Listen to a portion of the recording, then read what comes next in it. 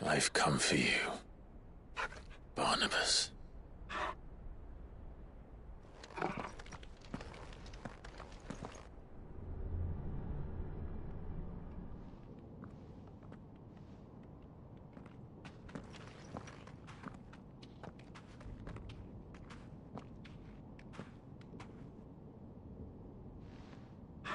Stay close, Torgal.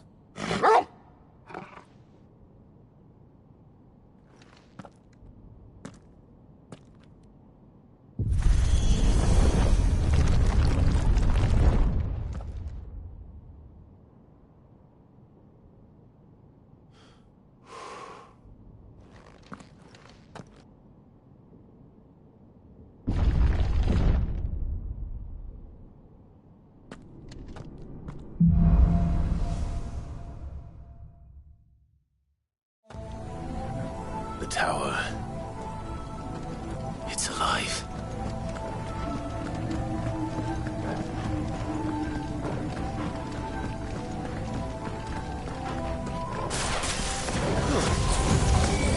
More echoes of the fallen. They seem to feed on ether. There shouldn't be any here. Nice try.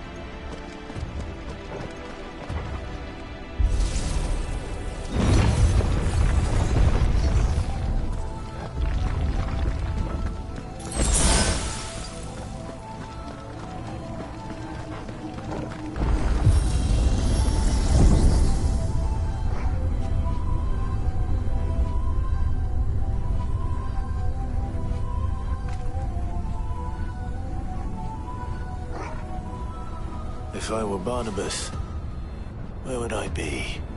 The top. So I could look down on the world.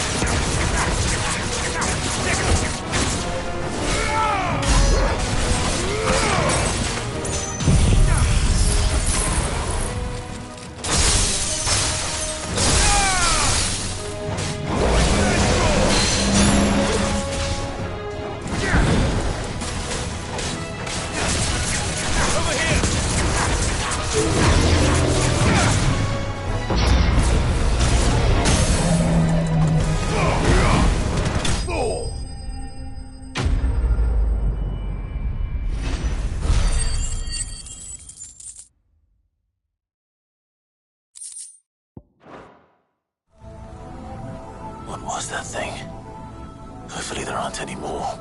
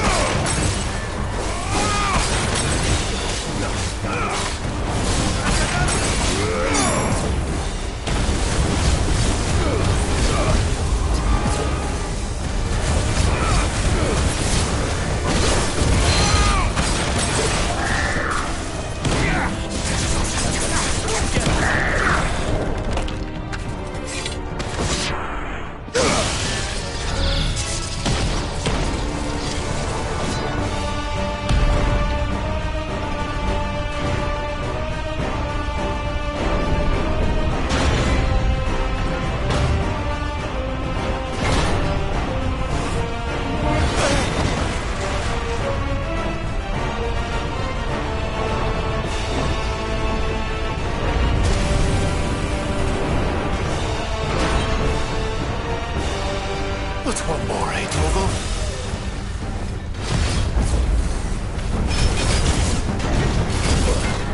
Too slow. Nice try.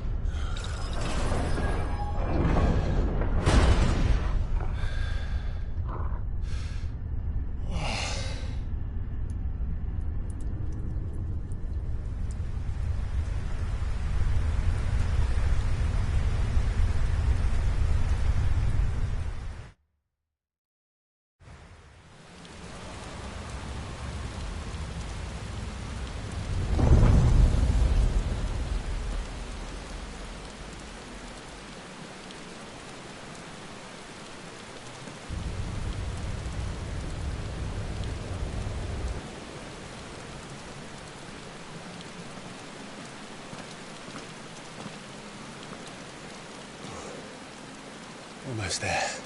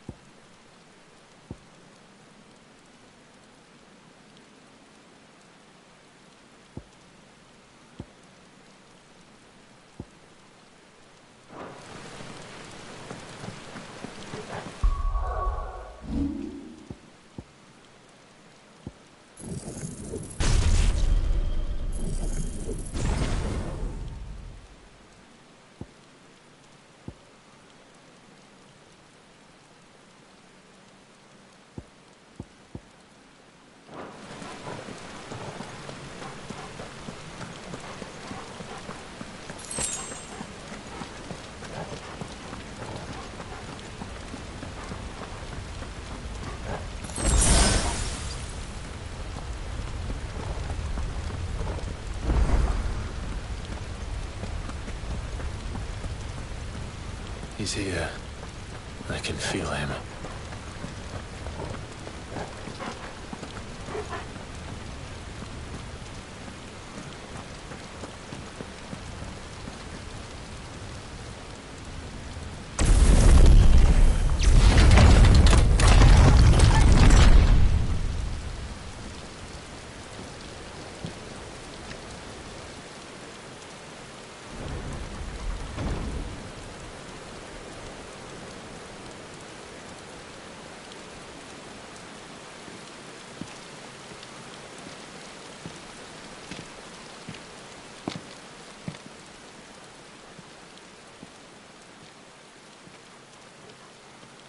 Why?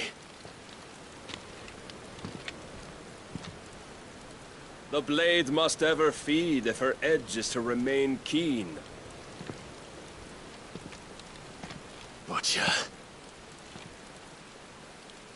What care you for these worthless creatures? They are nothing. Weak from the moment of their conception, ever longing for power not theirs to command, they turn unfailingly upon themselves. Like sheep, they roam in filthy flocks, eager to trample those few gifted a fleece of gold. Or that they might feel contentment with their pitiful existence. Prejudice and persecution, severance and strife, every earthly wrong springs from the malice in men's hearts. Malice born of the pain and suffering that is free will. Its corruption is gnawed at your being from the very moment of your birth. You're wrong. It is no corruption. It is who I am. Every choice I make, right or wrong, gives me reason to carry on. And carry on I shall. Not as a puppet, but as a man. Which are you? There was a time I too thought those the only choices. What? Long ago, God granted man the gift of magic. And with that gift did he build great civilizations. Yet over time, man lost sight of the gift's true meaning, stepping from the path of shared prosperity to one of avarice. He abandoned his creator for sword and flame, and through his folly, beckoned the blight. Yet, there were those few who refused to turn their eyes from the heavens, and they prayed to God that he might lead them back to righteousness. And the Lord, he did answer. Before the worthy shall the gates of paradise open. And so did I spread my arms to the ether, and cast my soul upon its gentle waters. I gave myself unto him.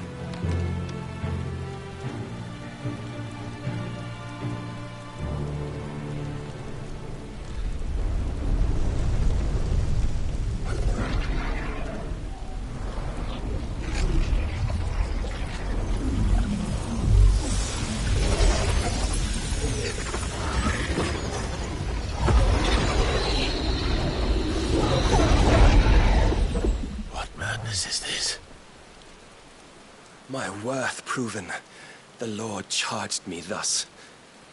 If your kind are to find salvation, they must be made to serve.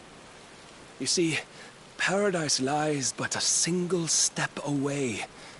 Could we only take it? Could we only leave our transgressions behind? For none save the pure of heart and mind may set foot in the new world. I will save us. But it all begins and ends with you. You are the key, Mythos. And with this humble offering, shall I prove my faith once more. So you forsook your kingdom.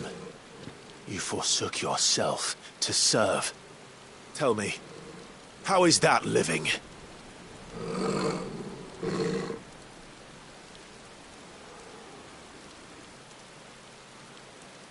What you seek to provide is not salvation. It's anything but. Life is about always having a choice. Take that away, and we might as well be dead.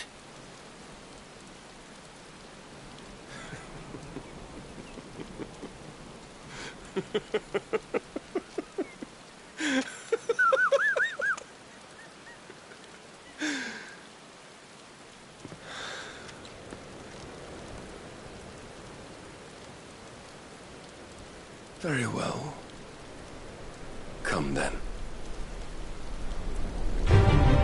Show us the strength of your will.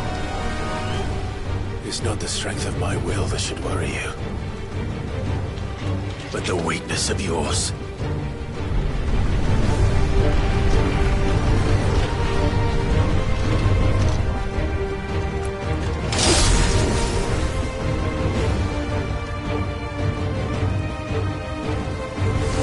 If you think your will the stronger, prove it. By this day's end, you shall know truth.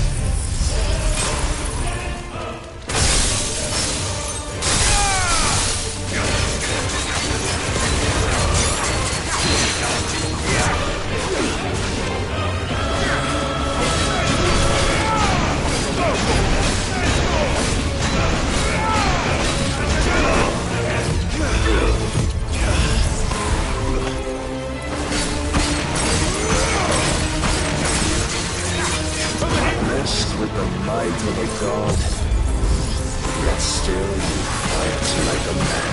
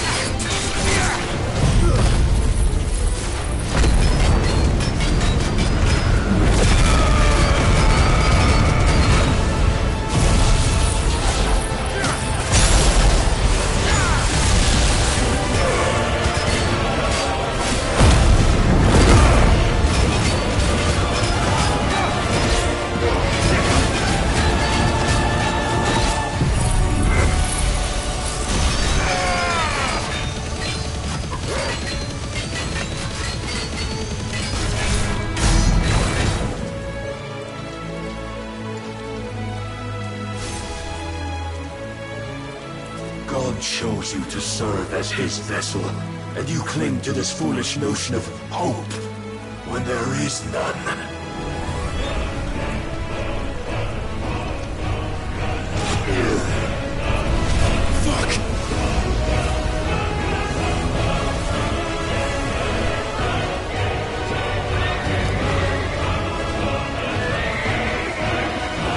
Desperate, are we?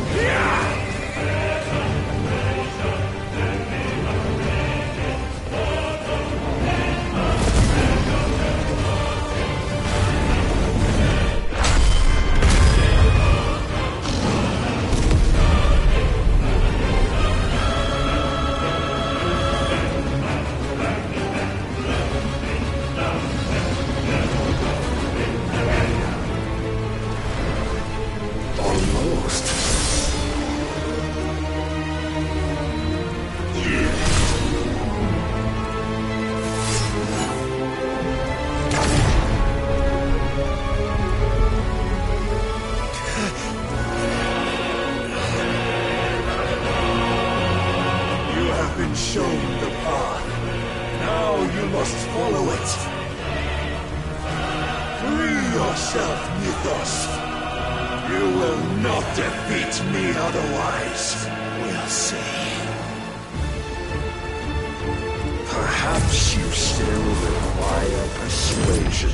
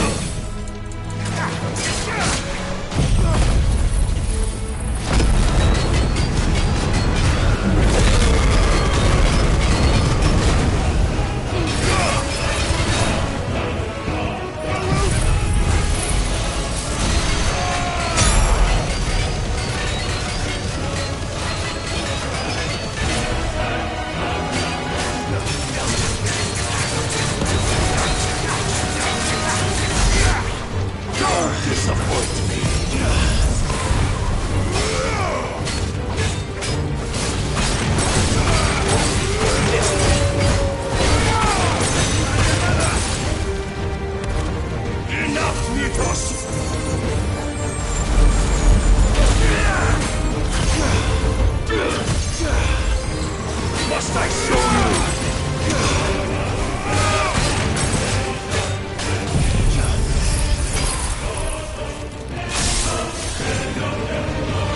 What? It cannot be. Defeated. You admitted defeat the moment you turned your back on us. When you turned your back on the truth, Barnabas. We are not as weak as your God believes.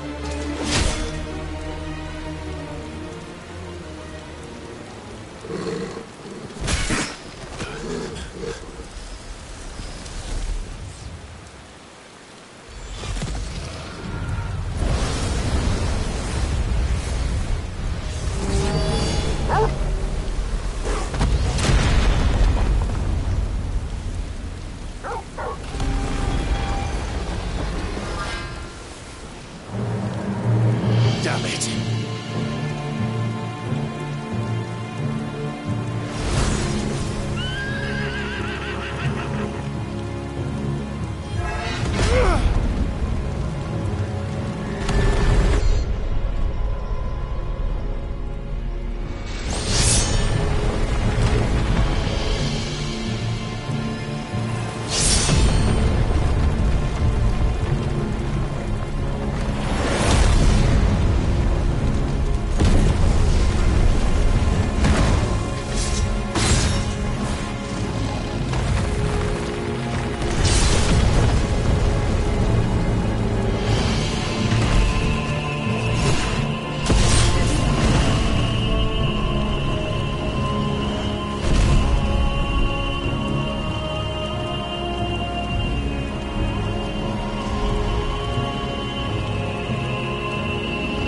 What are you waiting for? Men know nothing of strength.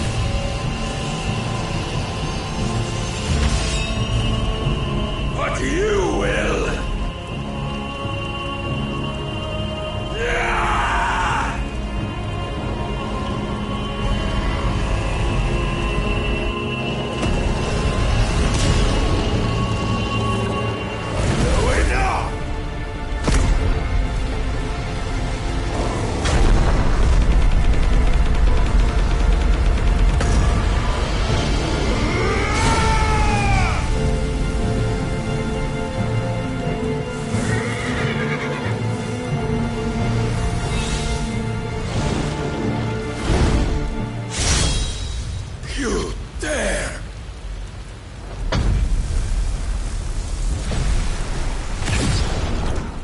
Could it be you have made a weapon of your weakness? My apologies.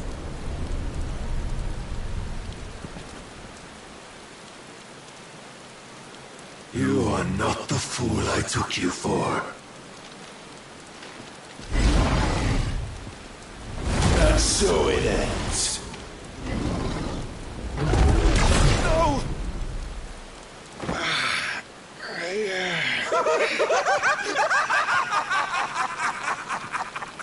Don't tell me you are tired, Mythos! Your stubborn defiance has stirred my long-becalmed heart, filling it with a joy that I have not known for generations! I had thought the tantalizing kiss of self-indulgence a dream forever out of reach! And now that its sweet ruin courses through my veins, I shall not be quick to relinquish it! Show me your work, Mythos, that I might revel in it!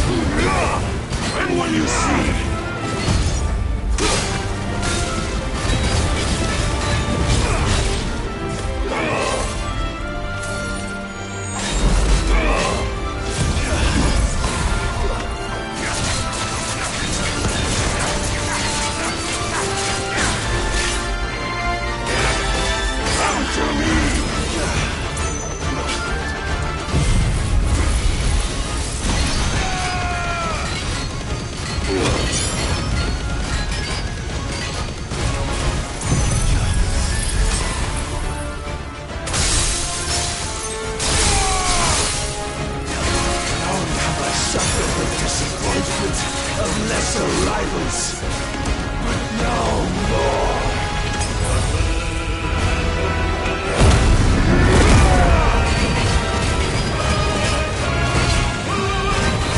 My constant congregation, salvation is come. Rejoice as our souls are granted peace unending. How do you know this day will come? What proof have you? Mythos. Your mere existence is proof of the Lord's grand design. I'll never serve your god!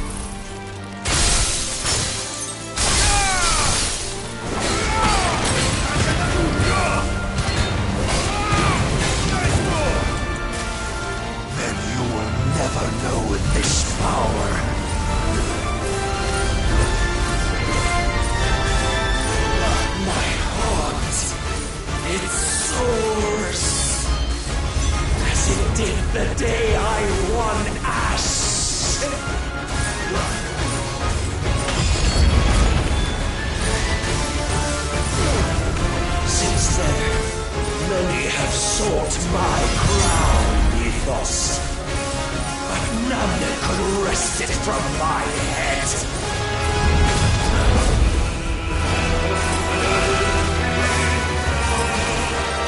Come! Have you the strength? Have you the will?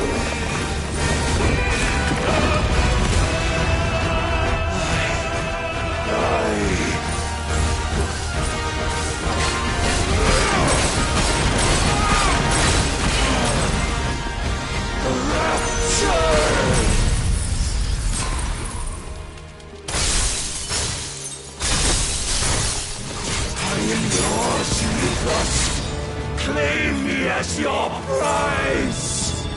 Nice try.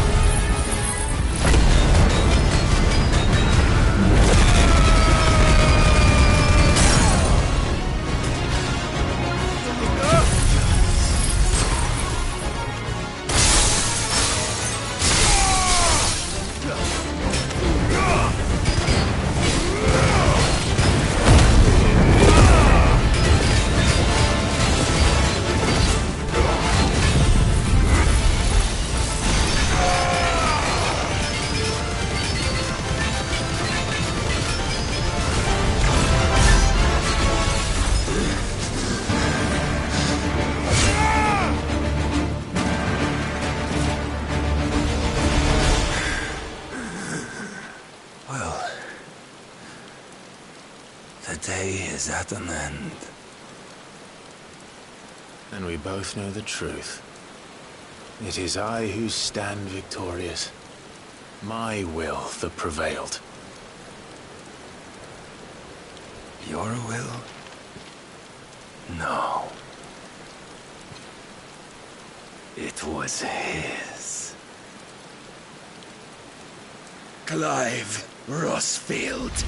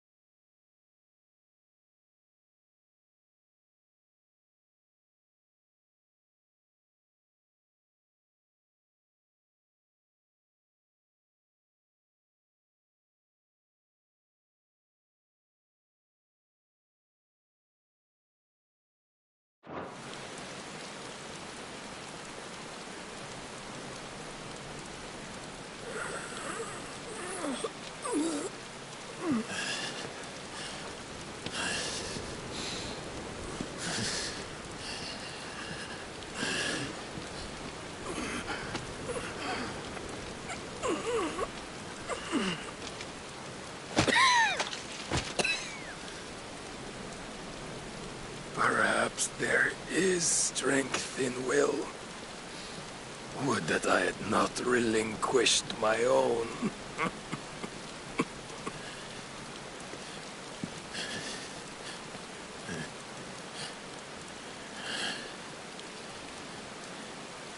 You relinquished nothing.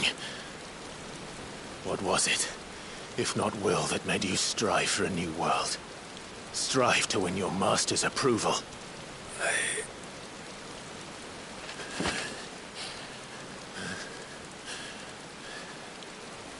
You were shown a fantasy, and you chose to believe it. But you were wrong. There is no world, but the one we live in. And that world is worth saving, even if it means killing a god.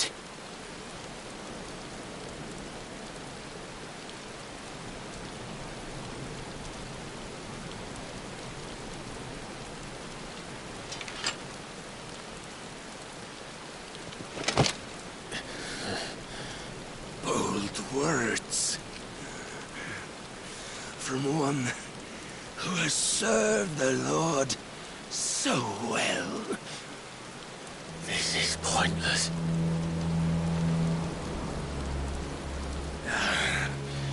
But I almost forgot. I promised that I would make you presentable. Did I not?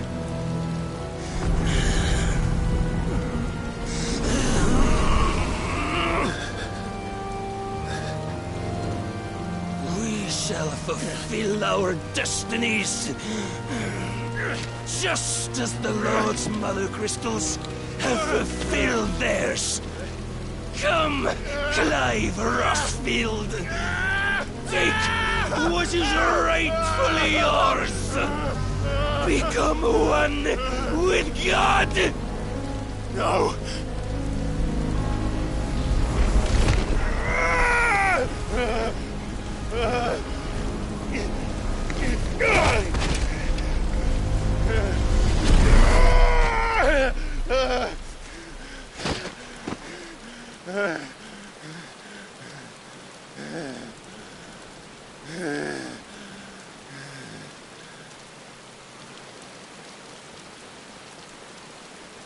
At long last, salvation.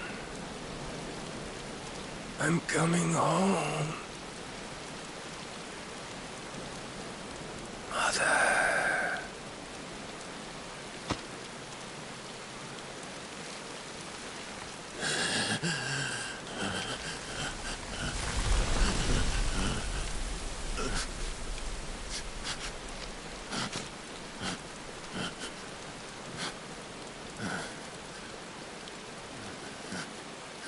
Tell me, how does it feel? Show yourself! Face me! How does it feel to consume your rival's strength, to gorge yourself on their beam, to edge step by trembling step ever closer to the divine? With or without a will, you are still but a vessel, our vessel. Behold, how your body shudders in anticipation of its fate.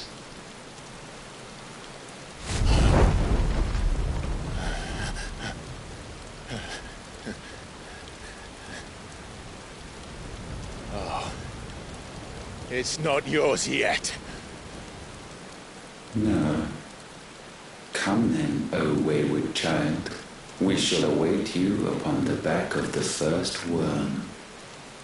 There all shall end and begin again.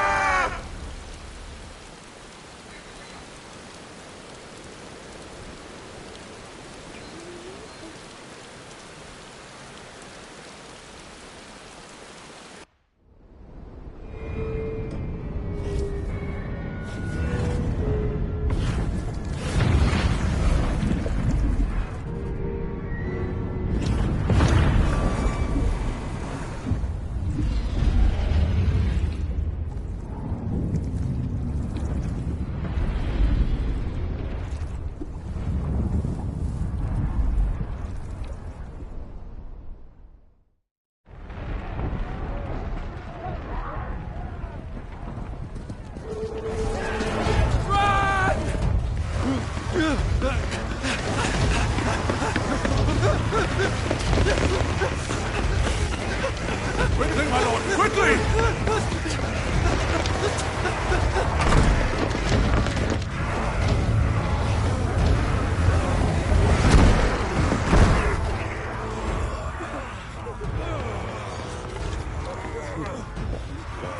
Why the hell is my city crawling with the captain?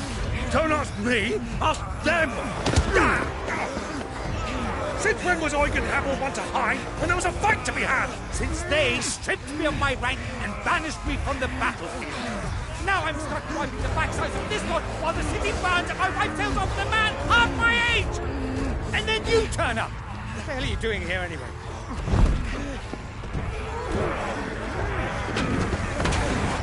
What indeed? The enemy numbers 200,000 or more, counting yours. There are simply not enough soldiers garrisoned in the capital to repel an army of that size. Then what of the central keep? Held by a contingent of soldiers and bearers from the surrounding boroughs. They are the sole reason it still stands. And all it took was an army on their doorstep to bring them together. The prospect of death does put things into perspective. Perspective. Perhaps it's what we've lacked all along.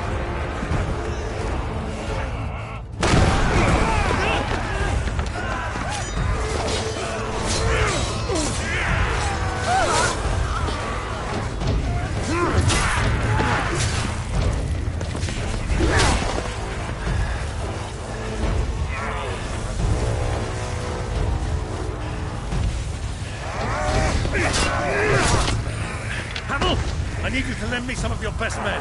Preferably all of them. My best men! Does it look like I have any more? I admit this might not be the most convenient time, but my nephew's in trouble. And I may have already promised him your help. Your nephew, the outlaw? Never! My soldiers have better things to do than die for nothing. Then you and he are of the same mind. I fights for the opposite. He fights for a world in which we shouldn't have to live and die for nothing. And he fights today to give us all the chance of a better tomorrow. Be that as it may, a handful of men cannot stand against a kingdom.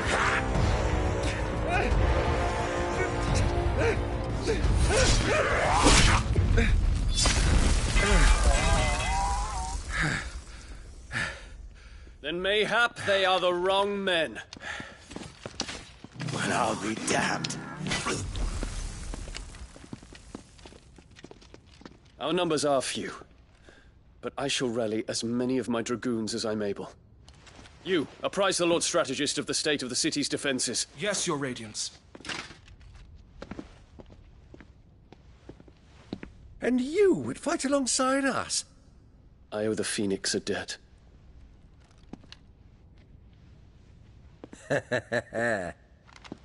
Does this vouch for my nephews? Aye, but I still have my doubts about you. Which we can discuss later. Indeed. You said you had men garrisoned in the keep. Captain, do you know how many yet remain? Allow me to confirm. Commander? Whatever their number, Randalar will be needing Gather the them bodies all. and build a pyre in the courtyard. Quickly. Terence, My lord.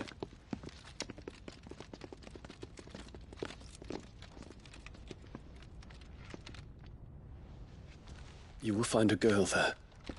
A girl.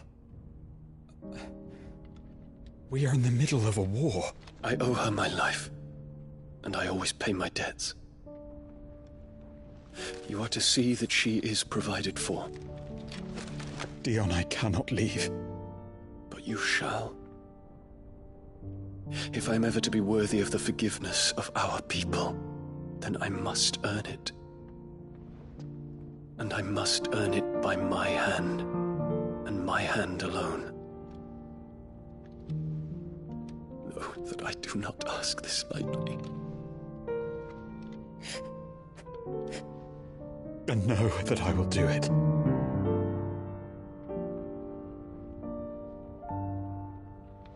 Farewell, Terence.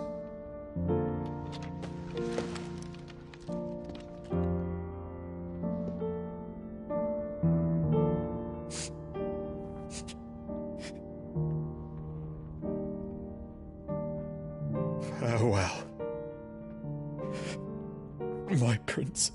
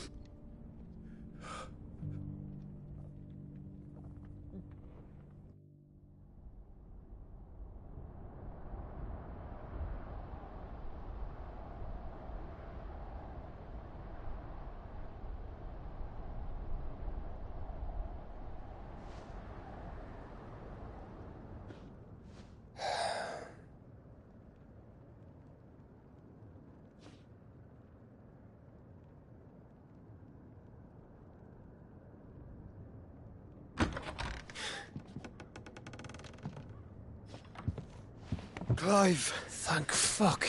You alright? I am.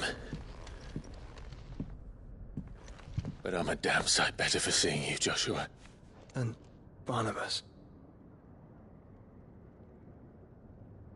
The king is dead.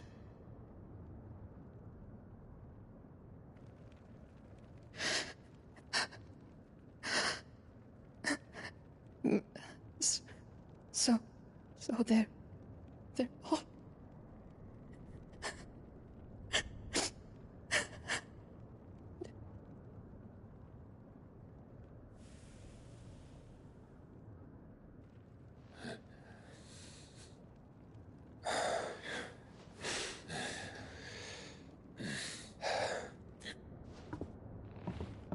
They are, but so is their killer. He can't hurt anyone anymore. You're safe.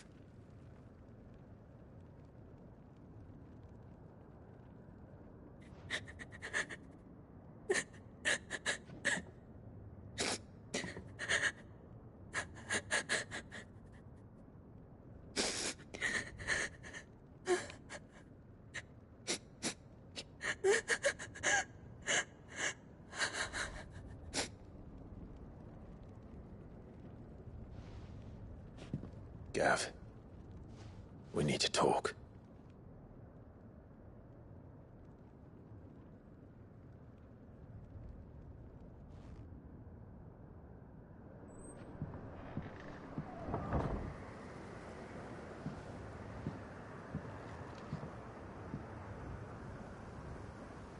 I'm sorry, Clive. You know I want nothing more than to go with you. I do. But I'm glad you're heading back to the Enterprise nonetheless. And not just for Edda's sake. Our people need to know what happened here. You can count on me. As can she, I hope. Thank you, me lords.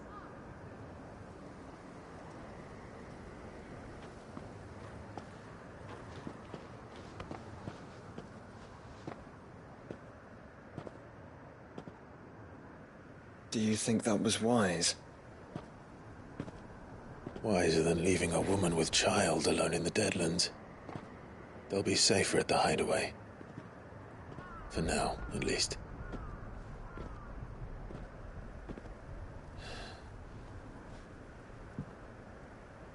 This land is overrun with Akashic. The king himself was long turned, albeit by choice, all to serve Ultima, in his damnable quest to forge the perfect vessel. The chaos Barnabas wreaked upon nation after nation. How many were killed for this? He didn't consider it killing.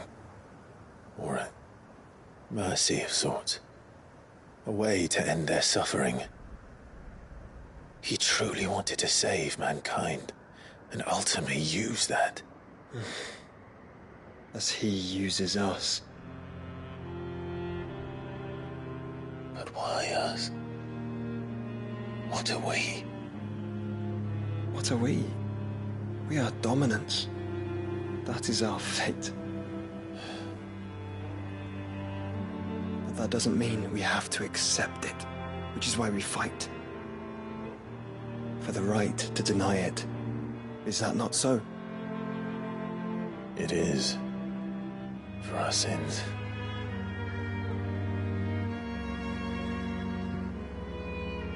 Barnabas said something else. That the Mother Crystals were Ultimas. Ultimas? Are you certain? We know that the Mother Crystals have been leading the land of Ether. And we also know that it's this which hastens the spread of the Blight. But what I cannot fathom is what Ultima stands to gain from that. What did you find at the Stronghold? The truth about Ultima's prize. For so long, I believed it to be you, and you alone. Yet, it is not merely a freat that he desires, but a freat and phoenix both. That which we became in the skies over Twinside. Only when the twin flames are joined shall his vessel be complete. Quite why he needs a vessel is another question. Unless there is something he cannot achieve without one. Something his immaterial form precludes.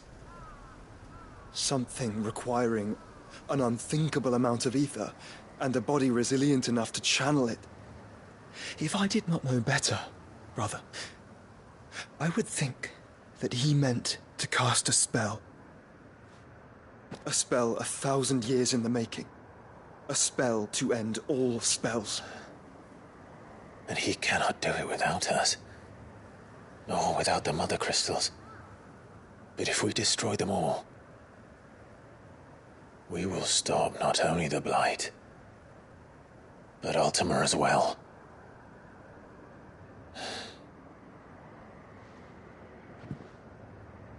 We stick to the plan then.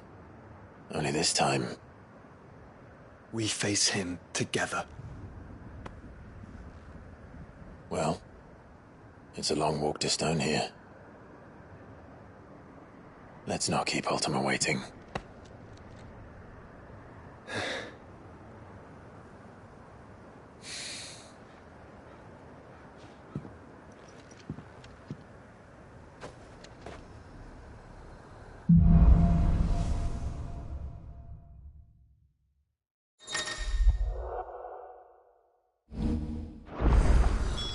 When Barnabas fell, his magic died.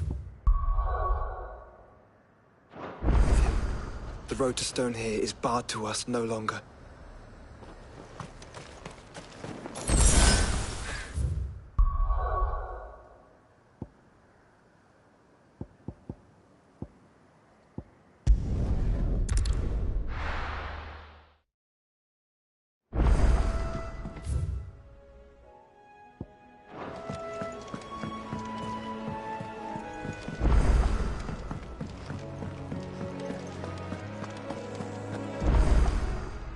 Clive. If you're gonna buy something, be quick about it.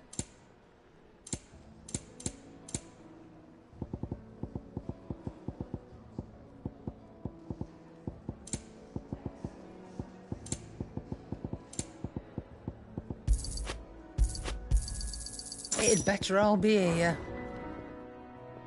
Aye, it's a dangerous world out.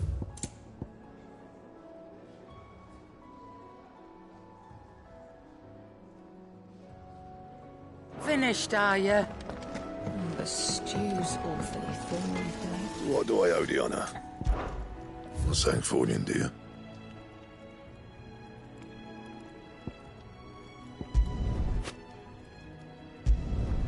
Not bad, if I do say so myself. And?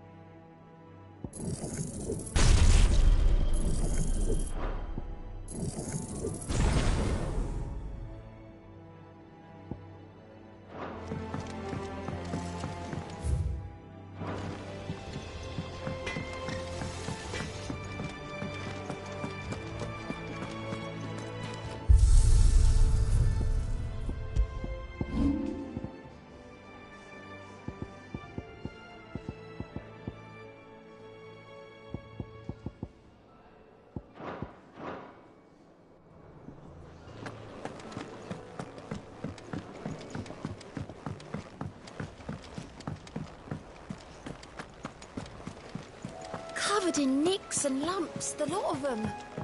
It's a wonder they can still walk.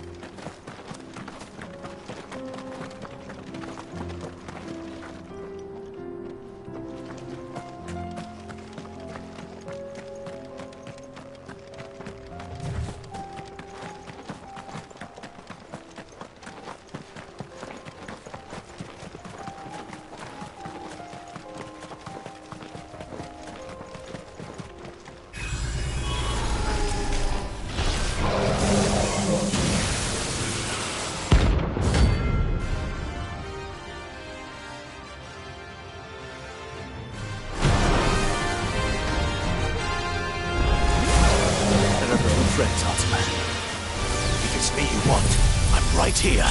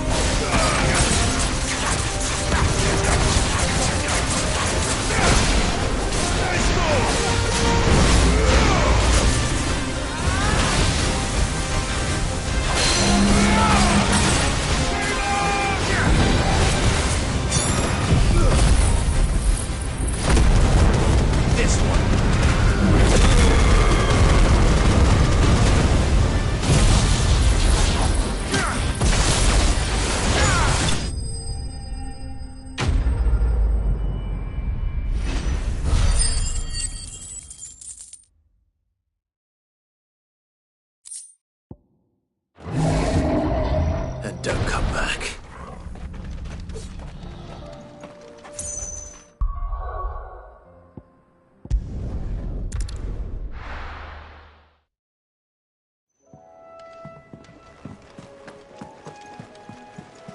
Covered in nicks and lumps, the lot of them. It's a wonder they can still walk.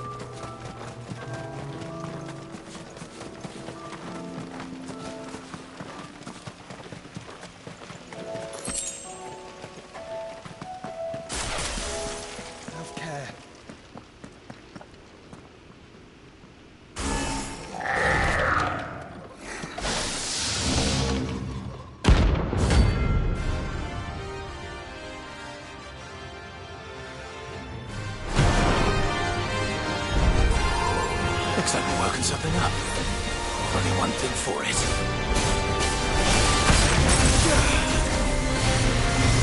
Too slow.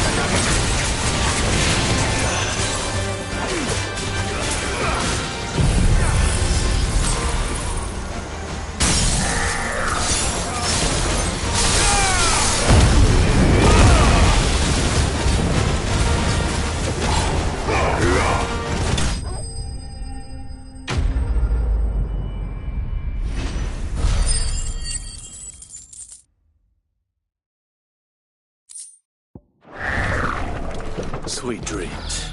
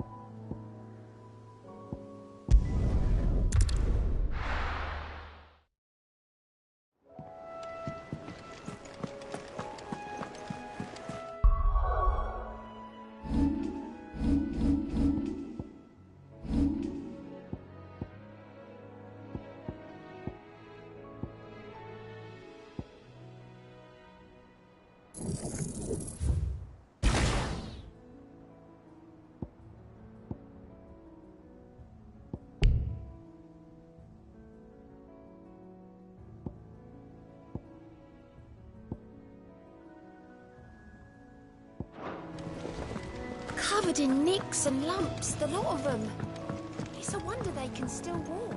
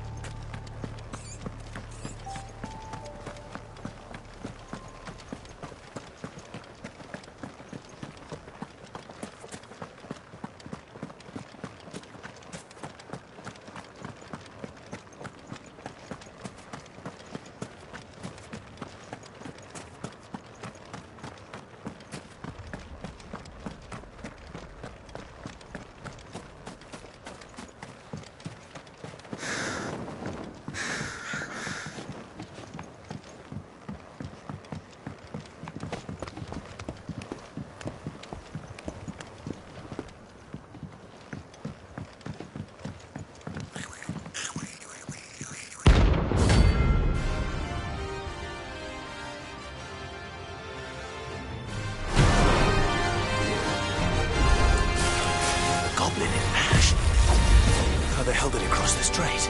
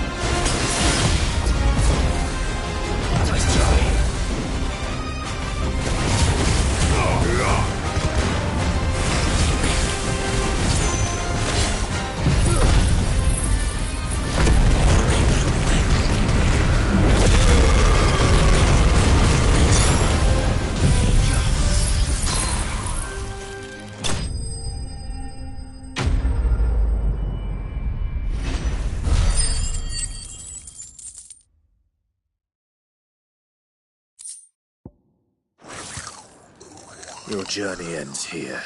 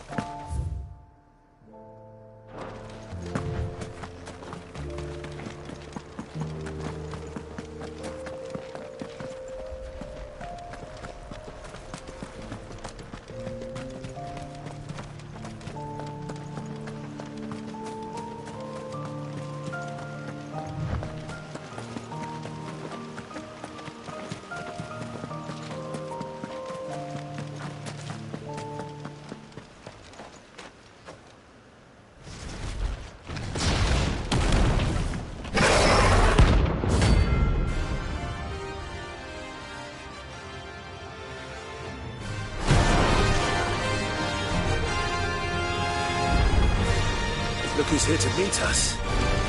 Pity they don't seem fond of visitors.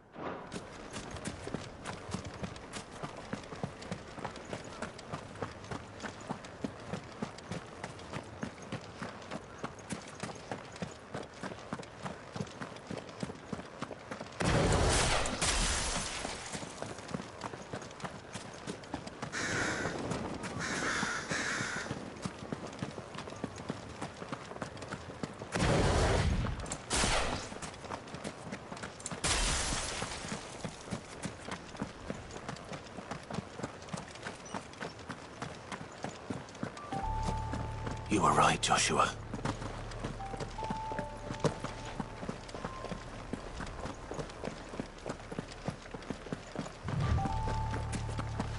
Bodies up ahead.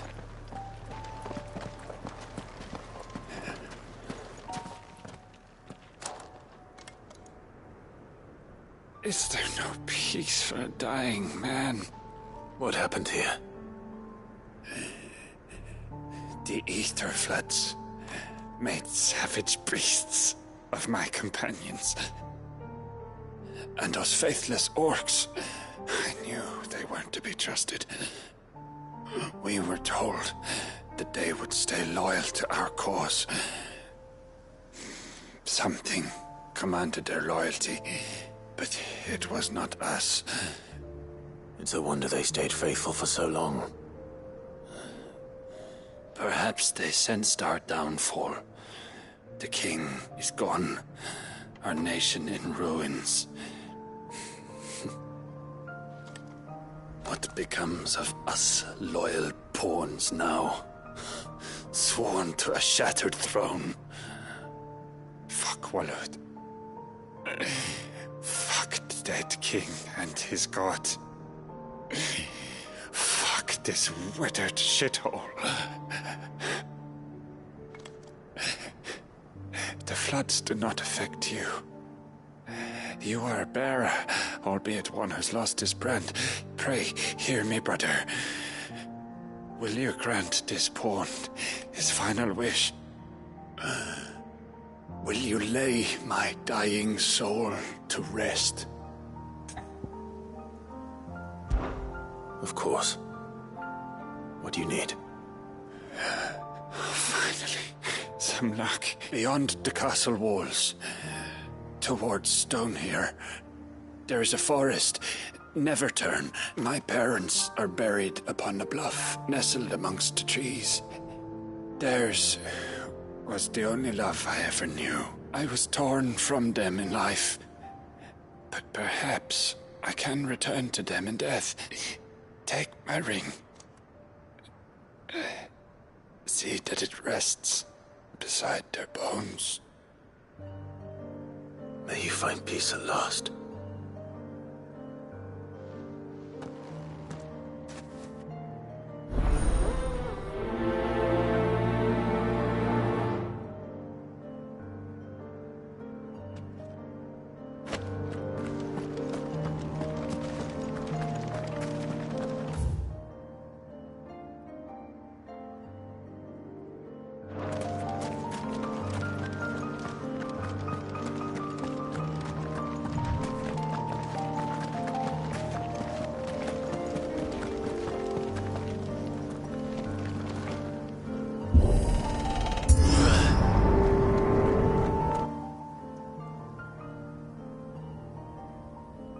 Don't tell me. The only way to the capital is through that gate, just as you surmise. There's an army down there, Joshua. Yes, but I don't see any dominance.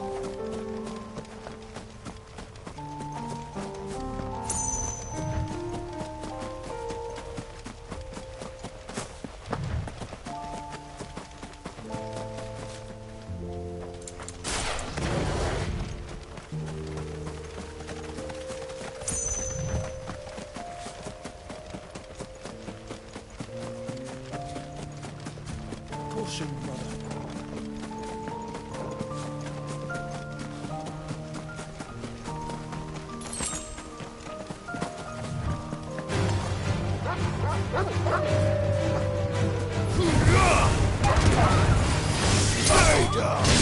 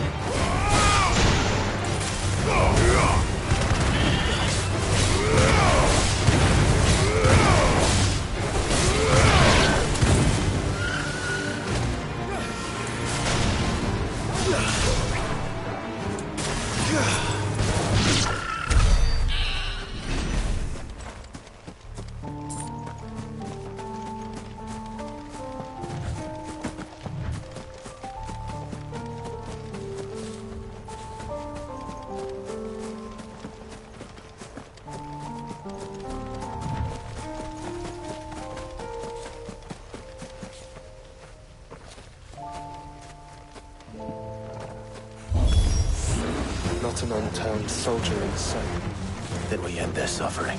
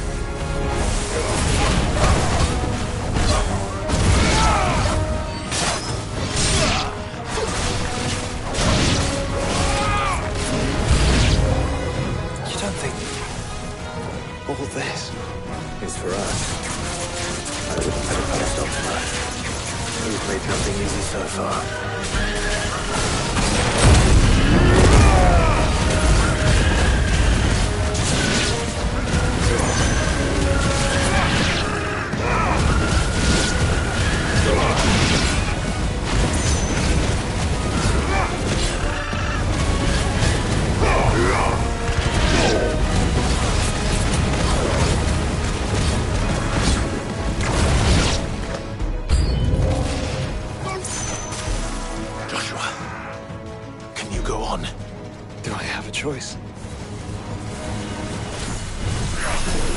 slow.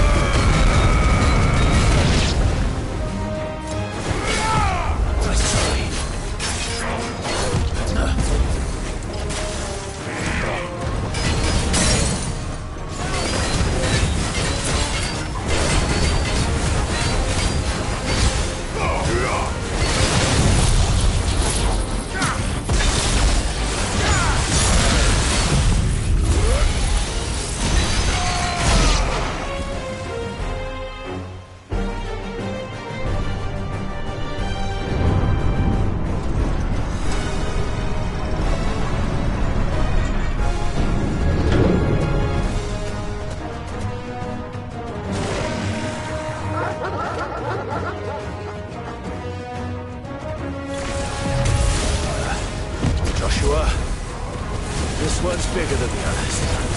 And meaner, by the look of it.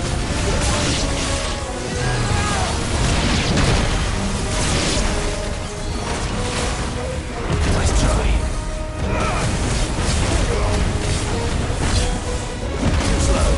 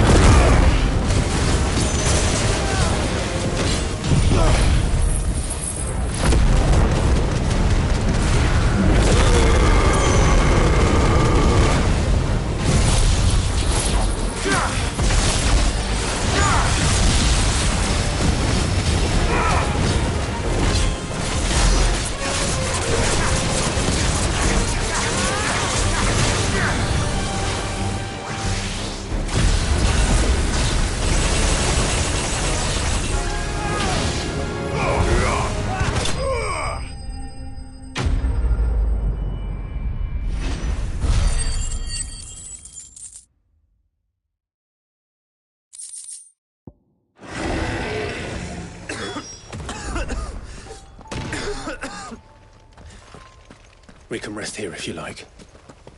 Don't worry. I'll be fine.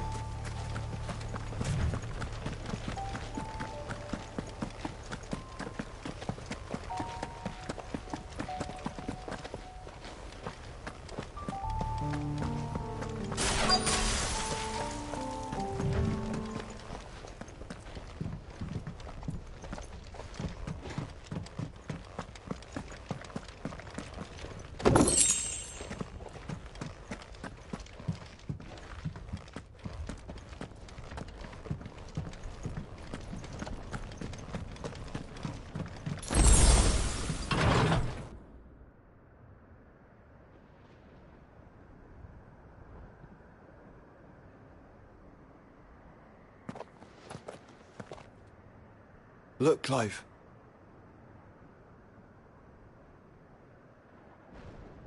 By the Founder. The place is a fortress.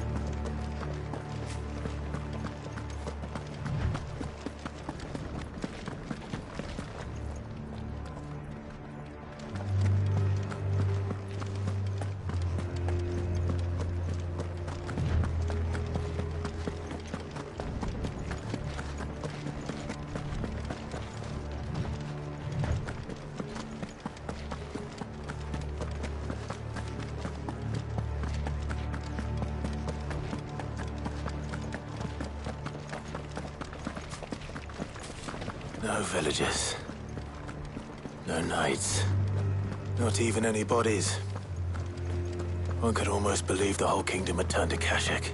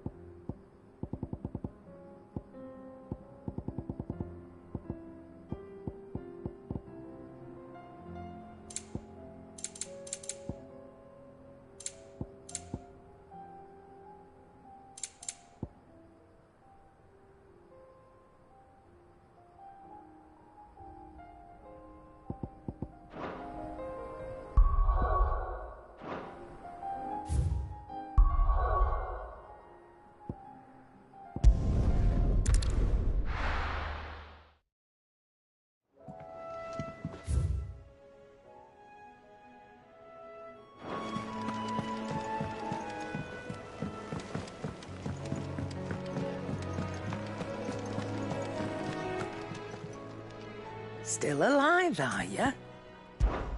If you're gonna buy something, be quick about it.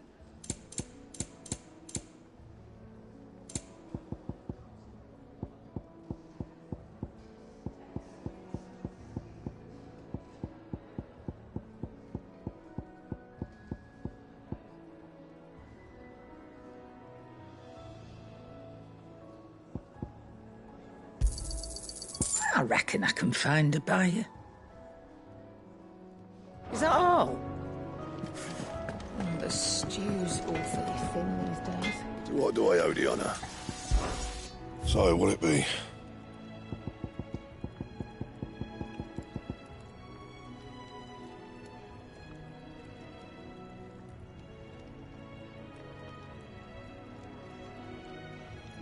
Anything else?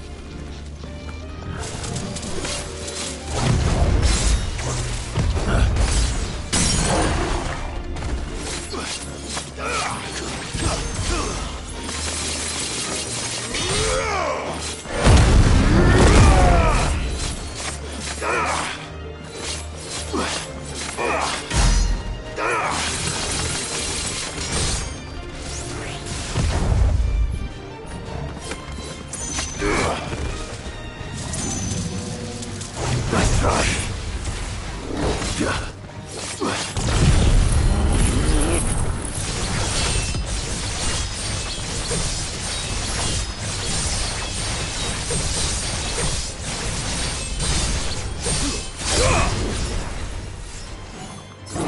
Nice try.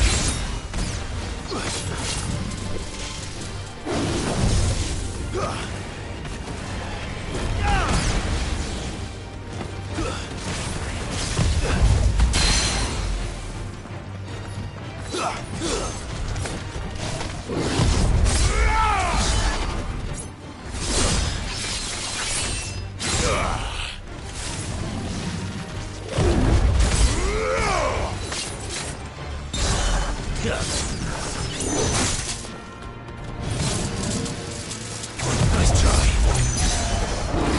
Not good. Too slow.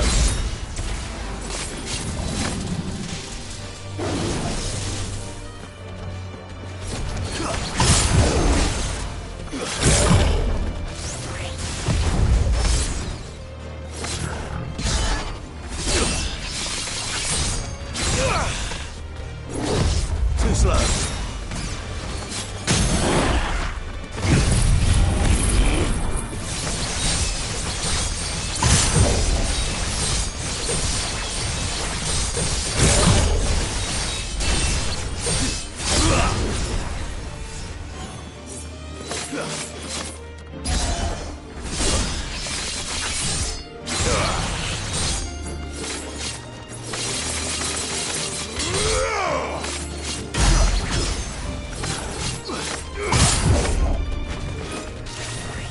Nice try.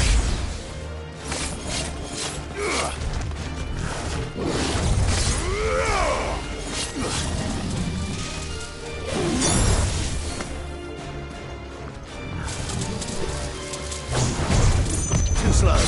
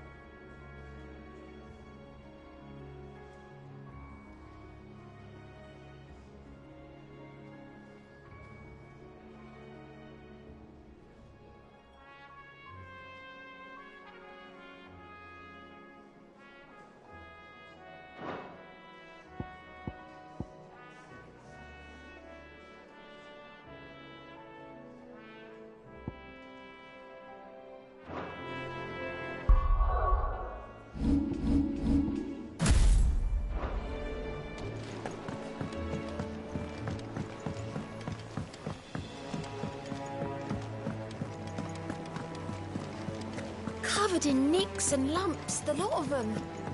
It's a wonder they can still walk.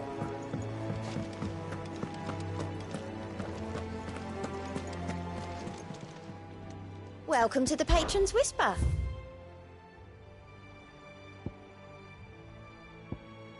Come again. I may have more for you.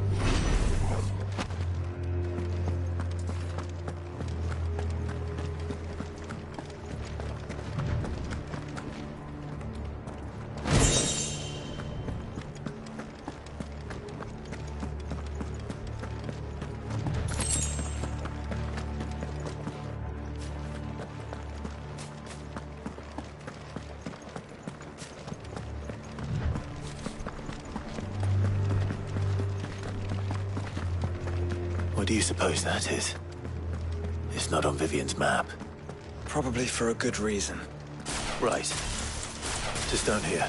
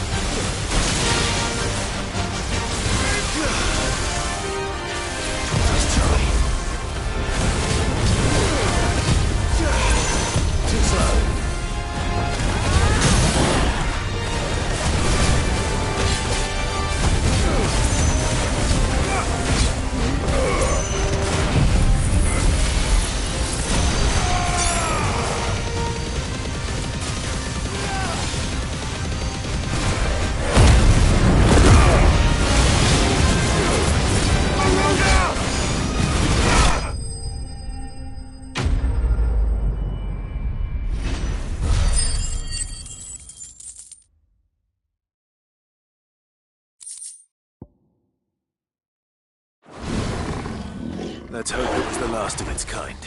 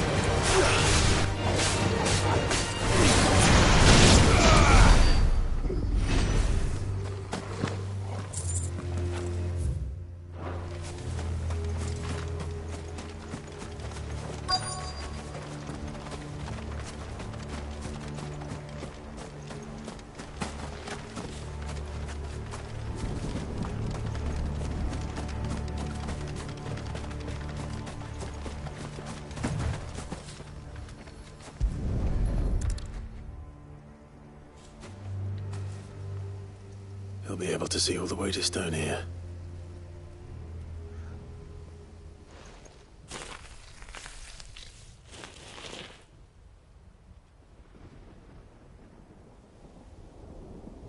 As fine a resting place as any man could hope for. Reunited with those he loves at last.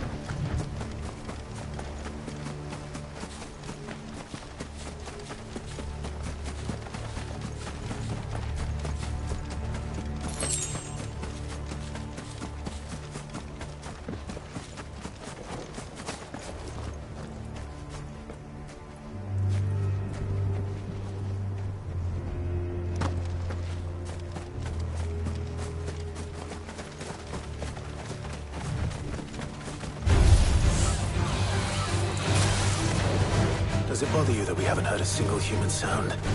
Everything about this place bothers me.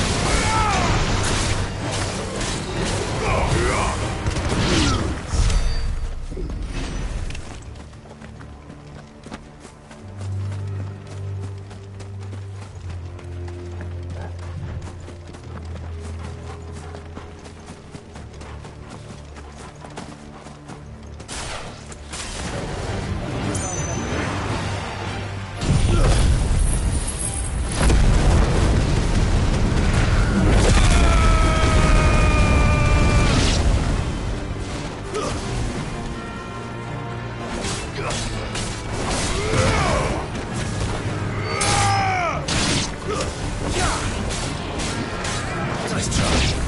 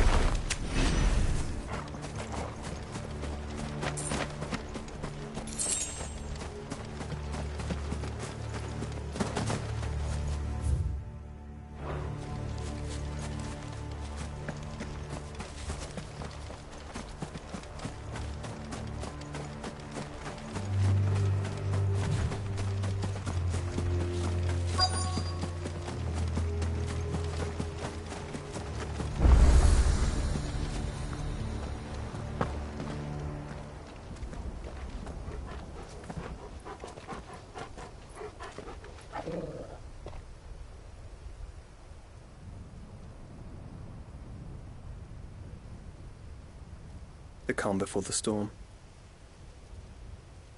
There's only one way into that city.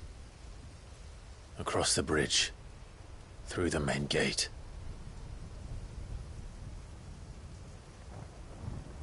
Right into the midst of whatever is left of the late King's army. Are you ready for this?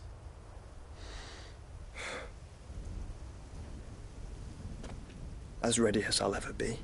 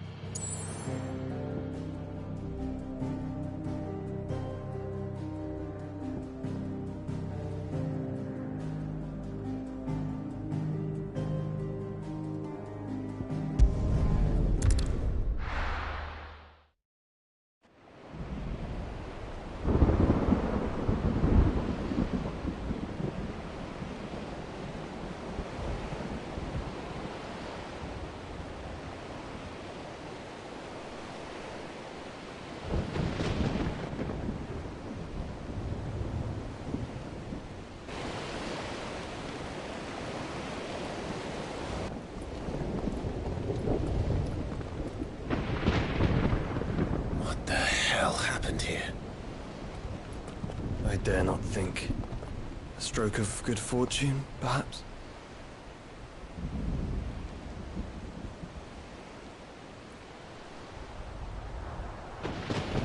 I hope you're right.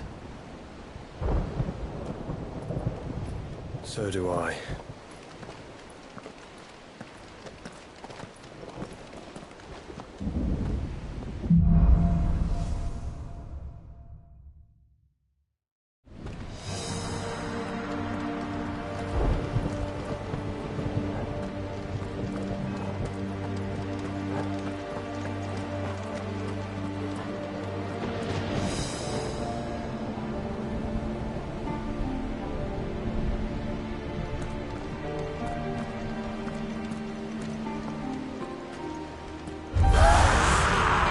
Has claimed them all. Let's see that we're not next.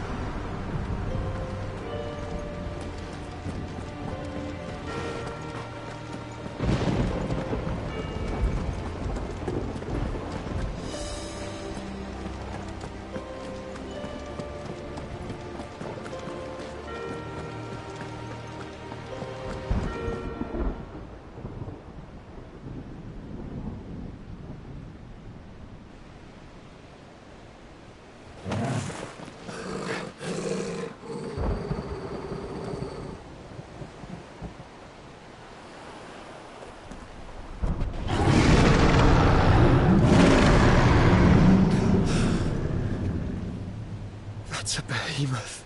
Who'd be mad enough to tame such a beast?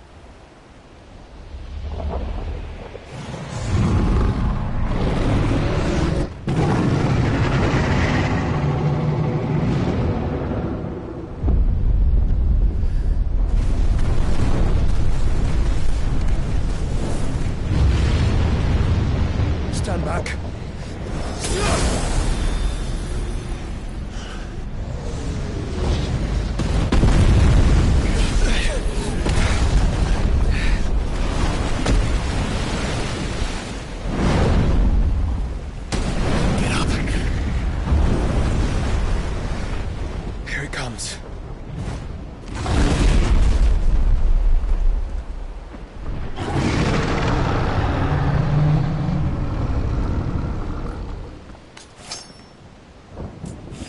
What are we waiting for?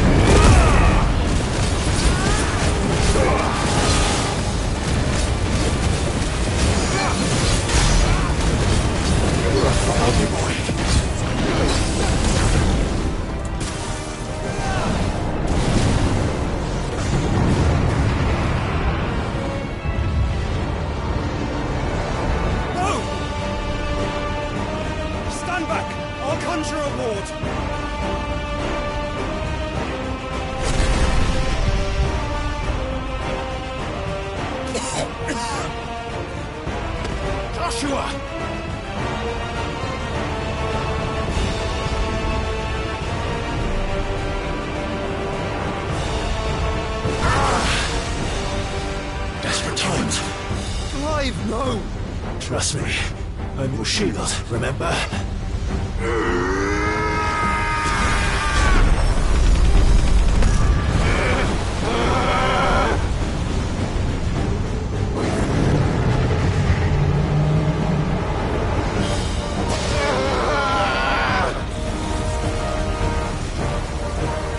I think this might be a job for Ifrit! Why would you turn to him, brother?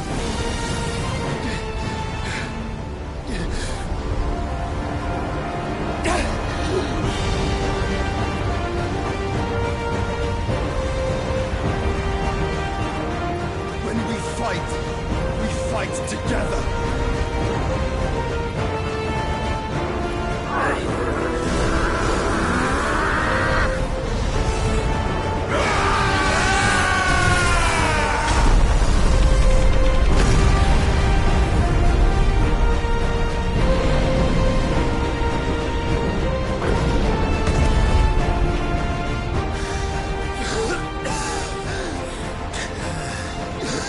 That wasn't too bad. That was just the beginning.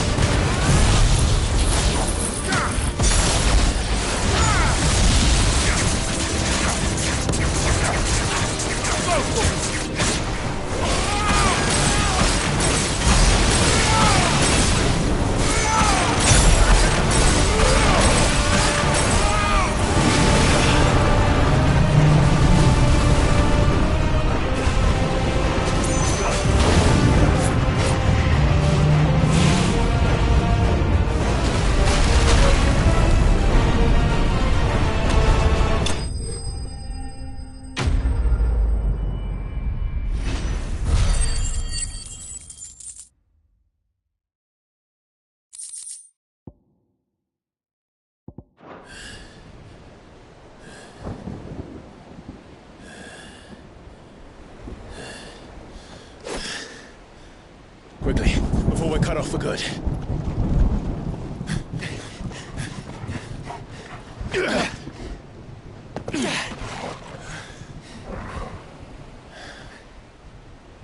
If it is like the others, the entrance to the inner sanctum will be at the foot of the crystal. We're almost there.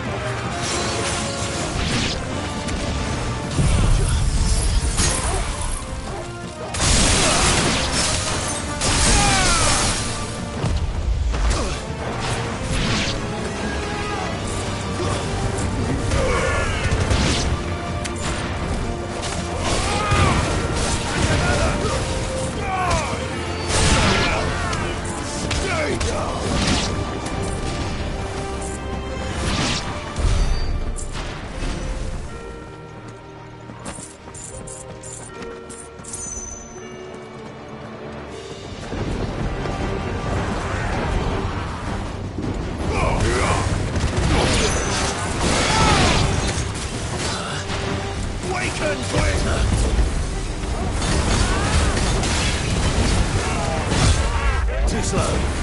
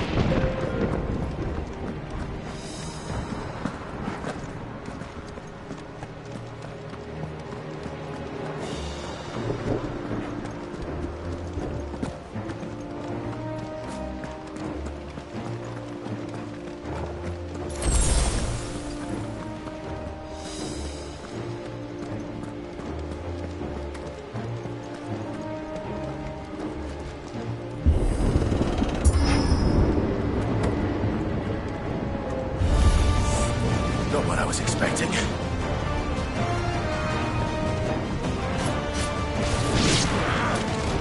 Nice try.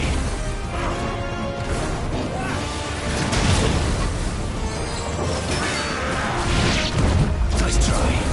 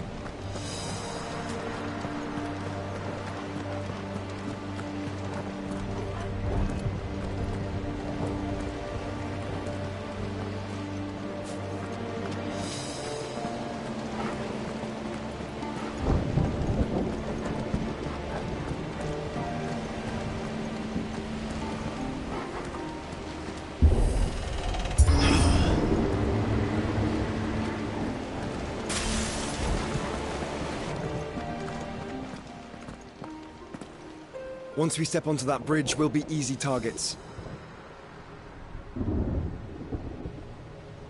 Then we better move quickly.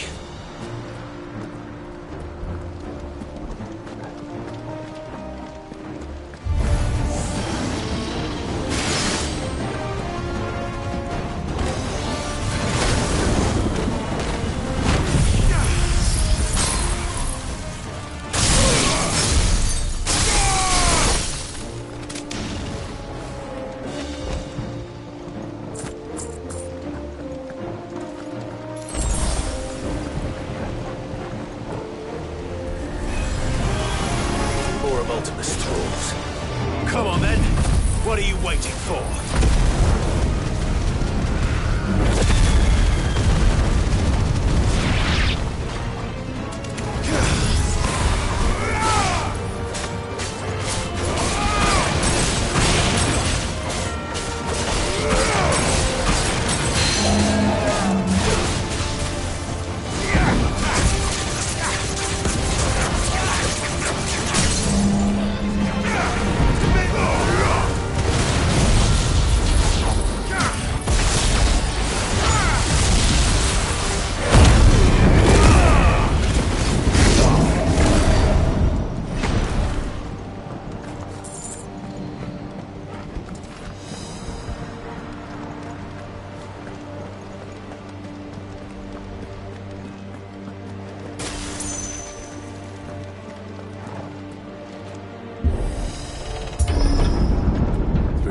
Then I don't see any other way.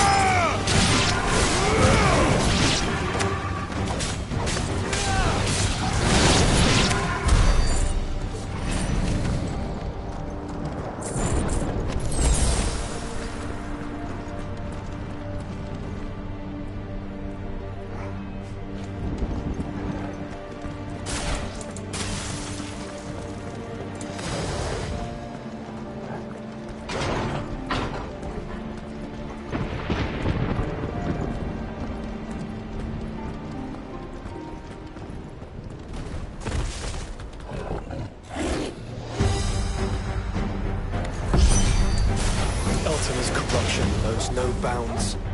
We cannot allow it to spread any further.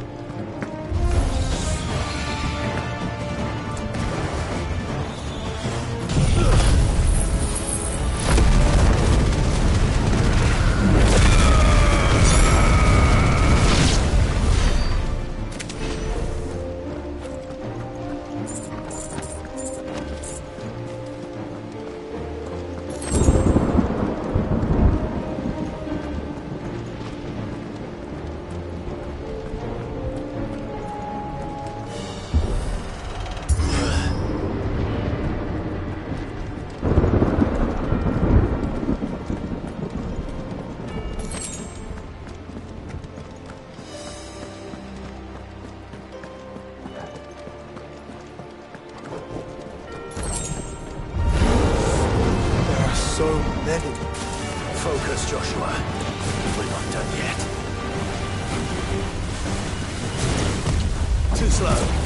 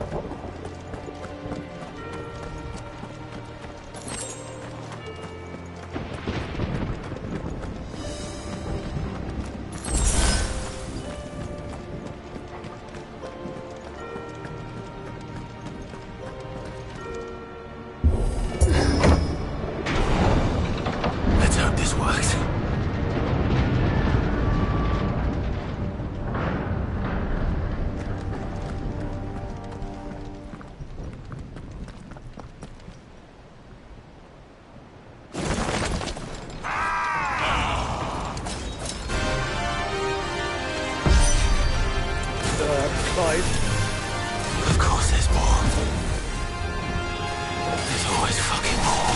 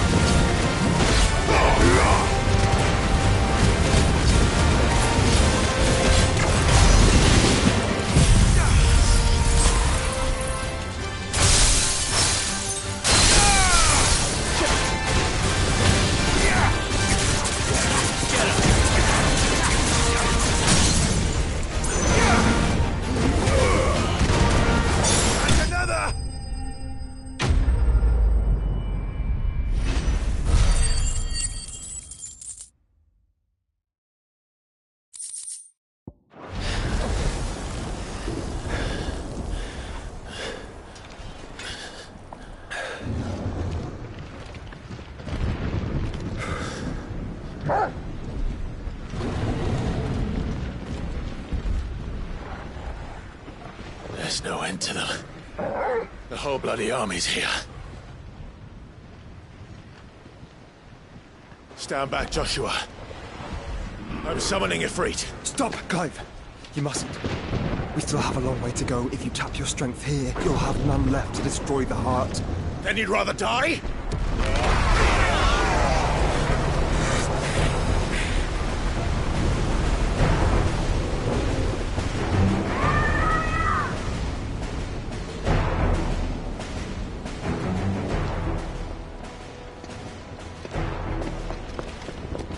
skill.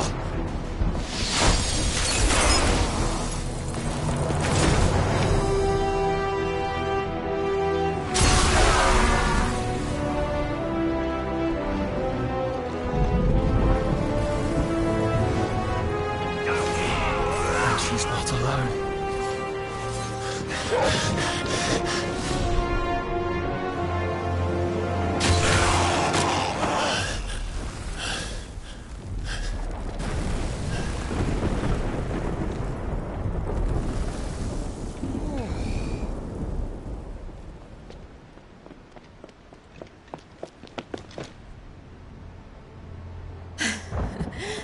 Surprised to see us. How did you? Gav. He told us exactly where you'd be. Even sniffed out a crack in the castle wall. And when we saw the heavens come crashing down, we had no choice but to believe him. It's been quite a day. To what do we owe this honor? A debt I would see repaid. Prince Dion. It's good to see you well. So, this must be Ifrit. Your uncle bade me give you a message. Listen to your heart, and guide your steel true. Your father would expect no less. That is all. Thank you. For everything, Your Highness. Dion, please. You do realize the only thing we've freed so far is this wall from its foundations, right? Now, if your lord and ladyship's quite finished... Well said, Gav. We have work to do.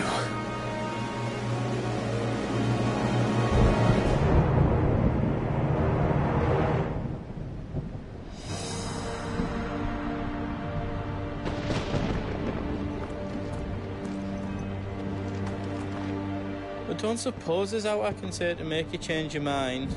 So I'll just tell you to stay safe. Nan won't take kindly to losing her best customer, especially after letting us carry all this stuff all the way to Ash. And we wouldn't want to anger old Nan. You mean, you'll buy some off us? Whatever yous need, leave it to me.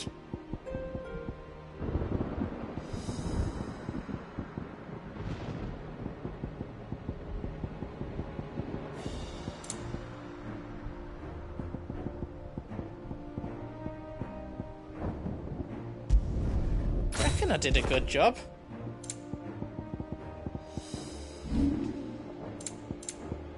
Anything else I can make for you?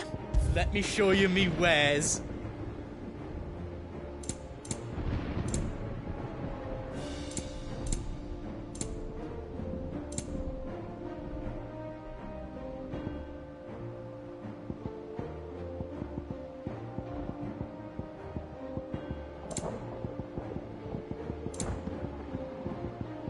I wouldn't want to weigh you down, like. I think your bag might be full.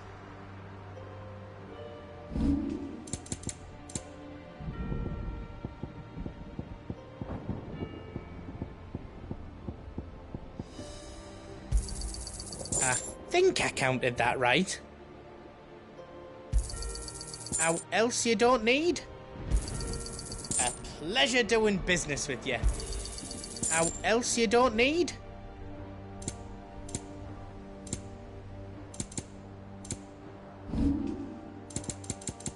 I'm not sure you can hold any more.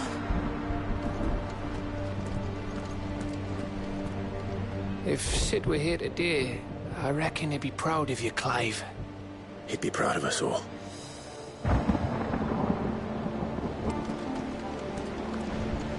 Each parting brings the hope of reunion. I missed you, Clive. I missed you too.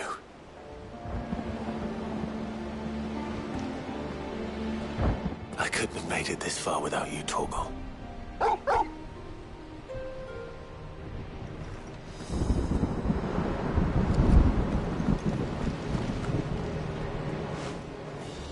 There There is still much I would learn of your tale, once this day is done. Until then, all who might come between me and such knowledge shall answer to my spear. I do not envy them.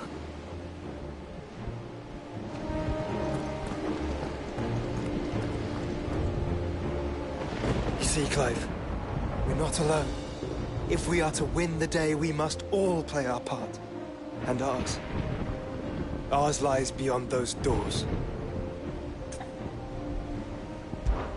We'll only get one chance at this. Ultima can wait a little longer. All right. Just don't forget, there's still an army behind us.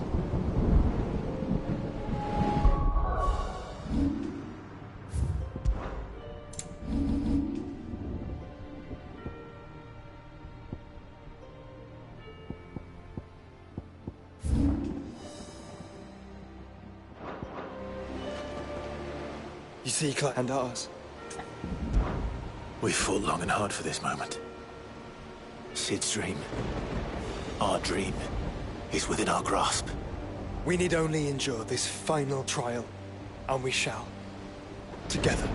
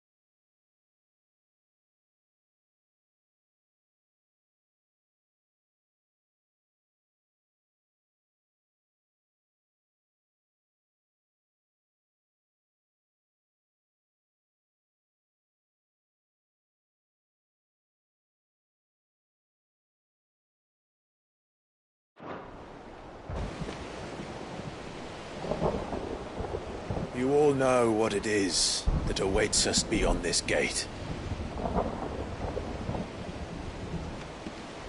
And we shall face it together. Aye.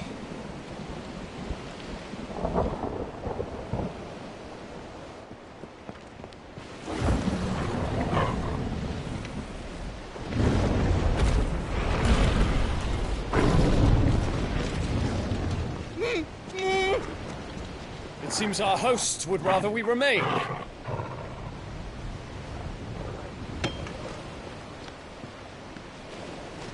I will stay them. We will stay them. Go! Just don't keep us waiting. Thank you.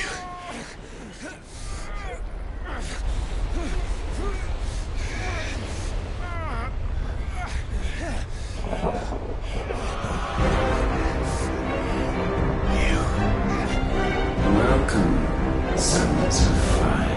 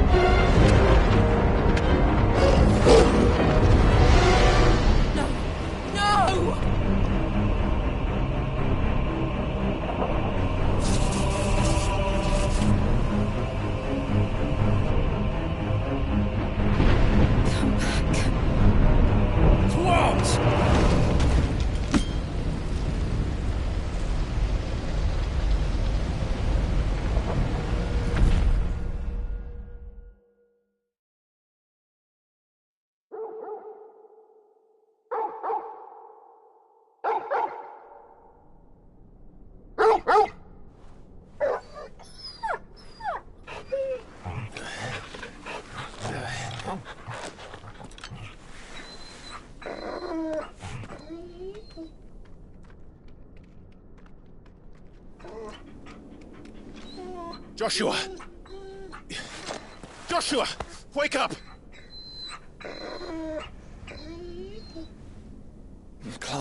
Is that you?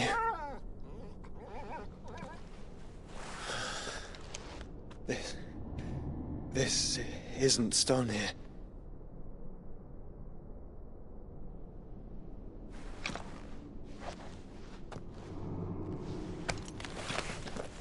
Welcome to our darkness. A rift between worlds wherein your kind might reflect. Show yourself! Grave and many are the sins of man. And we would have you know them. All of them. As fate has seen fit to deliver you home, consider this our welcoming gift.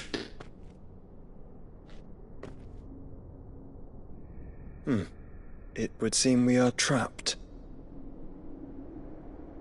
And the only way out is through Ultima. We find him and we leave.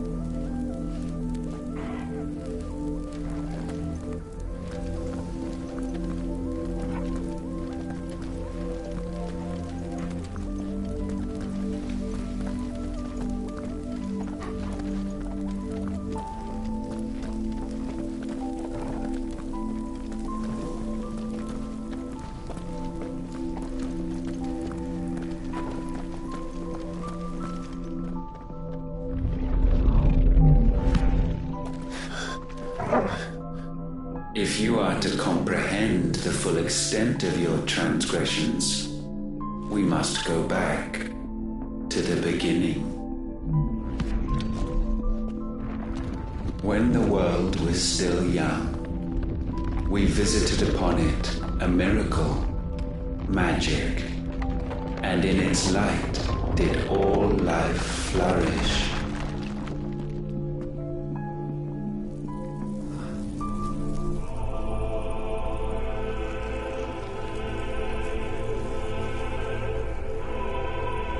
Yet the price for this boon would prove heavy.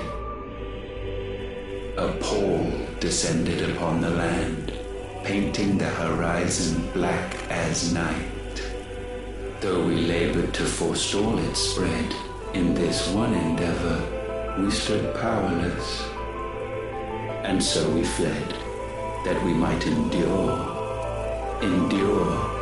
that we might discover a means of salvation.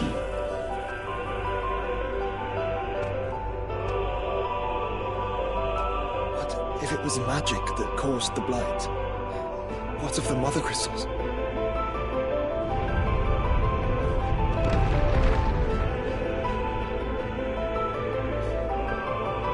I expect he'll tell us soon enough.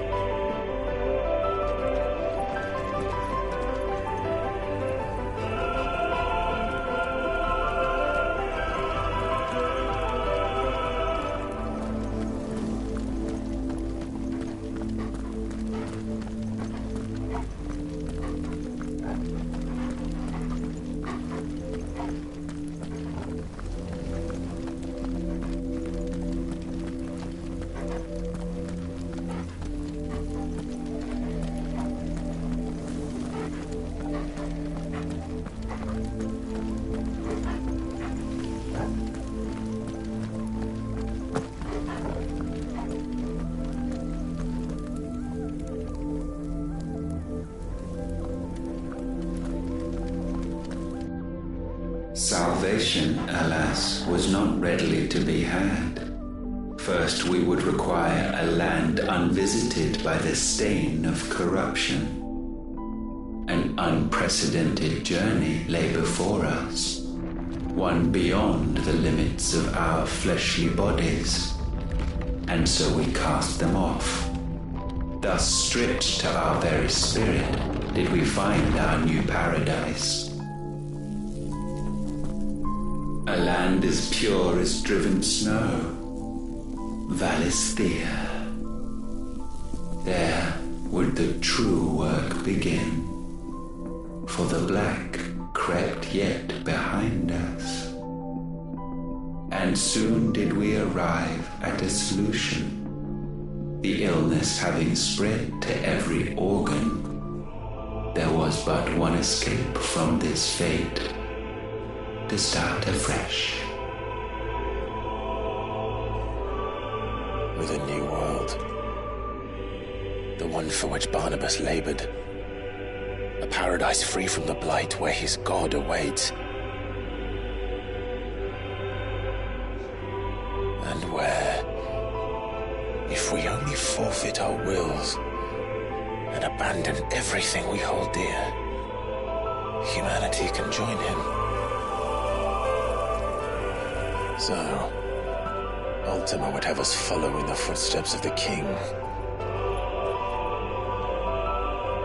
And follow we shall. For now.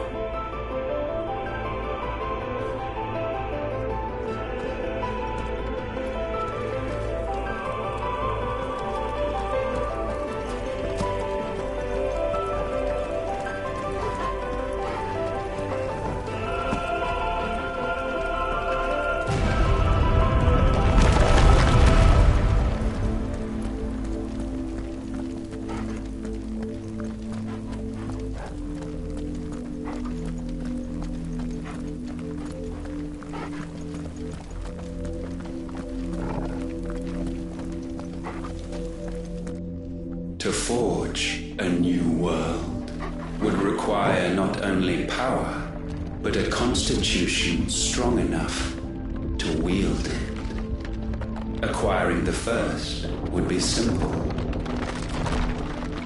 Untouched by the blight, Valisthea was replete with ether, and we had only to place jewels in her crown to claim it.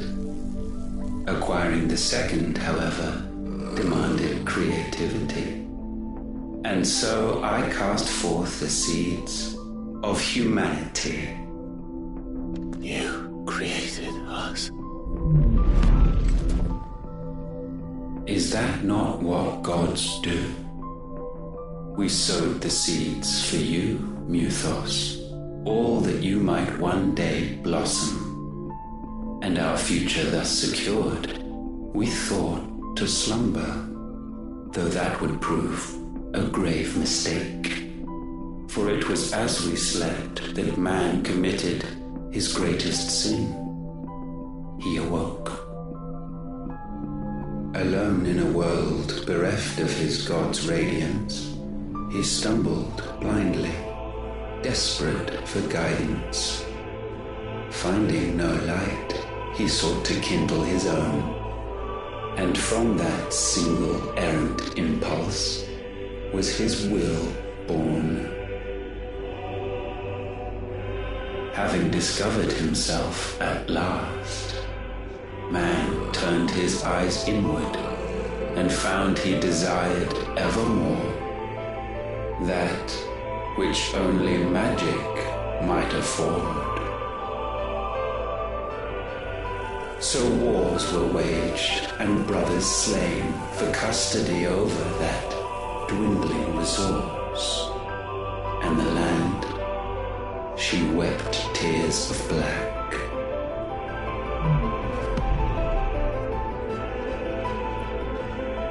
He would condemn us for this. Surely he cannot be so blind to his own hypocrisy. Not blind, just unwilling to admit the truth. But we're one and the same.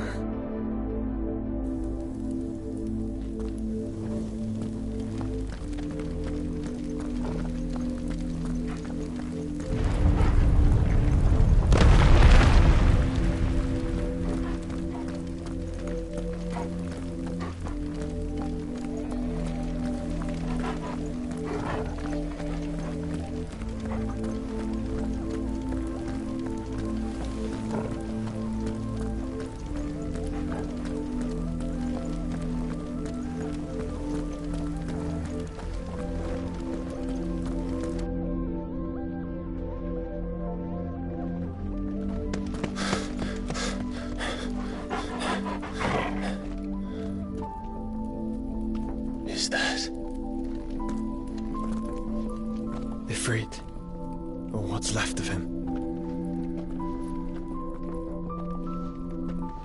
Long have our ashes lain cold for want of a spark. Cast your eyes upon them and see what you must become.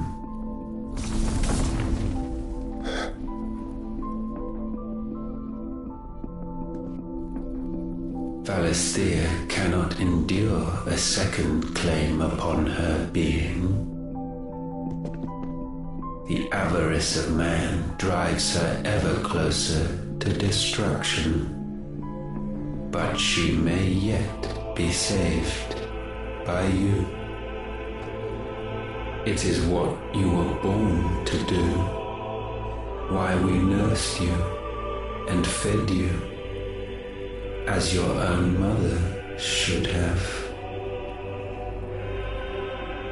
And now that you are fully grown, our Muthos, it is time at last for you to serve your purpose. To right your wrongs. If our sin is wanting to survive, then you are as marked by it as we are. The fault is yours. Our wills were born because you abandoned us. And now, you would have us forfeit them.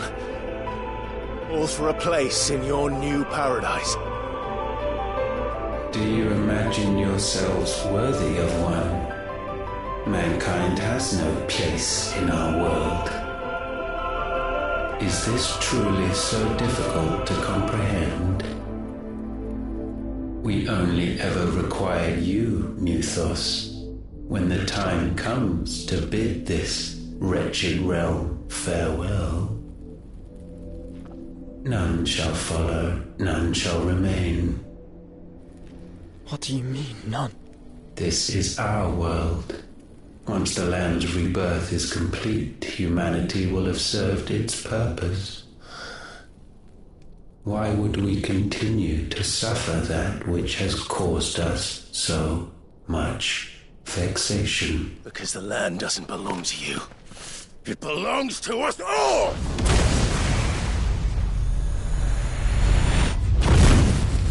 What? That is where you are mistaken. You own nothing but your precious will.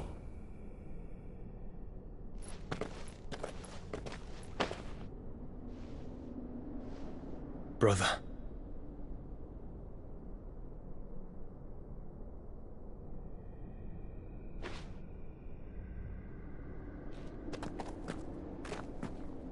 I can't do this alone. And you don't have to.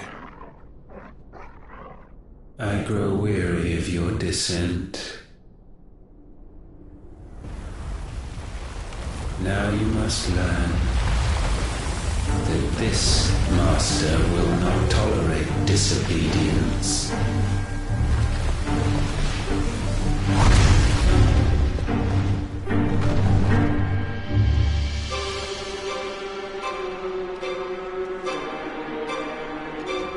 My friends, my family, we have all suffered, all fought to survive. This world may be flawed, it may be broken, but it's all we have. And if we can't share it, I see only one other choice. You have to go. You may have created us, Ultima. But it's time we lived on our own terms. This isn't your world anymore.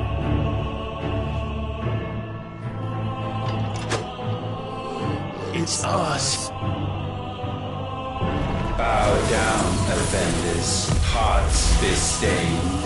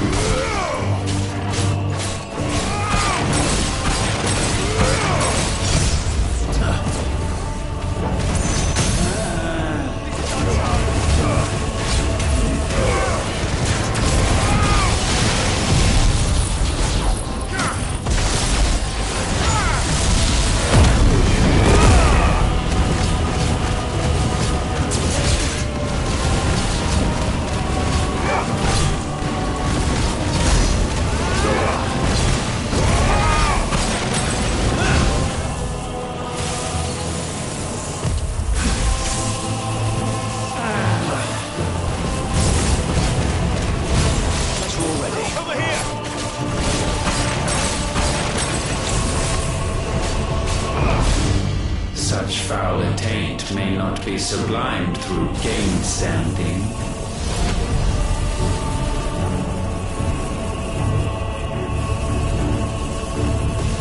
Only with heads hung low is penance paid. O wretched mortals, incapable even of contrition, in fitting season shall we reap our harvest.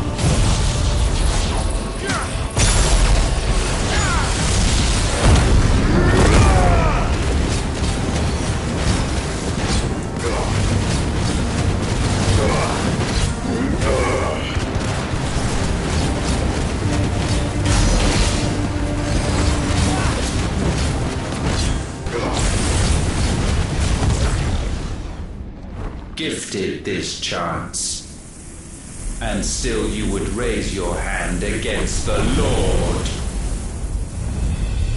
What now? The darkness bends.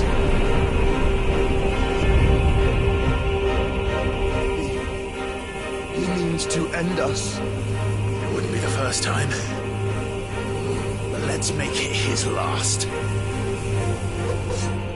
Your fate is inexorable. Surrender the vessel unto the darkness. Surrender it unto us.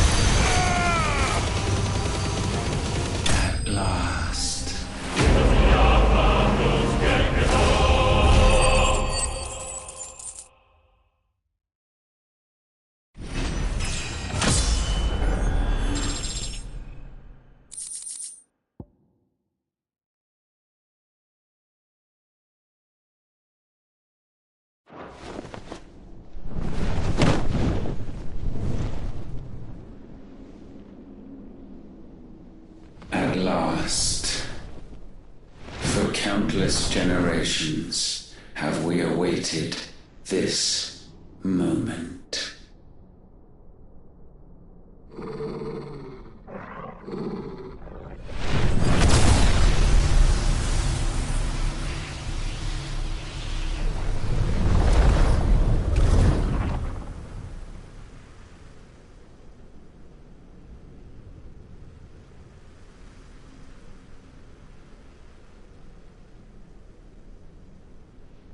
Your struggles have made you strong, yet your soul remains heavy with sin.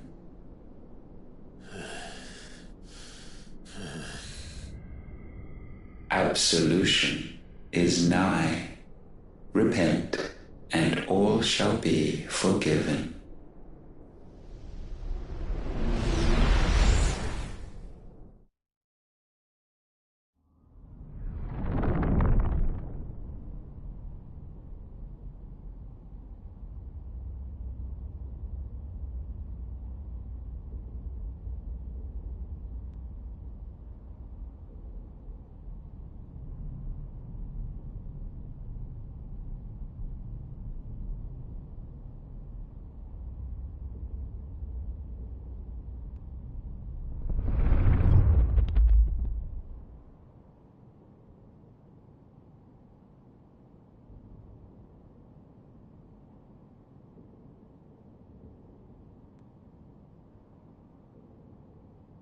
Tell me, Clive, how many lives have you saved since taking my name?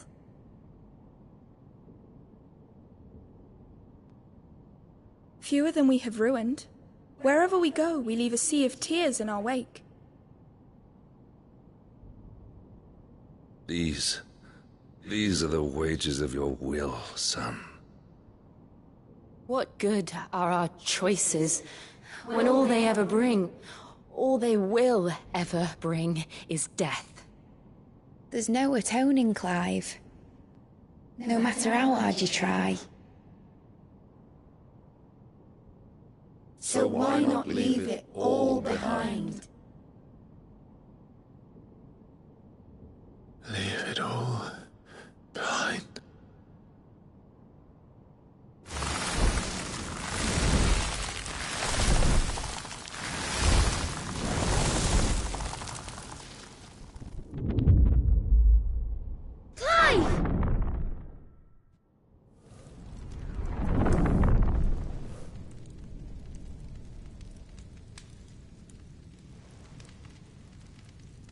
Please, won't somebody save me? Won't anybody love me? I yearn, yet still she is not mine. Have I not given enough? From will is born desire, and it is this which consumes you, rendering you incomplete. Do you not see how the world bends and warps under the weight of your hungering hearts?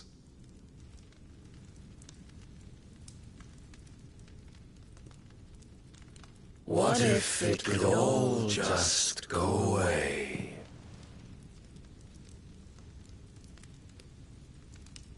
Just go away.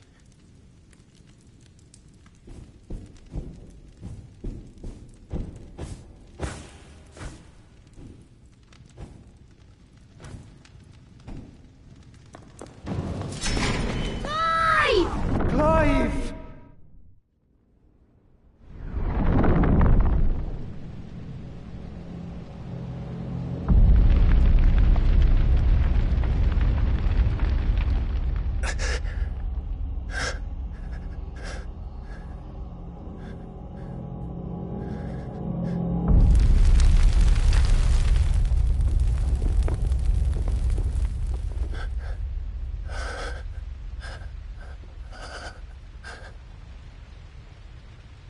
None of this is real. Wake up. It's time to go home, Clive.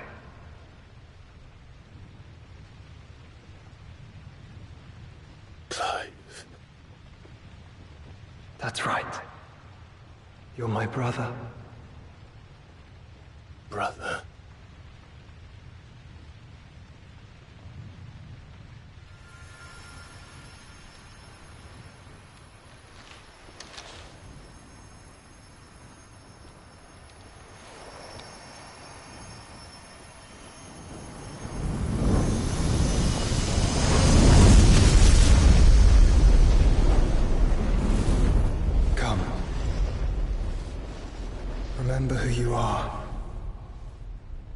Clive.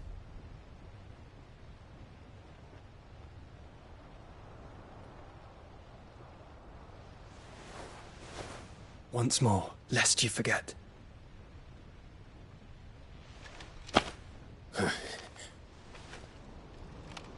My name is Clive. Clive Rossfield. Look. Ultima.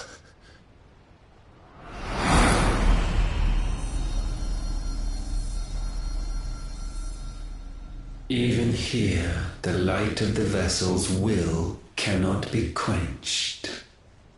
And the Phoenix, his trespass should not have been possible.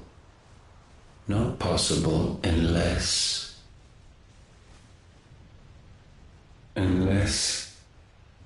he has been with Muthos all along. The mark of the Phoenix, emblazoned upon his heart, made manifest by the power of will alone.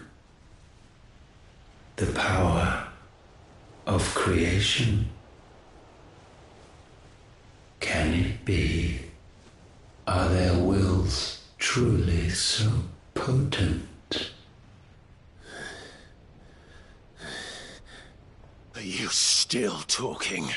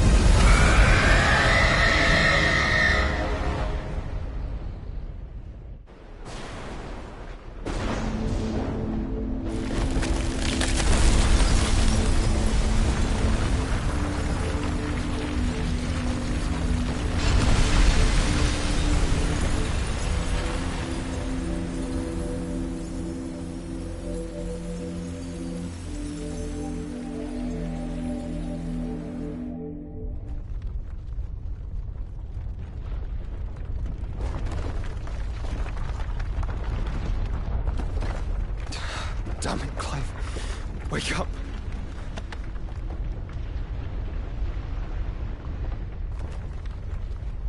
That hurt. Sorry to wake you, but I think it may be time to leave. This place.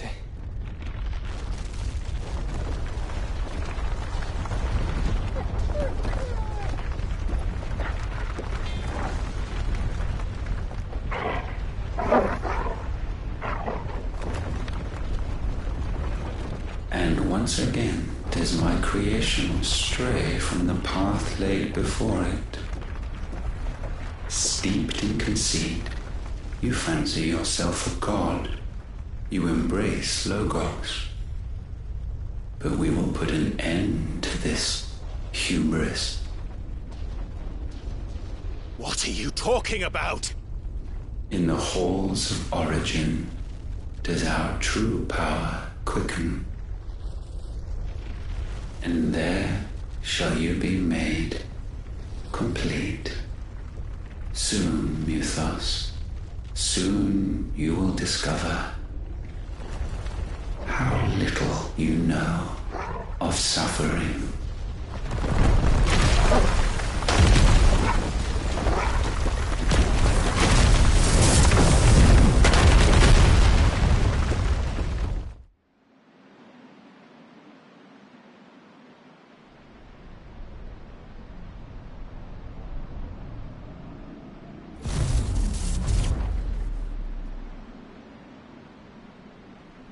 And so the crystals are no more. Yet in their silence, a new song rings. Its chorus building, a crescendo as it enters its final movement, stirring those long aslumber to waking and back to their origin.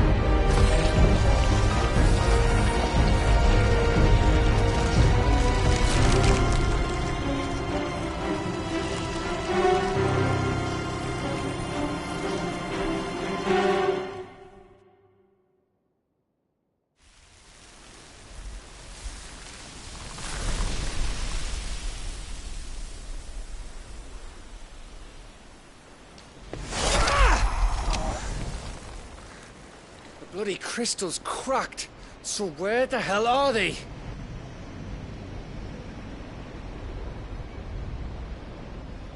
Oh, fuck me.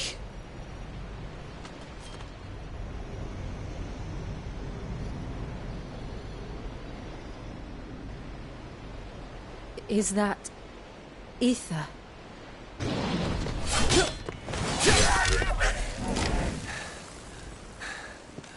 What in good Grieger's name is going on?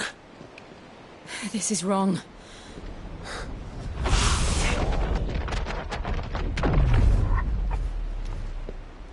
Are we back? Clive! Joshua! Jill!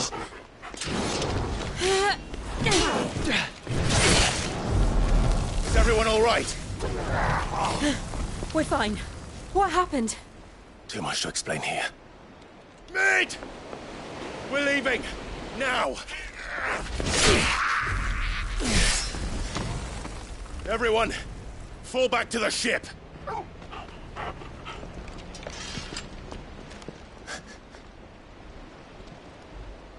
I will be with you anon. Thank you.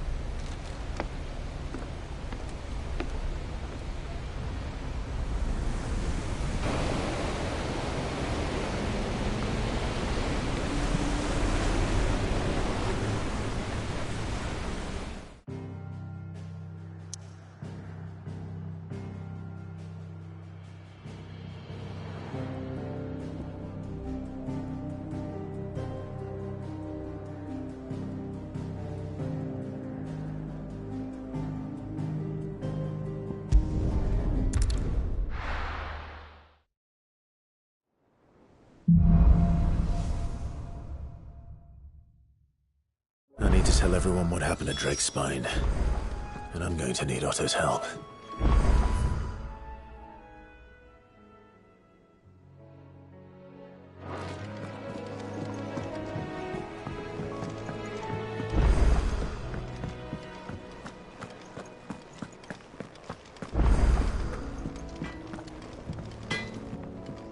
Trouble with your gear, or... So, what'll it be?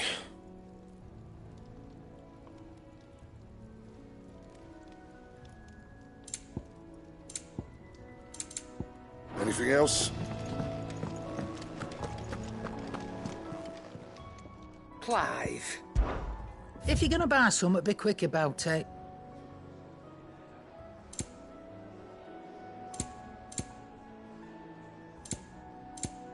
And how were you gonna carry all that?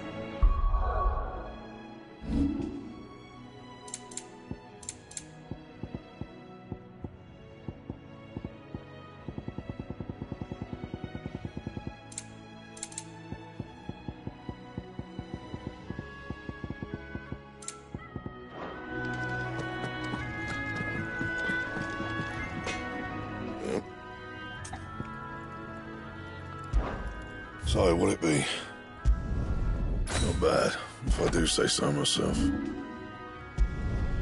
Yeah, that should do you.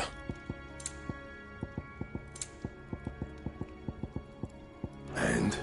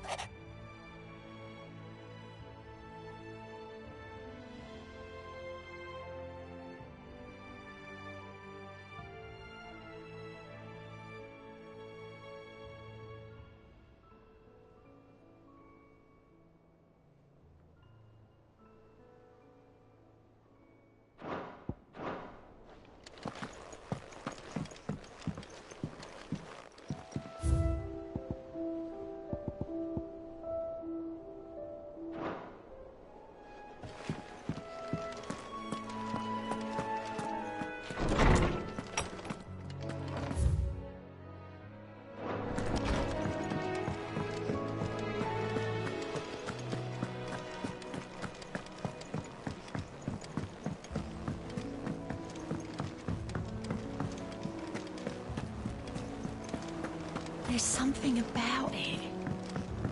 I feel like it's...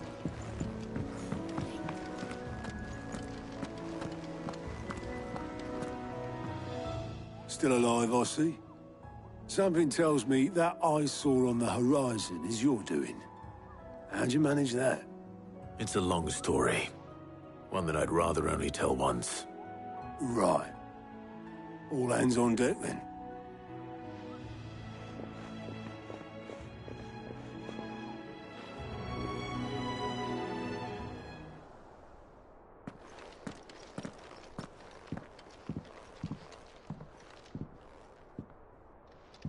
Is this everyone?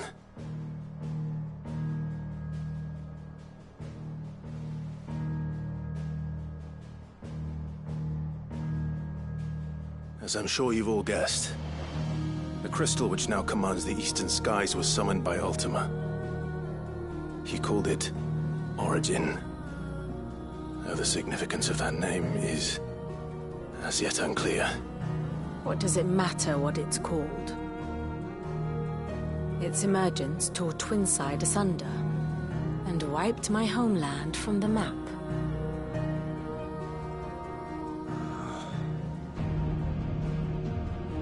Mention of the Dominion spires can be found in the oldest of Variscian records.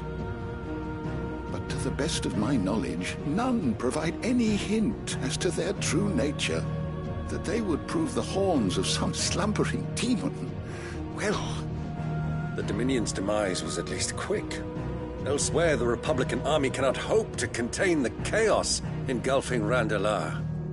Canberra is in flames, and the Empire... Our allies are crying out for answers. I've sent the Cursebreakers to give them what assurances we can, but right now that amounts to fuck all. They wouldn't be able to stop what the skies have started in any case. People here and across the realm grow sicker with every passing day. Could it be that this new Mother Crystal is like the others? That it draws upon the land's ether? It certainly looked that way from stone here. If that were true, it would explain the hastening spread of the Blight since the crystal's appearance. Would it not? And as the land's ether slowly rises to the surface, it pools, corrupting all who cannot channel its energies. Archay above, ether floods below, and in the middle, here we languish, hopelessly entrapped.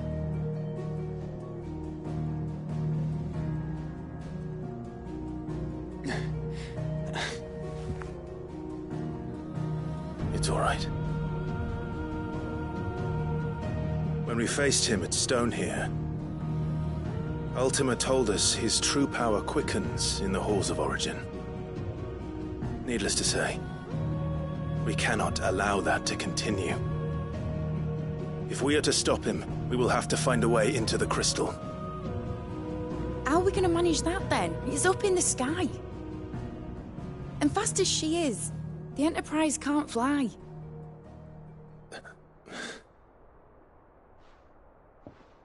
It's a lot to take in, and I reckon we'd all benefit from some time to clear our heads. The answer will come to us. Don't you worry. Ain't that right, Clive? Right. That's right.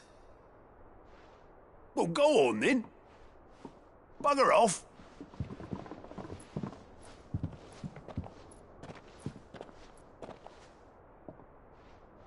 Same goes for you, Clive. You won't solve anything like this. Trust me. Go and get some fresh air, eh? Thank you.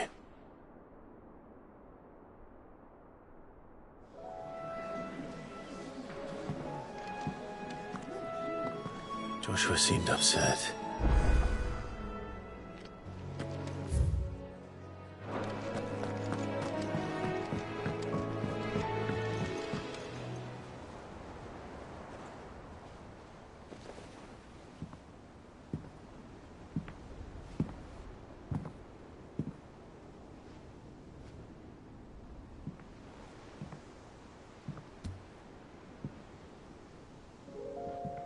Ultima may have created us, but he doesn't make us who we are.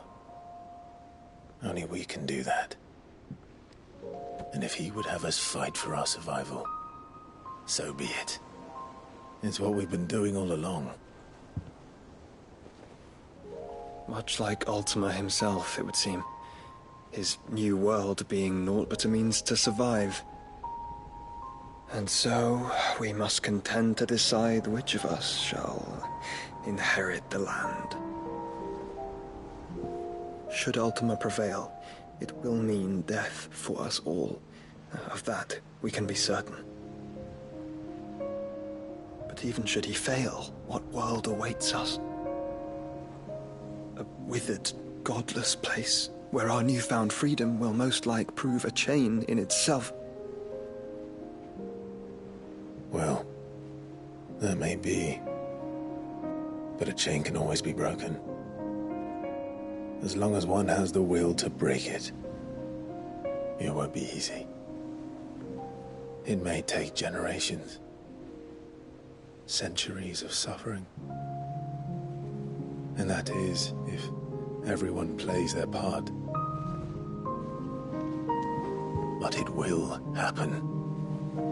And when it does, it will be on our terms. That is the world that awaits us. Indeed. And what better world could one wish for?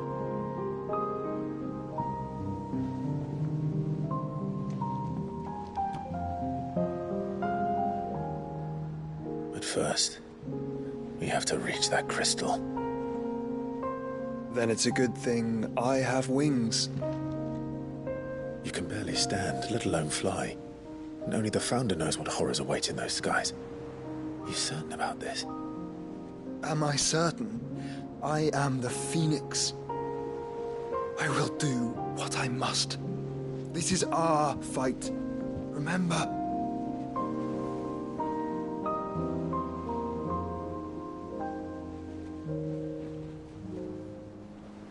All right. I yield. But only what you must, yes? I am still your sworn shield. That you are. And what of my wings? Lest you forget, you go to stand against a god. I would not have you succumb to fatigue before the fight begins. Ifrit, your brother mentioned that some few of the dominants who had lost their power to you were still able to prime. Is that true? It is. But their icons no longer submitted to their will.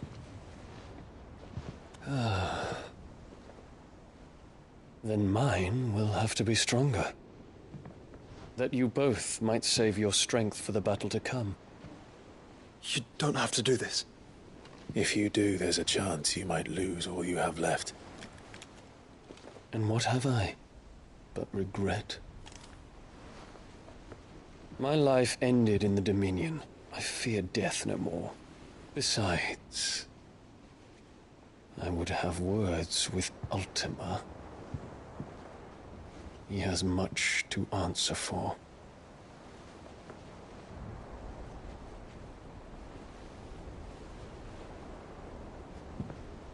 We are in your debt, Dion.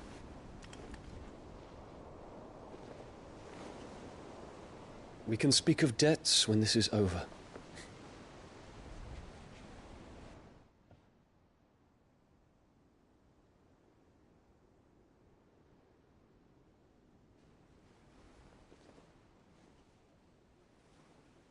He speaks like a man who knows he's not coming back. And has come to terms with that. That doesn't mean that we have to, does it, Clive? Time to talk to Jill. I only hope she understands.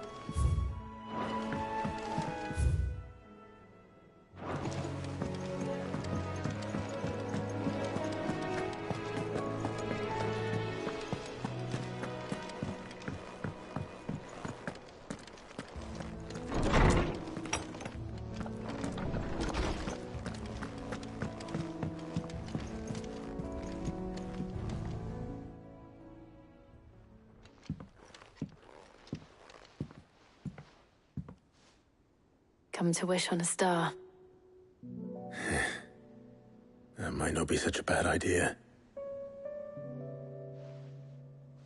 This is it, Jill. You know what I have to do. Why I have to do it. There's no turning back now. This is where our journey was leading us. Where it will end, for better or worse. I could pray to Metia for you. But you'll be all right, won't you, Clive? You always are. I did promise we'd watch the moon together. I'll be waiting.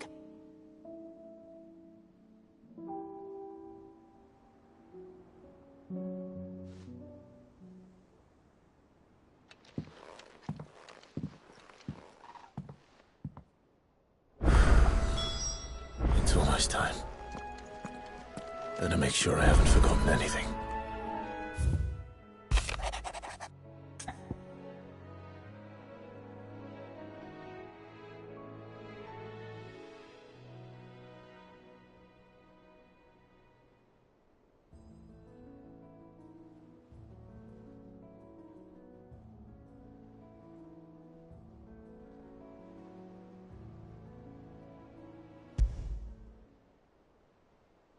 Something tells me this is no mere adventure story.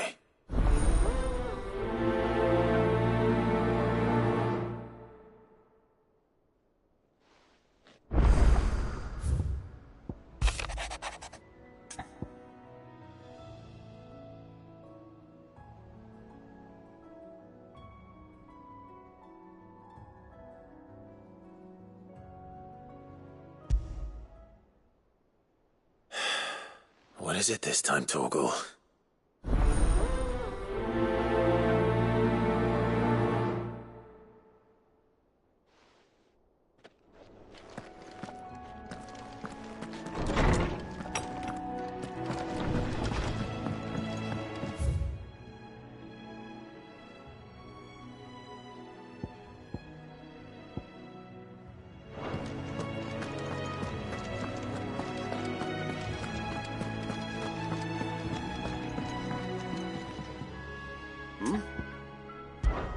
Clive, my boy! Rutherford informs me that we owe you our thanks. Hadn't intended for you to get involved, but such are the times we live in, huh? I would have done the same for anyone else. You're far too modest, Clive. You'd make a terrible nobleman. But tell me, is the realm truly in as dire a state as Rutherford suggests? From what little I saw, you were right to be worried. I suppose I should have expected the worst. But I was rather hoping the great and good of the realm might have things a little more under control. Alas, it seems that firm leadership is in short supply these days, and without it, the people are bound to lose their way. We must move quickly. But where do we start? True, the challenges that face us are many. But in my estimation, there are two key areas to be addressed before any other. The realm's armies and her larders. As you've seen firsthand, it's every man and woman for themselves out there. Certain cities have banded together to try and maintain some semblance of order, yes? But such cases are few and far between. And yet, the only remedy for the chaos that faces us is unity. A unity that transcends even the borders laid down by our ancestors. In short, if Storm does not stand together, she will fall apart. But how would one even begin to unite the realm? The armies, my boy. As I told you already, we begin by restoring order among the ranks of those sworn to maintain it. Sadly, I doubt I could convince even the lowliest gaggle of privates to dig a latrine together. But I do know someone the High Commanders have been known to listen to on occasion. Field Marshal Eugen Havel. I thought he was retired. He was, until an Akashic army tore through Randalar and killed most of the rank and file. There is no man alive more capable. Literally. And as luck would have it, I've already spoken with him on the matter. Of course you have. And he's agreed to help. On one condition. That he first speaks with you personally.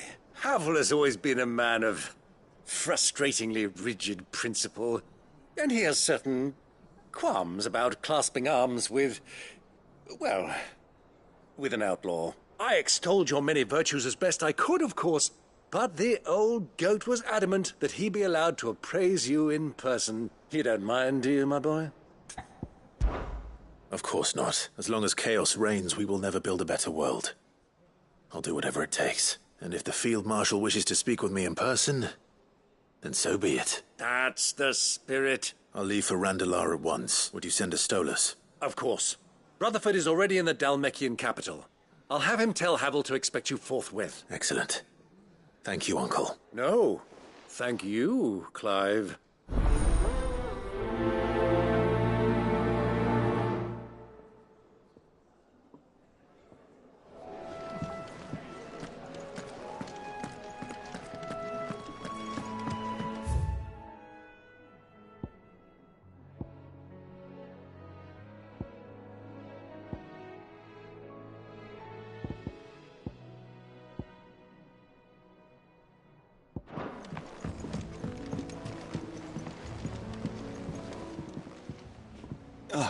Clive.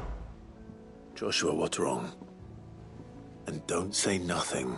It's not nothing. I've received word from Cyril. The Undying have found Father's will, or something akin to it. His will? How and where?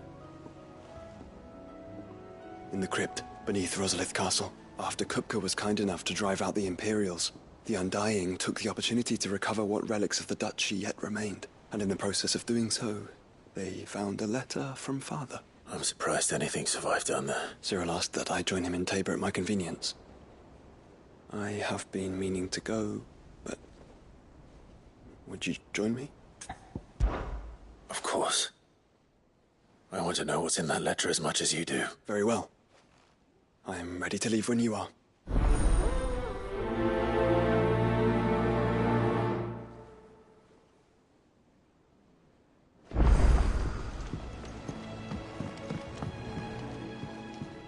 Courage, Ifrit. My decision is made.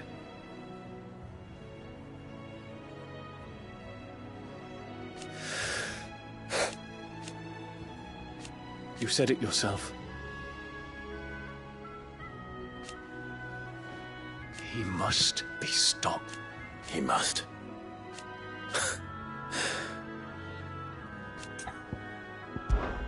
I await your word.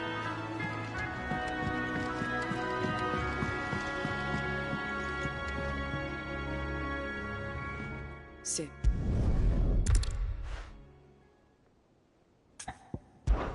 We'll be needing the...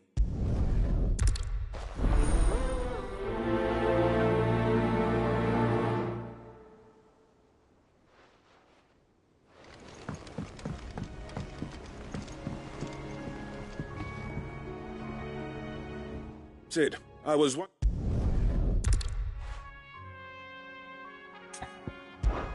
One can never...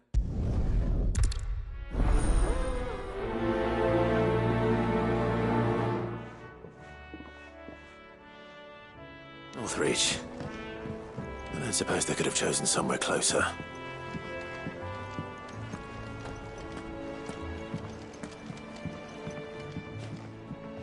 Vivian, I read your note, and I'd be happy to help you find the book you're looking for. Thank you, Clive. But tracking it down will not be easy. Are you sure? Please. You have always granted me your wisdom and insight whenever I asked. It's only right that I return the favor. Or at least attempt to. You are too kind. Alas, what I ask of you is rather more trying than delivering the odd lecture. I spoke with Harpocrates to see if he had any inkling as to where another copy might be found, but perhaps it is best that you hear the details from him. If you say so. Forgive me, Clive, for asking this of you. But this book, it set me on the path to becoming who I am today. Its importance cannot be overstated.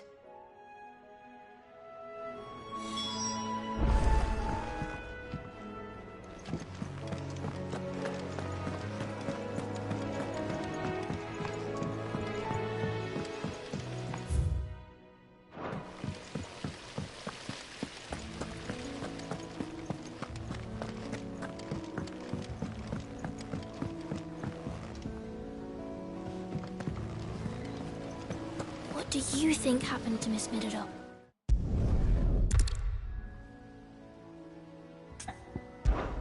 Why don't I go and see if I can cheer her up?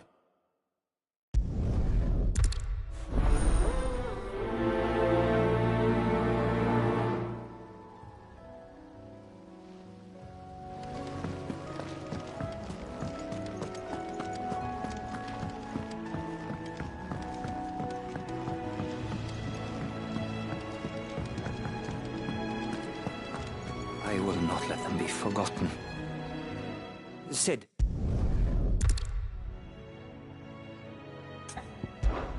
You were a good friend, Herman.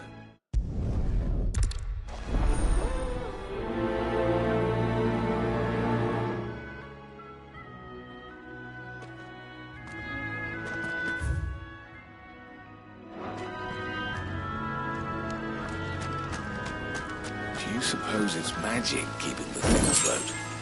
What else could it be?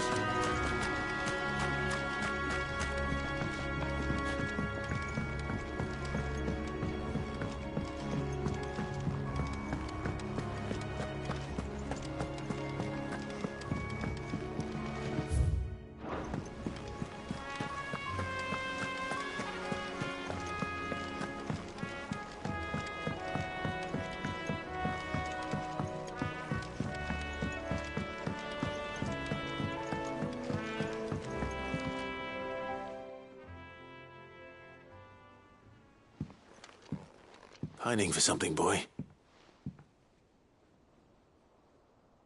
What is it?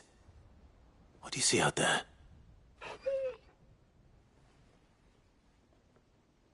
I never did ask where you got that anklet of yours. From Sid, that's why. On the day he brought him home. That long ago? And you're only thinking to ask this now? Sid saw that the pup had a habit of gnawing on his leg, since you ask. Clap that there iron on him to keep him from doing it. What was wrong, boy? I'll take like as not. Must have been hard on the poor whelp losing his loving masters at such a young age. Doubly hard in being a frost wolf, torn away from his icons and all. Sid would always tell him, you want my iron gone, you find what it is you're looking for. I reckon what he was looking for was you. I'm sorry, Torgal. Sorry for making you wait so long. Let's get that thing off you.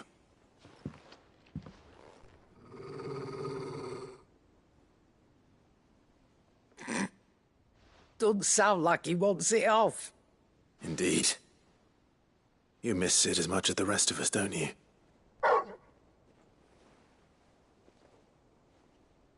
You want me to go with you somewhere?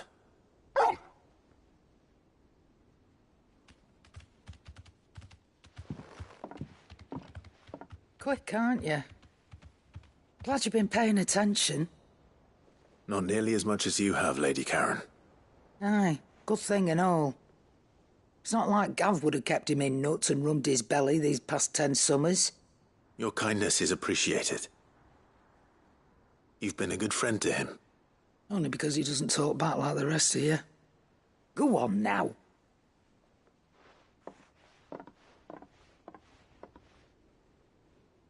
Where to then, Torgal?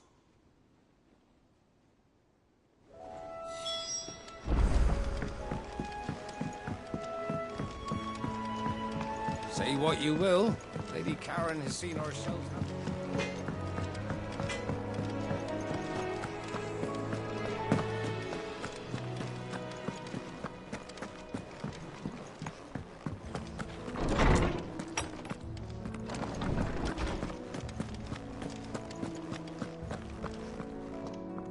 Ah, Clive, my boy. What a pleasure it is to see you. Hippocrates. There's something I need to ask you. I've been charged with locating a book called From a Distance. Then you seek a rare gem indeed. One whose name I had not thought to hear from your lips. You've been talking to Vivian. Right as always, but she didn't seem keen to tell me very much. I take it she didn't like what you had to say. And yet I gather it did naught to dissuade her. Clive, if the young professor has tasked you with obtaining a copy, I fear she asks the impossible. The executors would not allow it. The executors? Coveters of Secrets.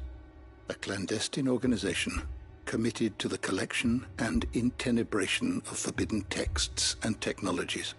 One such text being the tome Vivian seeks, chronicling as it does the true history of the enslavement of bearers. A tale which could overturn the established order were it ever to become widely known. Or, so rumor has it. I've never actually read the thing, or even set eyes on it for that matter. How is it that I haven't heard of this organization? Why, secrecy is the executor's watchword. They lurk in the shadows, emerging only to seize that which must be seized, be it books, inventions, or people, before disappearing again, leaving nary a trace. Which would explain why Vivian's copy was snatched from her grasp not long after she found it. By the hand of the executors, yes. But what drives them? Self-interest or ideology? A fine question. Sadly, all that is known of the executors can be recounted in a single breath. You may just as soon ask me of their origins, numbers, or the identities of their leaders. Any answer I give would be pure speculation. Then my hunt was doomed from the first. What was Vivian expecting? That I'd pluck it from thin air? Not from thin air, no. from ash. Rumors of the executors are rife among the scholars of Storm, but rather less so across the strait. I have a friend, well, I had a friend in the village of Garnick, a collector of rare tomes, upon which subject we would oft correspond. Alas, I have heard naught from him since the skies fell dark. And no doubt he, too, has turned. But, though he did not mention it by name, it is possible that a surviving copy of From a Distance yet rests upon one of his many shelves, quietly awaiting discovery. If you were, by some chance, able to save even a single book from the poor man's library, I know his soul would rest easier. Very well. When I next find myself in Waloed, I'll be sure to pay Garnick a visit. I was wondering when next you'd visit. I don't believe you've read this particular chapter before.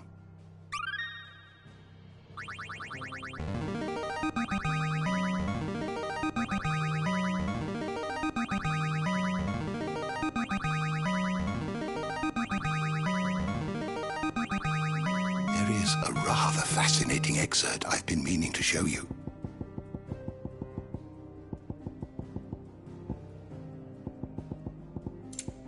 You wish to study the tomes?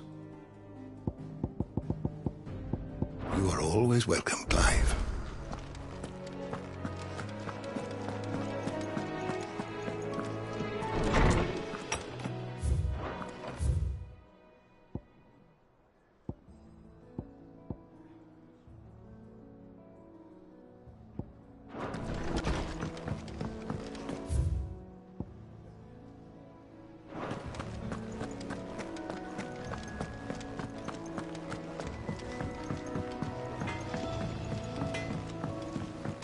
Say what you will, Lady Karen has seen our show.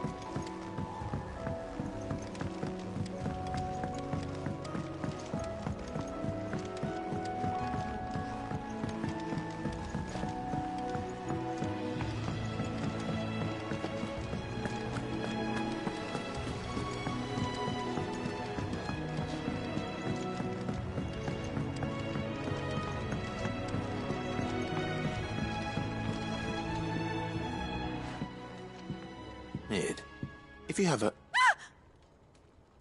That's it! I knew it! The answer was right here under my arse all along! If this doesn't steer to the skies, nothing will! To the skies? You aren't trying to give the Enterprise wings, are you? What else would I be doing? The children seem to think you're avoiding them. They're worried about you. Is this really so important that you need to shut yourself away from everyone? The Enterprise is already the fastest ship in the realm, and that's with the sea beneath her. But what if she weren't bound to the waves? What if she weren't bound to anything at all? It's not fair. The gods get the skies all to themselves, so I'm gonna do something about it. The Fallen had their chance, but they relied too much on magic. And see where that got them? But not me. I've discovered how to do it without. Well, almost. First I need to make a prototype. And is that a one-woman job? Are you volunteering? I'll have you know the Enterprise is my baby. But if her godfather's offering to lend a hand, I'd be happy to take it. First, I'll need oil, and not just some old drippings from Miss Molly's spits in the Tub and Crown. Refined stuff, like they make in Ordil. Then I'll need some bone, or shell. Light, strong, preferably no longer attached to the beast it belongs to. If it's beast bones you're after, I'm sure the Cursebreakers will know where you might find some. No, they'll know where you might find some. You're the one who offered to help, remember? I should speak with one of the Cursebreakers before I set off for Old Hill.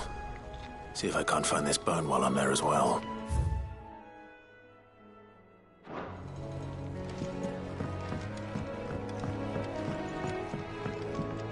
Has Midadol mentioned a new project yet?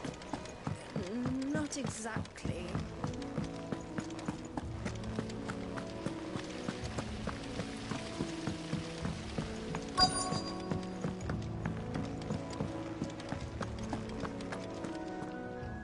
All right, Sid.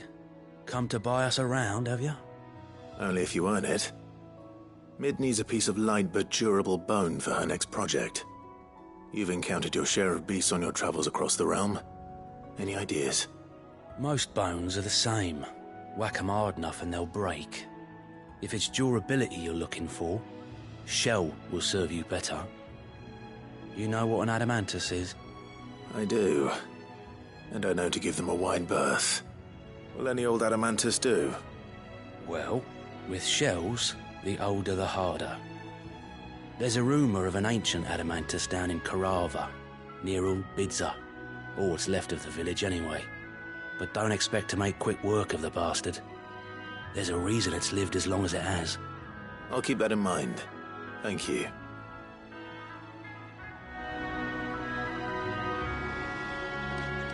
Twin sides hundreds of leagues away. That'd mean the crystals... massive. What will it be today? How may I help you today? I have the details here. One must understand one's place in the world.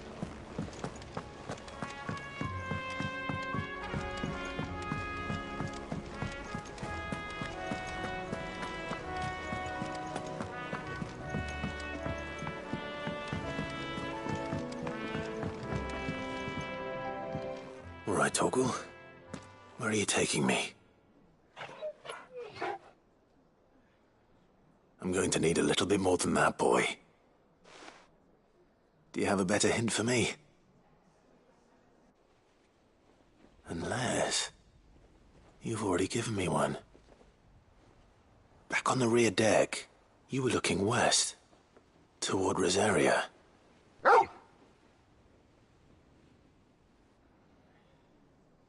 Why don't we try the rookery?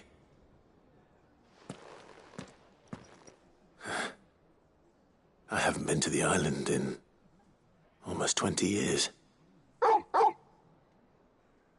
To Port Isolde, then. Fingers crossed the old mooring is still there.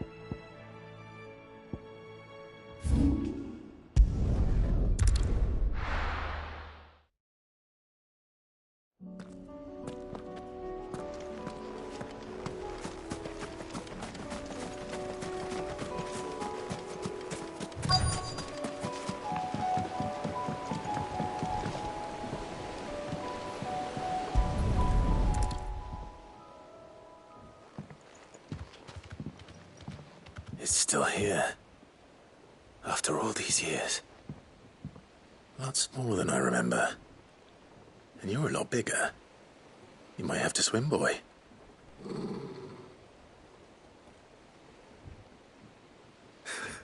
I wasn't being serious. You two go on without me. I doubt that boat will hold a third.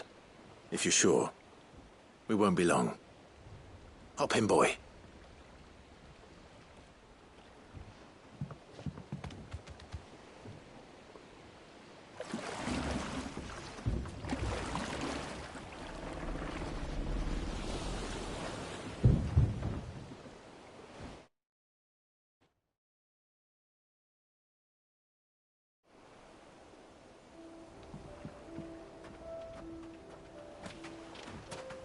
This place hasn't changed at all. The rookery's right through those trees. Come on. Race you there? I bet I could still beat you.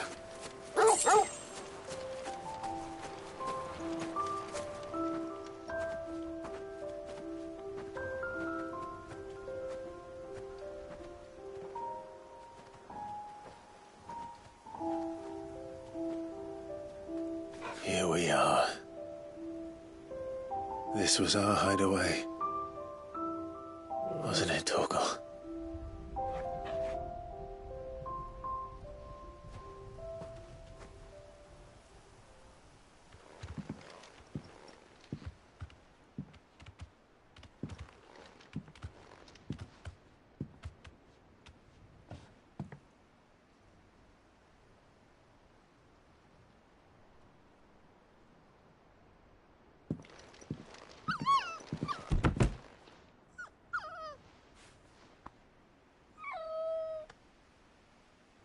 Coming here helped me to forget who I was.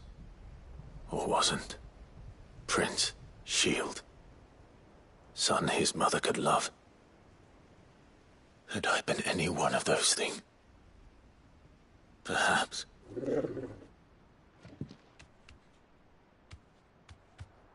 What is it, boy?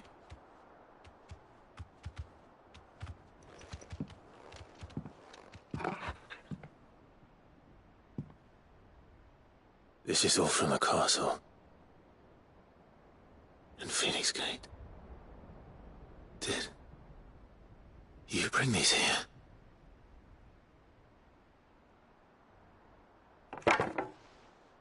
My sparring sword.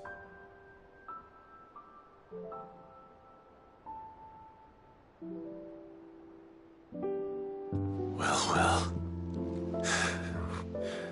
You never stopped looking for me, did you, boy?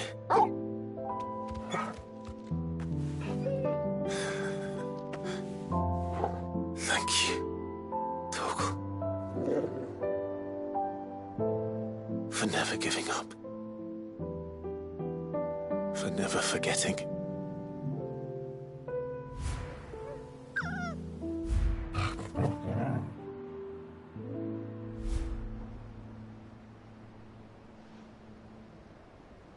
Let's take this with us, shall we? So I don't forget either.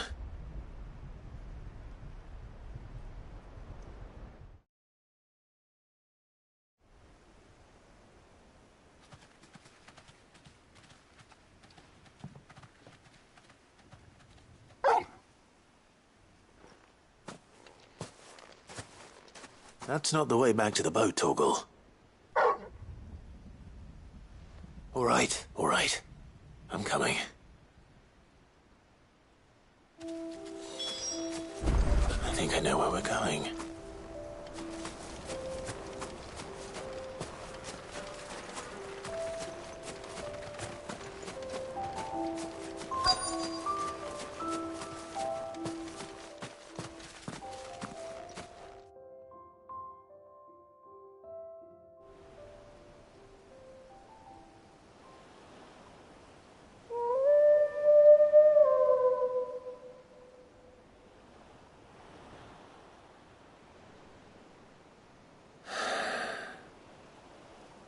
People always talk about the importance of putting the past behind you. But without it, we wouldn't be who we are today. And we certainly couldn't steer our way to a better tomorrow. Come on, Torgal. Let's go home.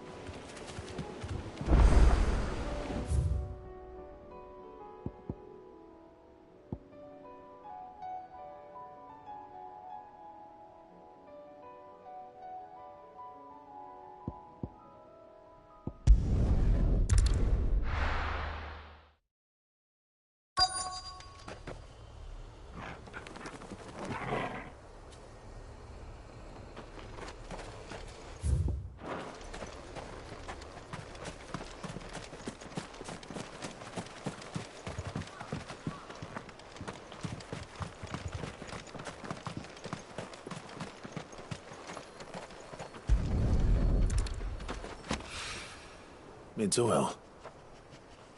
After what happened here, it's a miracle there was any left at all.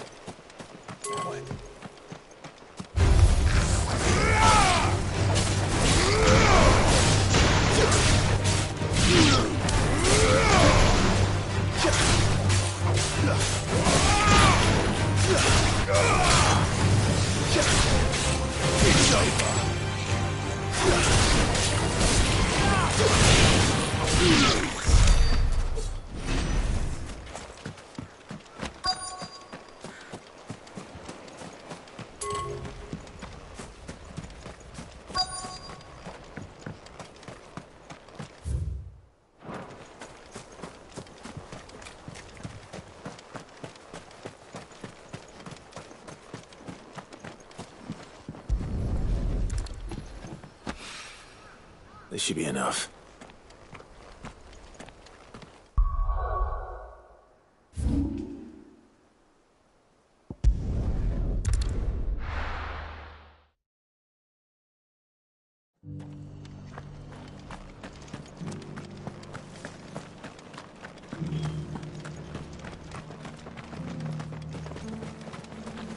Anything catch your eye?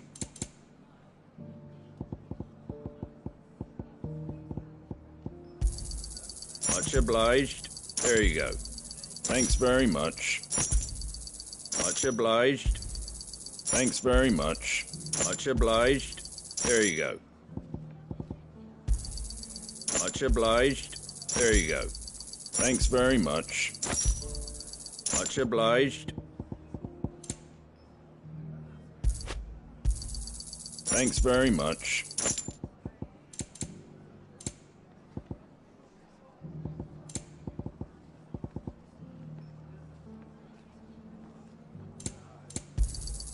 Much obliged.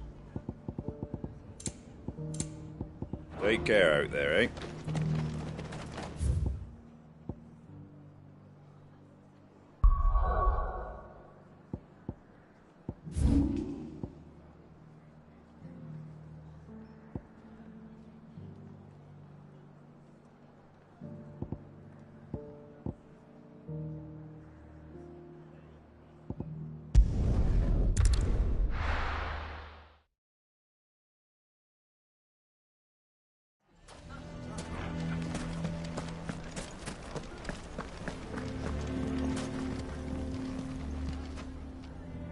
Here to help me pack? Thanks, but I'll be traveling light.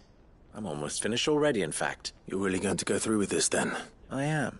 But before I go, there is one small issue I'd like your assistance with. Well, two, in fact. If it's within my power to help you, I will. It's the children. I refuse to let them share in my disgrace, and if I leave them here, they surely will. Our friendship would see them ostracized forever. But I can't take them with me either. I can think of only one place where they are certain to be safe and provided for and loved. The Hideaway. Of course. The children would be more than welcome. Thank you, Clive. I will not forget this. Lubor, are you still here? What is it, Ferda? You look pale. There's been a flood in the Velcroy. A damn big one. The League of Outlaws encampment was completely submerged in ether. What? Every last one of the bastards has turned. And they're headed this way. Bandits are one thing, but Akashic bandits are quite another. The town guard won't stand a chance against them. We need to evacuate. There's no time to lose. Ferda, gather the men. The Akashic may strike at any moment. We must make ready to cover the townspeople's escape. Well, what are you waiting for? Yes, my lord. Clive, change of plan. The children stay with me for now. I need you to find Conrad and Natalie. Tell them to prepare for a full and immediate evacuation. Understood. I'll do what I can to convince everyone else. Wish me luck.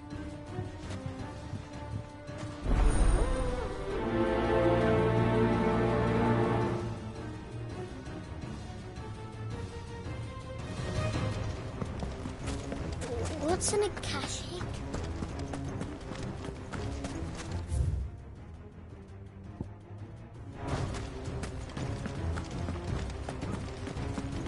You have to listen to me.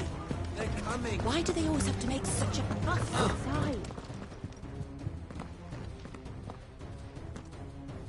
Ah, it's you. What do you want, Lord Underhill? To pass on an important message. There's been an ether flood out in the Velcroy. The camp where the so-called League of Outlaws were gathering has been swallowed. They're no longer just bandits. They're Akashic now. And they could be here at any moment. You need to begin preparing for a full-scale evacuation right away. Oh, do we? And who was it who gave you this disturbing news, might I ask? Lubor, perhaps? The man spreading the same poison out in the square as we speak. You may believe his lies, my lord, but we know better. But why would he lie about something like this? Some twisted attempt at revenge, perhaps. If he had not been unmasked, he may well have been elected our leader. A great honor for one of his kind. One he might well feel aggrieved at having been denied. Lord Underhill, forgive me, but it has become all too evident where your sympathies lie. Lubor cannot be trusted, and neither, therefore, can you. You may not trust me. But for the sake of your people, ask yourselves if there is any chance that this is true. There isn't. You can be certain of that. Now be off with you. You're making a mistake. Come, Clive. If our words will not move them, then we must find another way to help save the town. You're right. Let's speak to Lord Ferda. I think we'd better shut up. What's Lubor raving about now?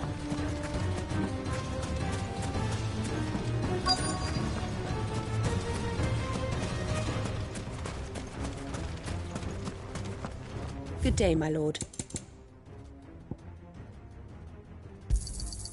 My thanks.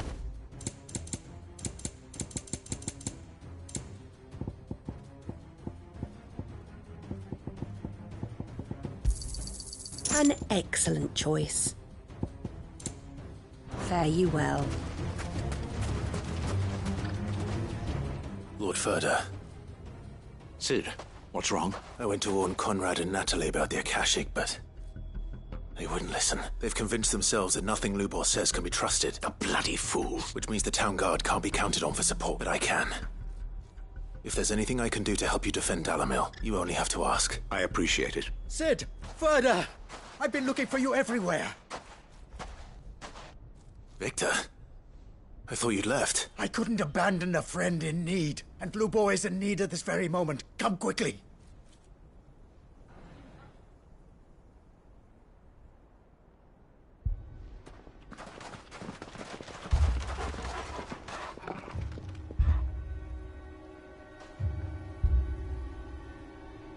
You have to believe me! The Akashic are coming! They don't eat, they don't sleep, they don't tire, and they don't care who they kill. They're unlike anything that's come before. There won't be no parley, no mercy granted! We may have saved the town once, but this is different. I do not ask that you forgive me, but please believe me. If you do not run, you will die. You will all fucking die!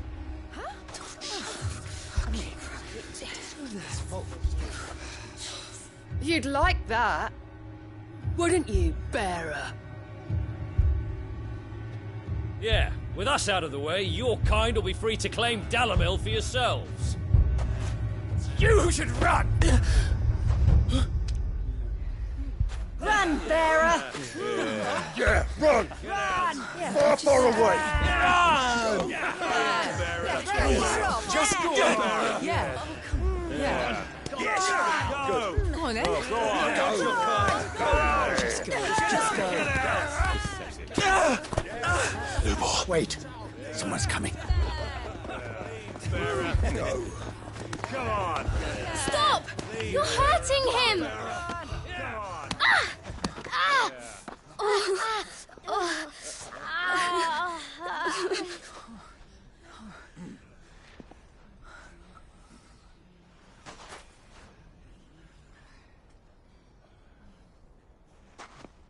did Lubor ever do to you? He solves all your stupid problems, and he keeps all of you safe. You know there's nothing he wouldn't do for this town. Who was it who made that cleaver you use every day, Conrad? And what about your counting table, Natalie? Who fixed that? Whose men make sure the streets are clean so all your boots don't get dirty? Who spends all day, every day making sure things run smoothly round here? And none of you ever say thank you. Ever. But did Lubor ever complain? Well, does he ever stop smiling? He keeps this whole place going. And you act like he doesn't even exist.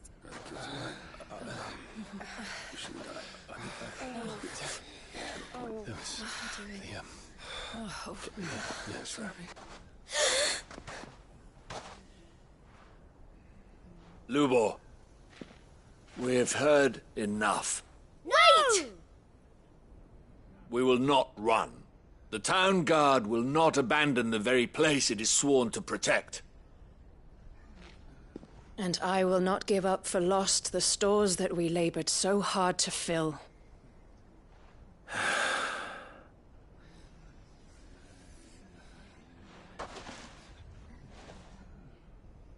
So tell us, how do you propose we deal with these Akashic of yours?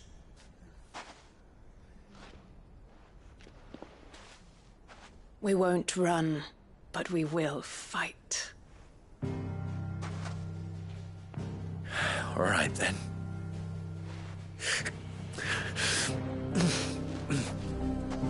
Fine.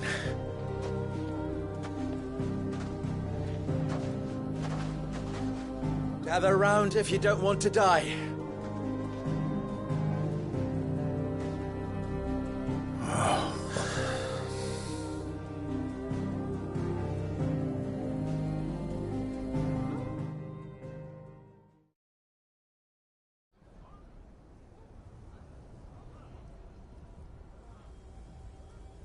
Allow me to explain the situation. The ether flood occurred near the village of Charatina, deep in the Velcroy. The place had been abandoned for years, until the League of Outlaws decided to make it their base of operations. Now they're all turned, and if the scouts' reports are correct, heading in this direction. They are mindless monsters, driven only by hate and rage. And they are utterly unpredictable. With the bandits, we at least knew how and where they were likely to attack. When these creatures come, Dalamil will have the bitterest fight it has ever faced on its hands. The town guard will muster at the north gate. The rest of us will take the south. Both forces will provide men to serve as scouts and messengers, ready to spread word of the size and nature of the Akashic force as soon as it is spotted. And as soon as it has been, we will converge on its position and see that it is driven back from Dalamil at all costs. Conrad, can I count on the support of the town guard? Always. I leave the selection and coordination of the messengers in your hands, Victor, and the command of our men in yours, Ferda. If you would both be so kind. Consider it done. As you wish. Natalie, I would ask that you and your people have the townsfolk barricade themselves inside the bathhouse, and tell the merchant not to waste time securing anything beside the essentials. Preserving life is our one and only concern. As long as we survive, it doesn't matter what trinkets we might lose. Our riches can be regained. And if anyone doubts that, let it be known that the Briar's Kiss stands ready to cover any losses. Very well. I shall tell them. Where do I fit into this plan? Where else but the most perilous place of all? I would like you to travel to the home of our erstwhile League of Outlaws, Charatina itself. The main host is most likely still there. And Dalamil will not be safe until it is eradicated, root and branch. A little gardening. How pleasant. I doubt it. I have a feeling these weeds will be particularly stubborn. Luckily, so am I. So you are. All right then, we all know what we have to do. Now it's simply a matter of doing it. For Dalamil.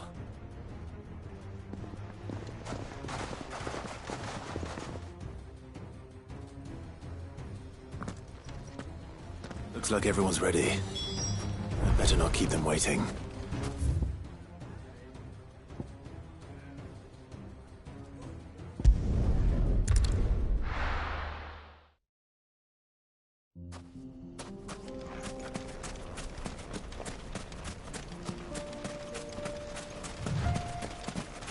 There it is. The flood. But what's waiting for us inside?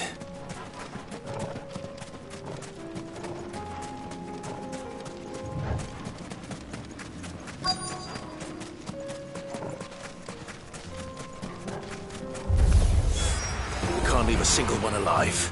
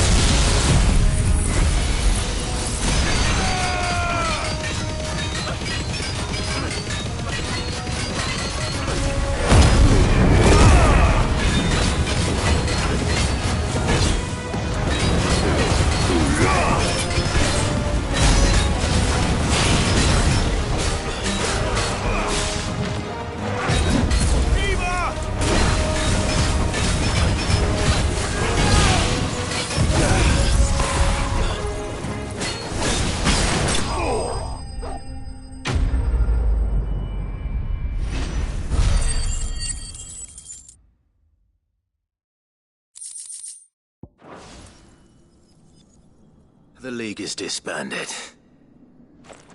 I should get back to Dalimil and see how the others fared.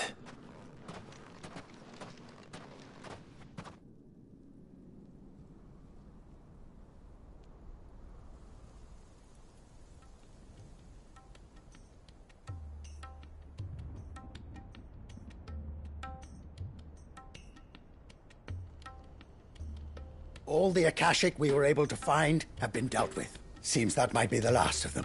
Last of them here, perhaps. Lubor, Sir Clive has returned. Clive! What news from Charatina? It's done. Root and branch.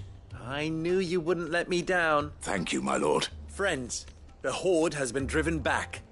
The Akashic have been defeated, and we need not fear the arrival of any more, thanks to Clive. Victory is ours. We bloody did it. We saved Dalimil. Lubor, allow me to apologize. After all you have done for this town, we should never have doubted you. But we did. And for that we are truly sorry. We only hope that you can forgive us. We need you, Lubor. Dalimil needs you. So, if you would still like to be considered for the position of mayor, you have our backing. You do remember that I'm a bearer, don't you? We do. But that is not a stain on your character. It is a stain on ours. We thought only of what we perceived bearers to be, not what you truly are. The man who saved Dalimil twice over. I see. But I will only accept your proposal on 2 conditions. Name them. Firstly, that you will both do everything in your power to rally your people to my cause. If the Town Guard and the Merchants League do not accept my leadership, it will be doomed from the start. Unity is the key to defending Dalimil, and I do not doubt that we shall need to call on our combined strength again. When that time comes, I will expect us all to pull together, just as we did today. Of course. You have our word. And secondly, you will accept that if I am to lead you, The mistreatment of bearers must end here in Dalimil. Any bearer within our walls shall be afforded the same rights as any other citizen. They will not be judged by what they are, but who they are. As we failed to do, and came so close to losing everything. We agree to your conditions. And we have only one in return. That you continue to work for the good of Dalimil, as you always have. Condition accepted. Well then, it seems my mayorship is all but confirmed. Do I get some sort of special hat?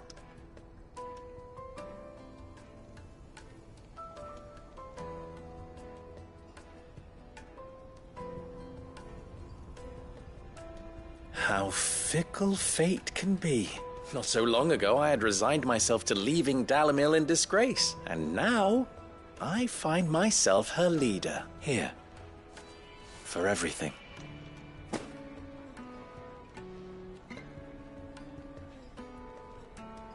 Lubor, about the children. Fear not. You are, of course, relieved of your responsibility. I would sooner face another horde of Akashic than see them brought up as outlaws. I'll make sure they're safe here. I don't doubt that you will. And not just the children, but everyone in Dalimil. I'll do my best. Can't have all your hard work going to waste.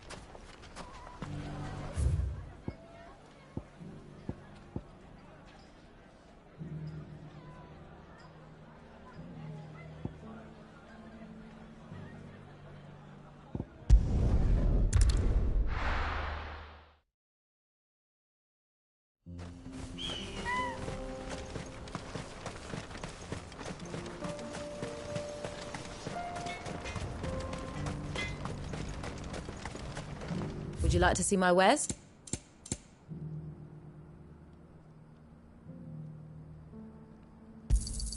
Certainly. This isn't a charity.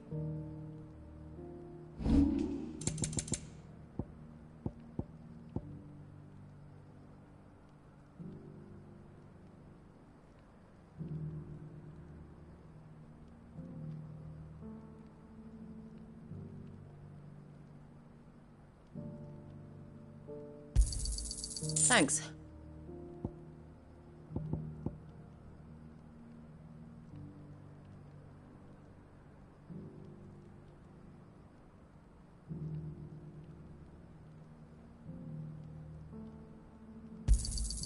I'll take it off your hands. Farewell, traveler.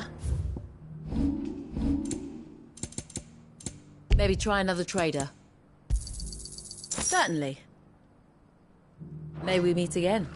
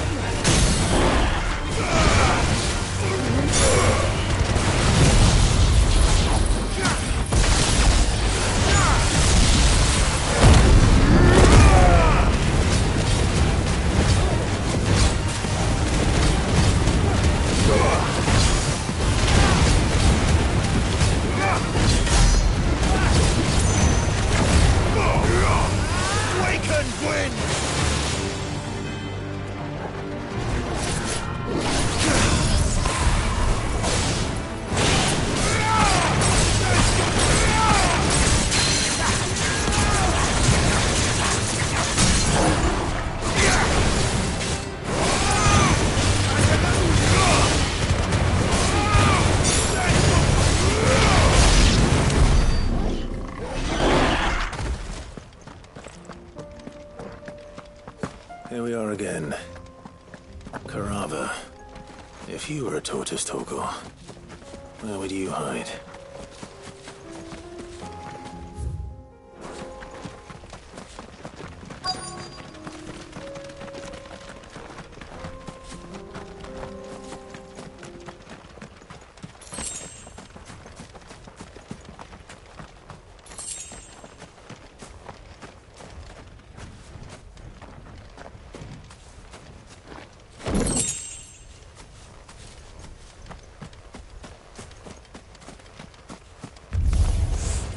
Looks like we found him.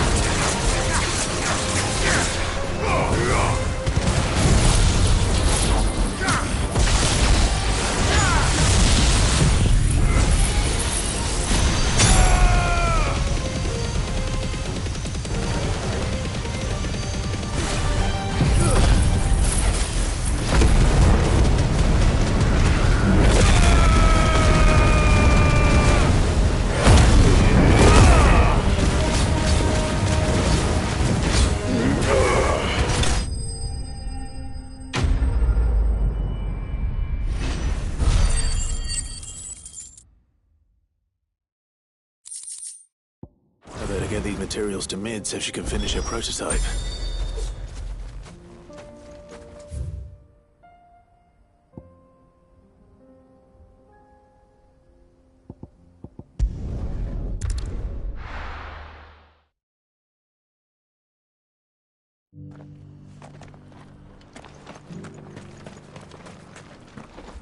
Are you buying or selling?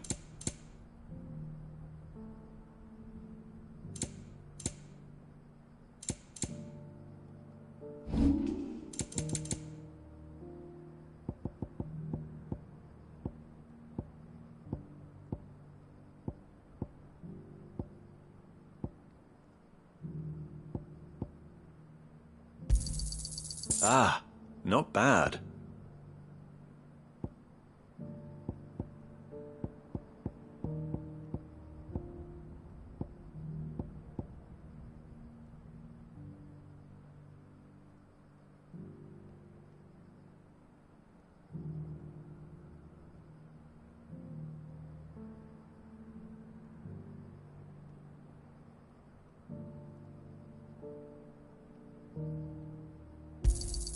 It's a deal.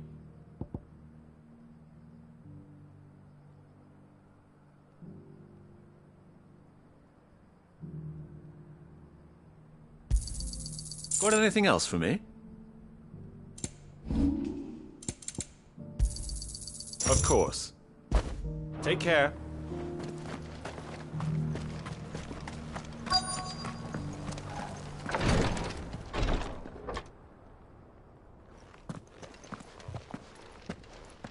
Your Grace, my lord, I trust your journey was not overly onerous. Cyril, you found a letter from Father? Yes, I have it here.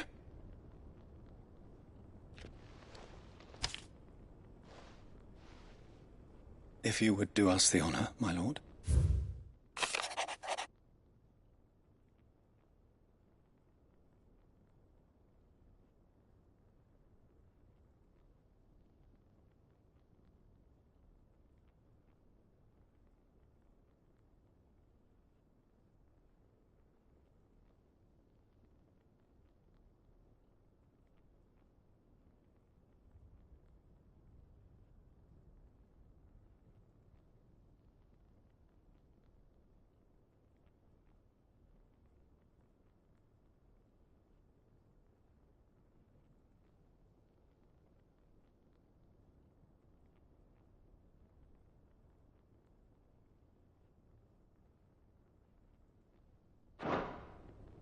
An inheritance. It would seem the late Archduke penned this missive shortly before his passing. The day before we left for Phoenix Gate. What are these plans he spoke of? His plans for the duchy, Your Grace. Your father entrusted them to my predecessor, the former bearer of the Burning Quill, who entrusted them in turn to me. The complete emancipation of bearers is their stated aim. But your father's dream did not end there. His Grace also spoke of building hospices to care for those stricken by the curse, and the founding of a new university to further the development of non-magical technologies. With the blight spreading ever more widely across the twins, Archduke Elwyn saw this as the only means of securing Rosaria's survival. He wished to see men and bearers treated as equals. To see centuries of common wisdom overturned. Small wonder he did not think it achievable within his lifetime. But he thought it achievable nonetheless. Had he not, he would never have written this message, nor would he have entrusted his vision to his most faithful aides, those who would have stood with you, shielded you from the machinations of the less benevolent personages at court. It's a pity only they are still with us. 'Tis true that those most loyal to your father were the first to suffer the Duchess's wrath. But one at least remains, and she has come bearing gifts. What do you mean?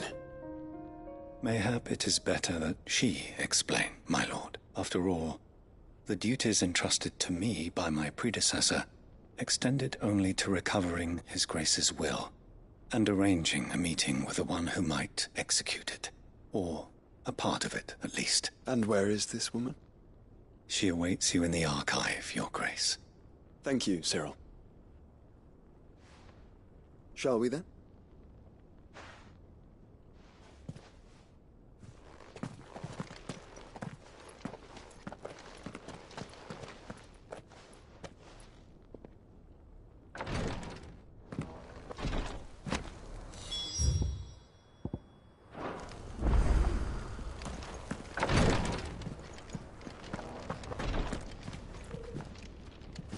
Lord Marquis, if you have a moment. What is it, Cyril? One of our brethren lately journeyed across the strait in order to pursue a new avenue of inquiry in our ongoing investigation. He sent an owl some while ago, but we have heard naught from him since. Was he surveying another fallen ruin? No. The object of his study was a savior cult that has arisen in Ash in recent years. We believe it may have some connection to the Circle of Malleus, an ancient religion that worshipped Ultima as its god. By gaining an understanding of this new faith, we hoped to learn more of the Circle's original beliefs. And so you sent one of your brothers to Ash?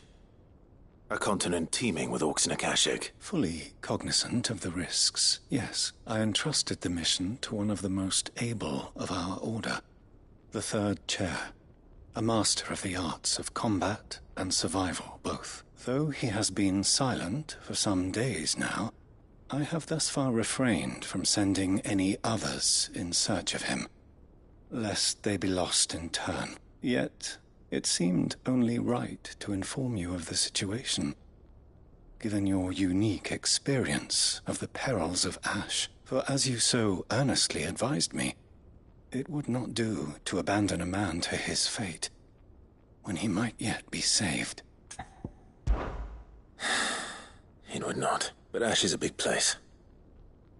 Can you be any more specific? Perhaps. The last owl I received from him mentioned a village where he had heard the cult were wont to assemble. Mickleburg was its name. It lies in the southern reaches of Waloed. If aught ill befell him, I expect it did so there. Right. I'll see what I can do. You are much too kind, my lord. Go then, with my hopes, and may the firebird's flame ever burn in your heart.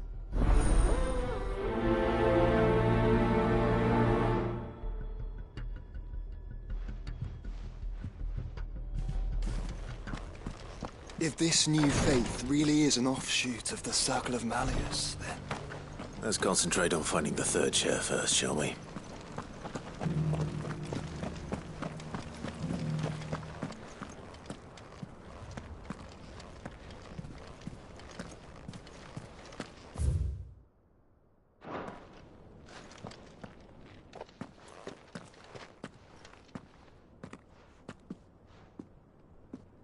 My lord, your grace.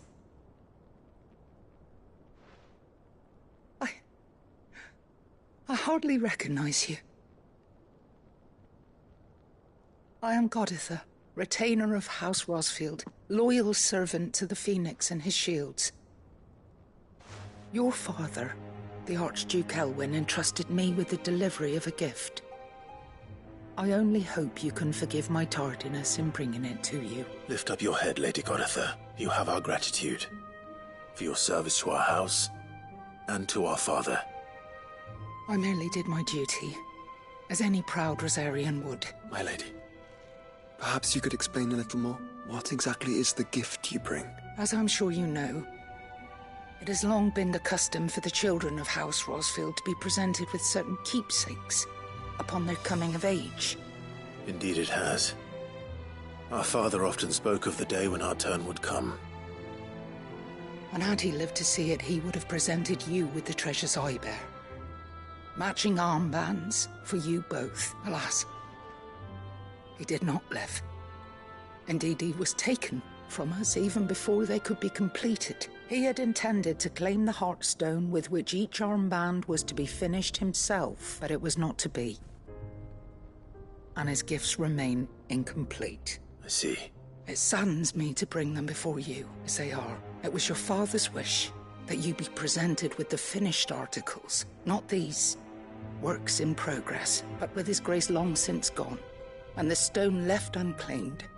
I had little choice. You are grown men now, and his house is yours. And while I would not presume to insist upon your claiming the Heartstone in his stead, I know that nothing would have pleased him more than for you to do so. Thank you, Lady Goditha. What say you, Clive?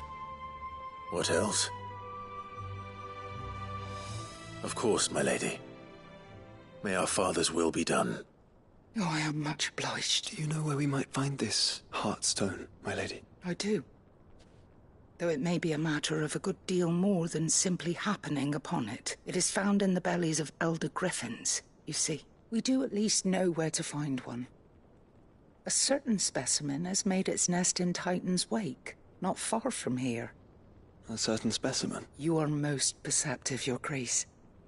In answer to your unspoken question, yes. In fact, this is the very same beast your father meant to slay. I have been tracking its movements since you were but a boy. Were you to slay it in his stead, as men of House Rosfield, it would surely make your father proud. What say you, Joshua? What else? Titan's Wake is...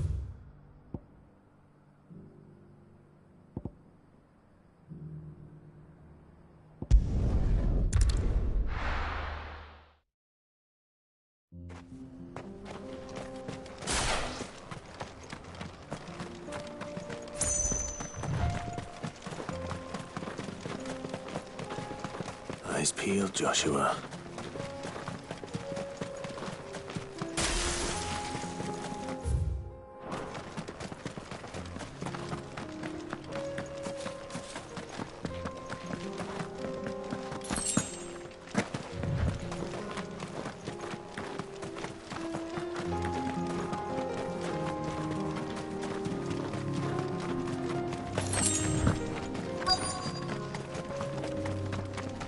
Caution. There it is. That's the House Rosfield.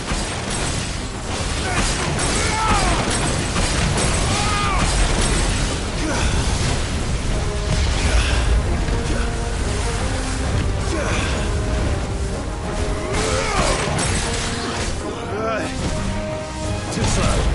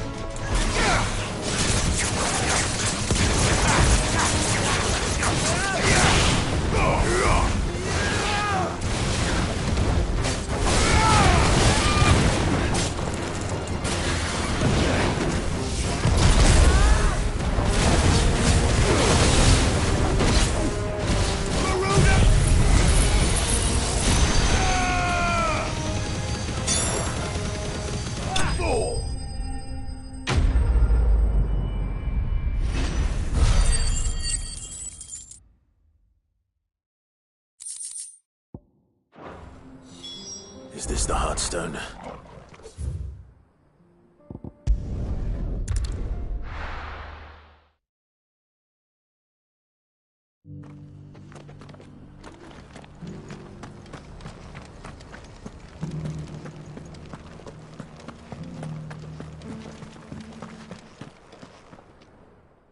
Thank the Founder you were safe. The Griffin is slain then? And the Heartstone claimed.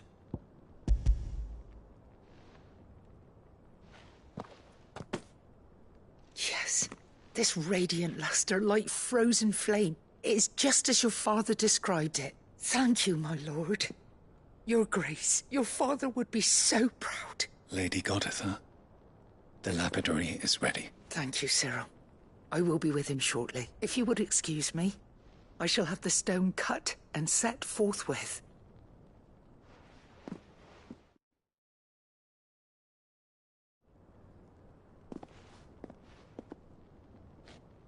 The armbands are complete. Pray, take them. They are yours. After all, Heartstone is harder and more enduring than garnet, or even ruby.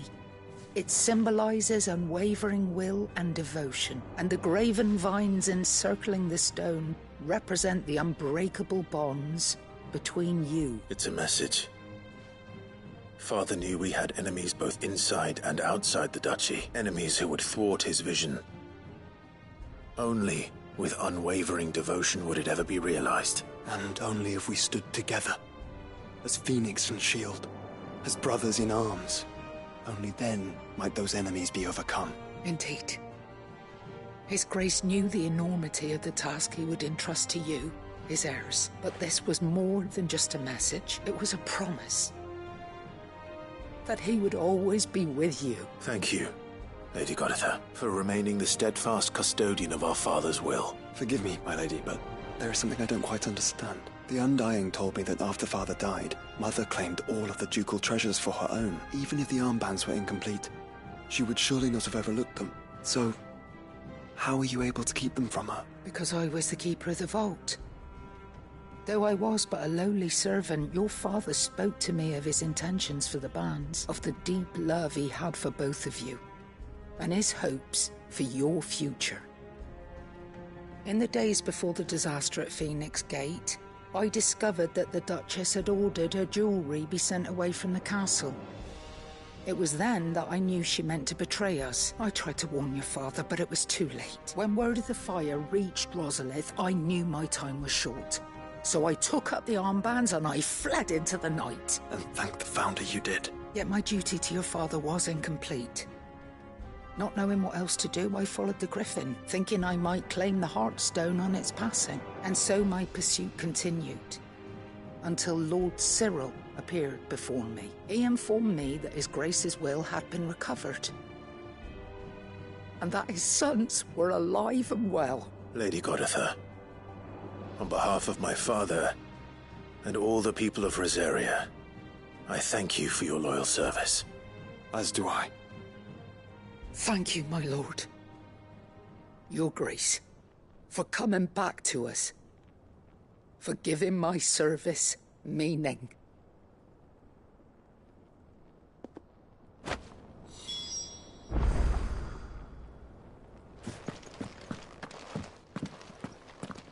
The bands suit you well. It must be gratifying to finally receive the inheritance that was denied you for so long. It is. And we thank you for the part you play. If you would permit me to play my part a little longer, might I suggest that you make your way to your father's memorial atop Hawk's Cry Cliff? Let him see that you have received his blessing, and that his vision lives on in you. I suppose it would be churlish not to. What do you say, Clive? Shall we pay Father a visit? I think we should. I was hoping to be able to offer him my thanks before we left for Origin. Your father's helm is enshrined there. It has been since the day we recovered it from Phoenix Gate. I prithee claim it. For it too is a part of your inheritance, and I do not doubt that your father would prefer it in your hands than perched upon some lonely rock. Thank you, Cyril.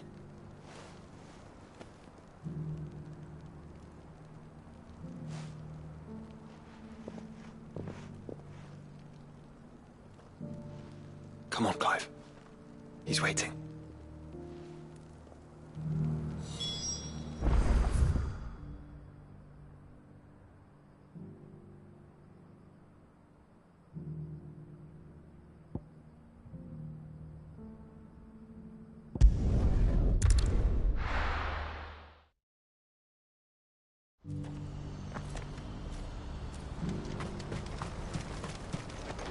What are you looking for?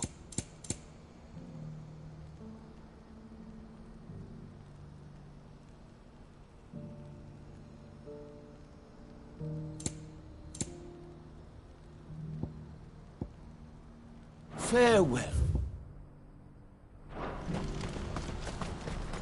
Do you see that too?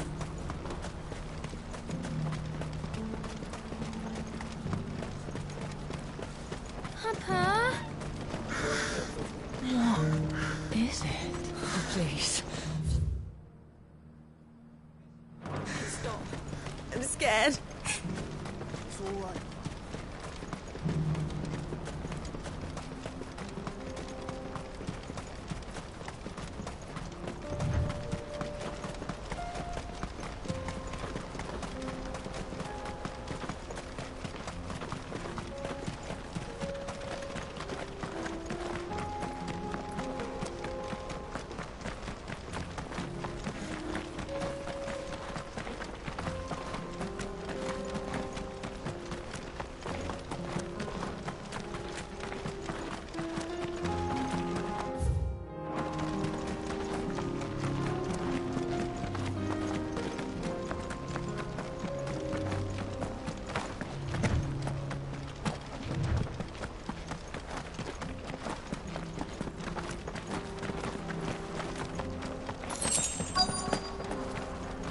Can't be Rutherford, can it?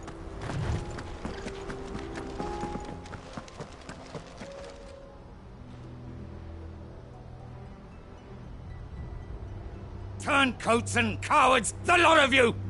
If it's a fight you want, it's a fight you shall have! Allow me. I don't need your... Please, Field Marshal, oblige him. This won't take long. You're right. It won't. Men, finish him.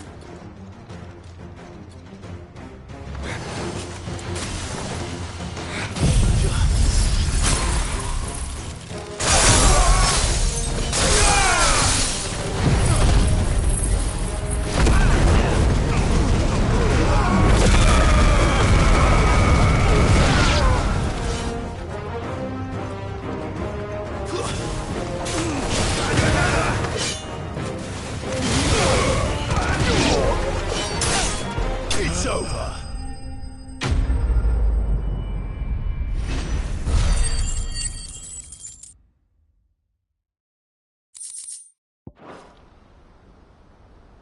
A little longer than I'd have liked.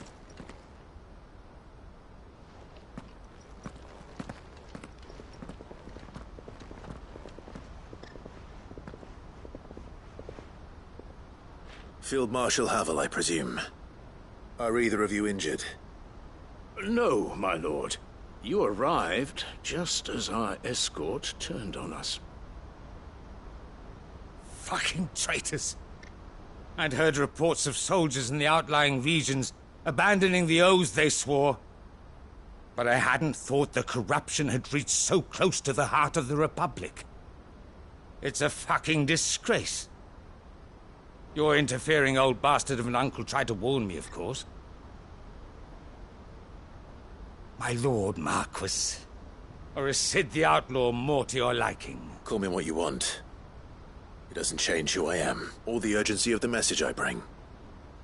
My uncle has a plan to right the realm, and he needs your help to see it through. Before I agree to anything, I'd have you answer one question. What do you stand to gain from all this?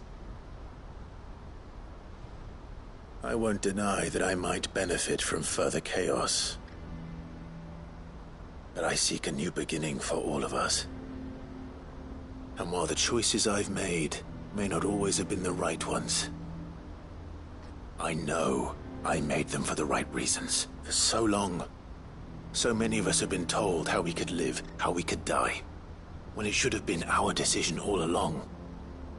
Now, we have a chance to put things right. But in order to take it, we must stand together. Even if it be beside those with whom we don't see eye to eye. Certainly not the words I expected from an outlaw. But perhaps your uncle was right. You are no ordinary outlaw. I'll never hear the end of this. All right. I'll start by ordering my most trusted guard to bring the Dhalmekian fringes under control. Next, I'll make contact with my counterparts in the Imperial Army and see if I can't convince them to try and restore order in their own territory. Thank you, Field Marshal. But they are not the only ones we will need to convince. What do you mean? I don't doubt that I can bully some sense into a few generals, but those they answer to require a different kind of persuasion. And when it comes to honeyed words, well, we will need an envoy. One who can court even the most stubborn of statesmen. You, perhaps? I'm flattered. But I'm no diplomat either. And I have other problems to attend to. What we need is a skilled arbitrator. And I may know just the person. Is that so? And would he happen to be an outlaw too? Of a different kind, perhaps. Well, beggars can't be choosers. I suppose we'll all have to find a little of the outlaw in ourselves if we're to make it through this. Very well. Send your man to me right away. I shall.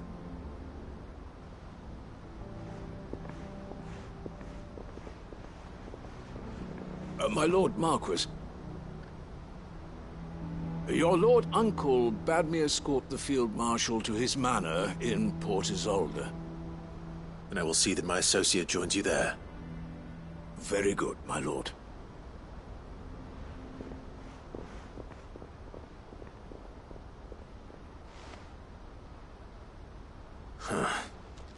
An envoy. I'm not sure I'm the man to talk anyone round. I can barely convince my brother to take his medicine. No. This is a job for someone with experience. Someone like Quentin. I hope I can convince him at least.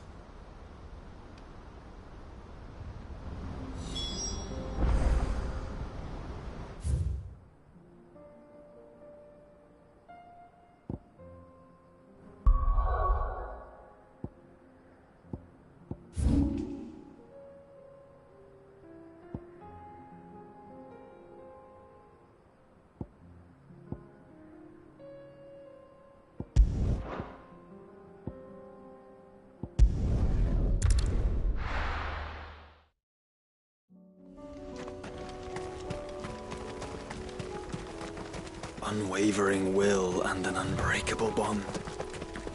Do you really think we're strong enough? To save the world? Of course. To have overcome Father's political enemies? Of that I'm less certain. Especially knowing what we know now. What Mother was truly capable of. Perhaps these bands would have helped. Knowing he was with us would have made all the difference.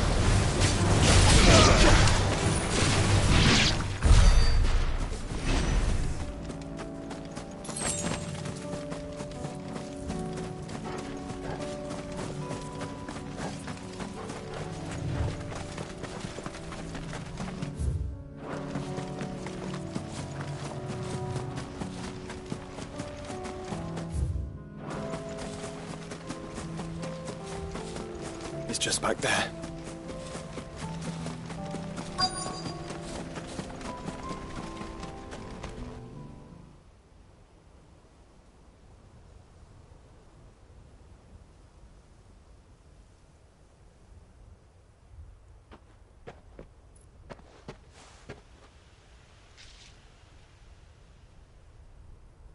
Father always fought for what he believed was right.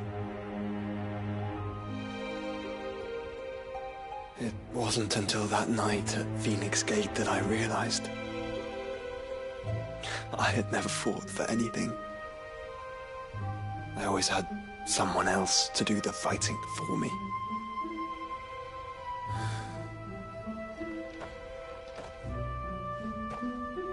No matter how fate conspired against him, he never lost heart, never looked back, never stopped fighting. To me, he was the greatest of men. And I've been trying to live up to his ideals ever since.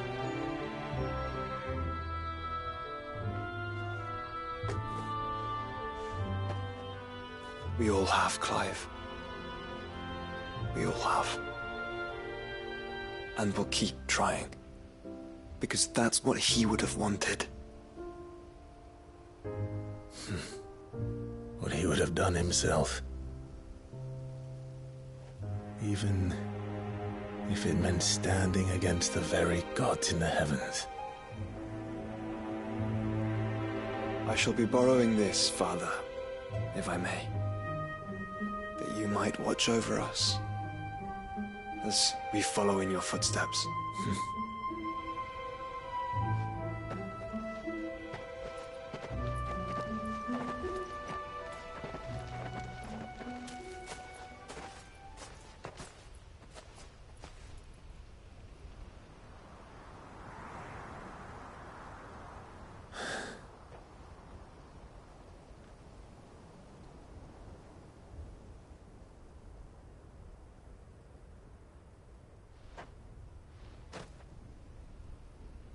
We won't lay you down.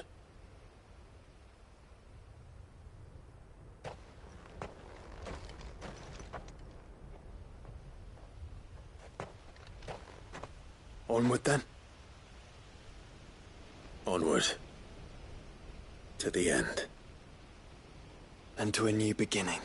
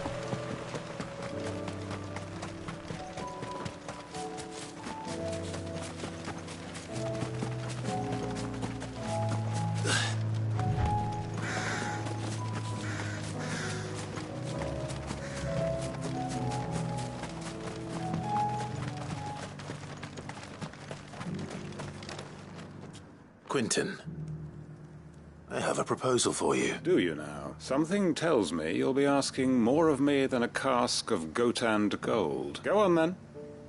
Propose.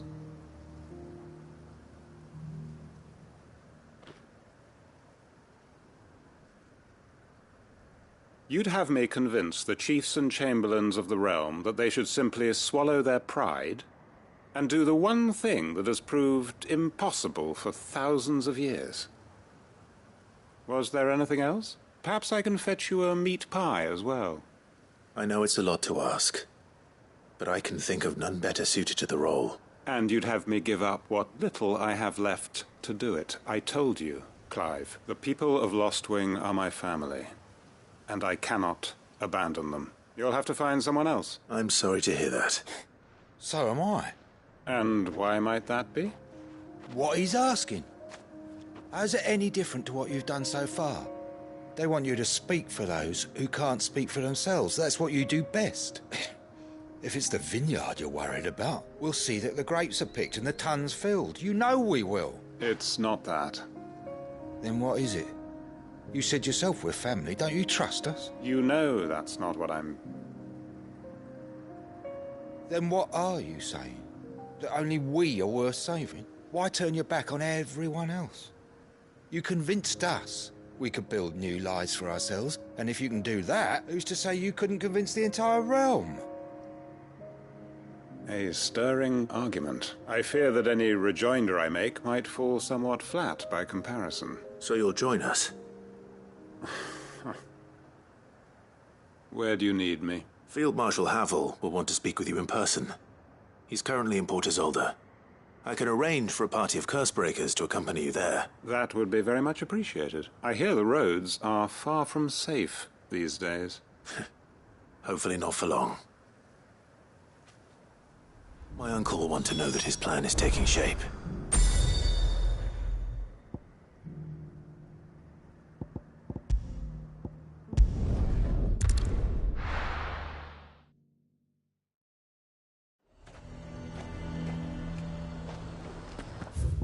Nazaire might at least have mentioned where in Northreach he'd be testing this recruit.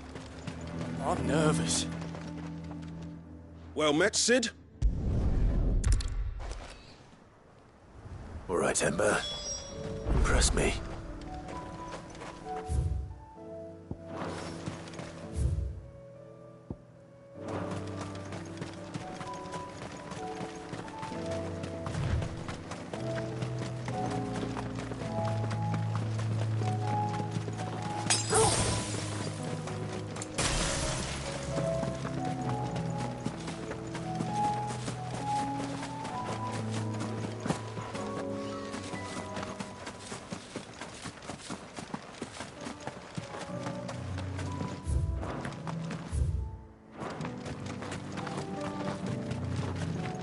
These are clean kills. Perhaps young Ember really is ready. Or maybe not.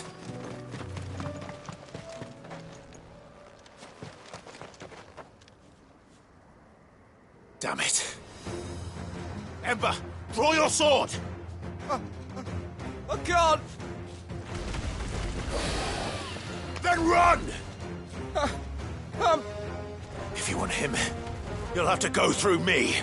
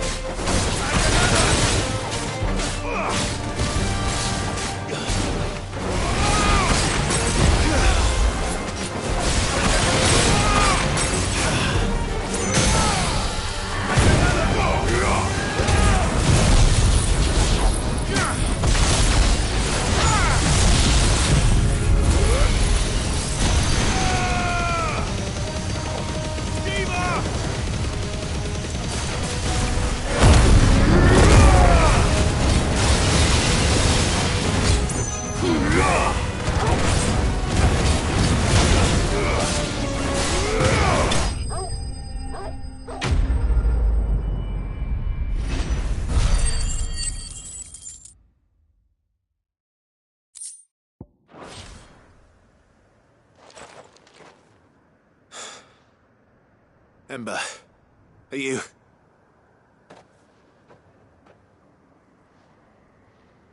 Gone. Of course.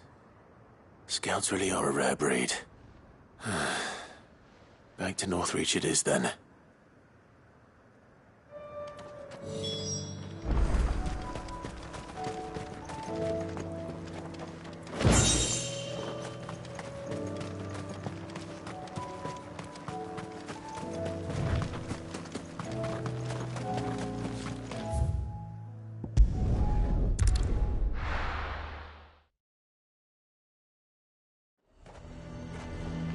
A fortress? Who'd you think?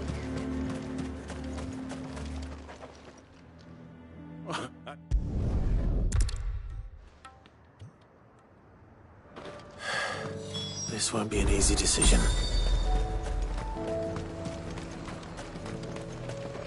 Welcome, welcome.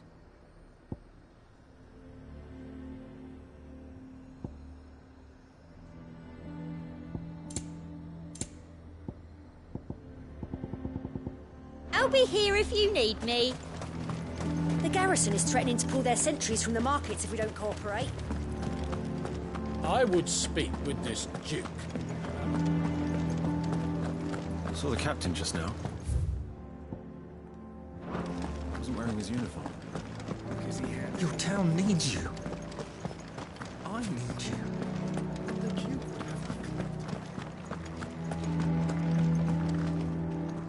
Do you have a moment, Clive? What is it? It's the Duke, unsurprisingly. His Eminence has assumed full control of the garrison and put every able-bodied man to work on the fortifications. The town was left all but unguarded, so Philippe was compelled to form a citizen's watch to fill the void. And though my dear boys have been characteristically willing to assist him in this, they want for bodies. So I was wondering if you would lend them your strength, that the people of Northreach might sleep easier, if only for a few nights. Of course. Whatever you need. Thank you, Clive. What would I do without you? Philippe told me he had men stationed at... Where can I find the mistress of this establishment? Here, my lady. To whom do I have the pleasure of speaking? My name is Sabine, and it is my displeasure to be the daughter of the Duke of Oriflamme, who I understand is causing you and your town no small amount of trouble. I wish to speak to you about what might be done. Very well. Let us speak. I trust you'll forgive me, Clive. Absolutely. Our conversation can wait. Please, proceed. As you know, my father is a most overbearing and supercilious man, and I join you in objecting to his every action. Indeed, I owe you my thanks for continuing to argue against his reckless plans. Yet I fear he is not one to be swayed by reason. No. He must be made to face the consequences of his actions. And who would make him do this? I would. Myself and several other like-minded individuals. Were you to join us, we would surely have the strength to drive him from Northreach for good. Does that not seem a trifle... drastic? Drastic action is precisely what is called for. Unless you are content to see your people downtrodden and dispossessed. My father would have it that citizens exist only to serve the Empire. That they should be forced to make every sacrifice to ensure her revival. But he is wrong. It is not the people who must serve the Empire, but the Empire who must serve her people. He's always been like this, scornful of the opinions of anyone he judged beneath him, but he cannot be allowed to ride roughshod over the common folk any longer. We must fight him, by all possible means. Fight him? No. My purpose is to quell the tension in Northreach, not to stoke it. Respectfully, my lady. Our only chance of saving this town depends upon every one of us uniting against our common enemy. Your father and his followers included. While I understand your frustrations, I cling to the hope that he may yet be won round. False hope, I assure you. But I see that your mind is made up. I shall bother you no longer, if you will extend me the same courtesy. I bid you good day. She certainly has spirit. Indeed.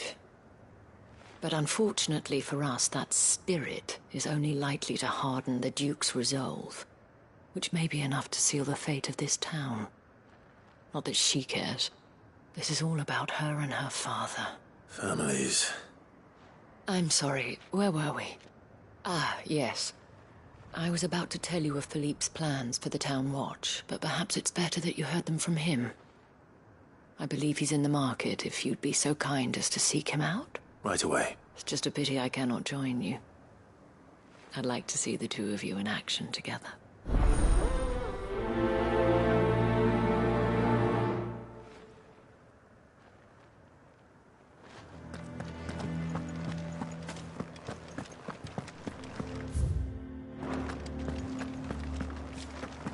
Your Your town needs you. I need you. The Duke would have... Saw the captain just now. Wasn't wearing his uniform. Because he handed it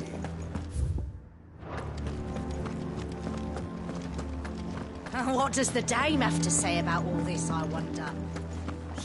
So you are content to abandon the... Please, I beseech you. If you are a true son of Northreach, you must fight to defend your home. That's exactly what I am doing, milady. Or trying to, at least. The land is crawling with fiends, and someone has to keep watch. Even when our true enemy is hiding in the garrison? Fine. You're not the only able-bodied man in Northreach. Thank you so much for your help.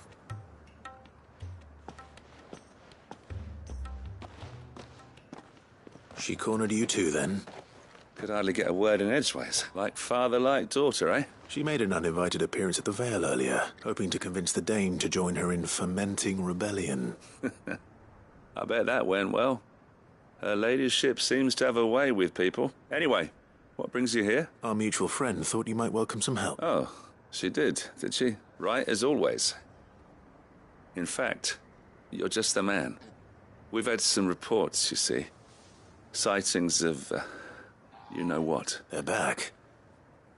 Seems that way. We haven't been able to confirm anything yet, but if you're willing, you could go and see what's what. Right. Where should I look? You know Grieger's Weep? One of the sightings places them somewhere on its shores. I'm on my way. Thank you, Clive. I'll look into one of the other sightings. Let's rendezvous back here later.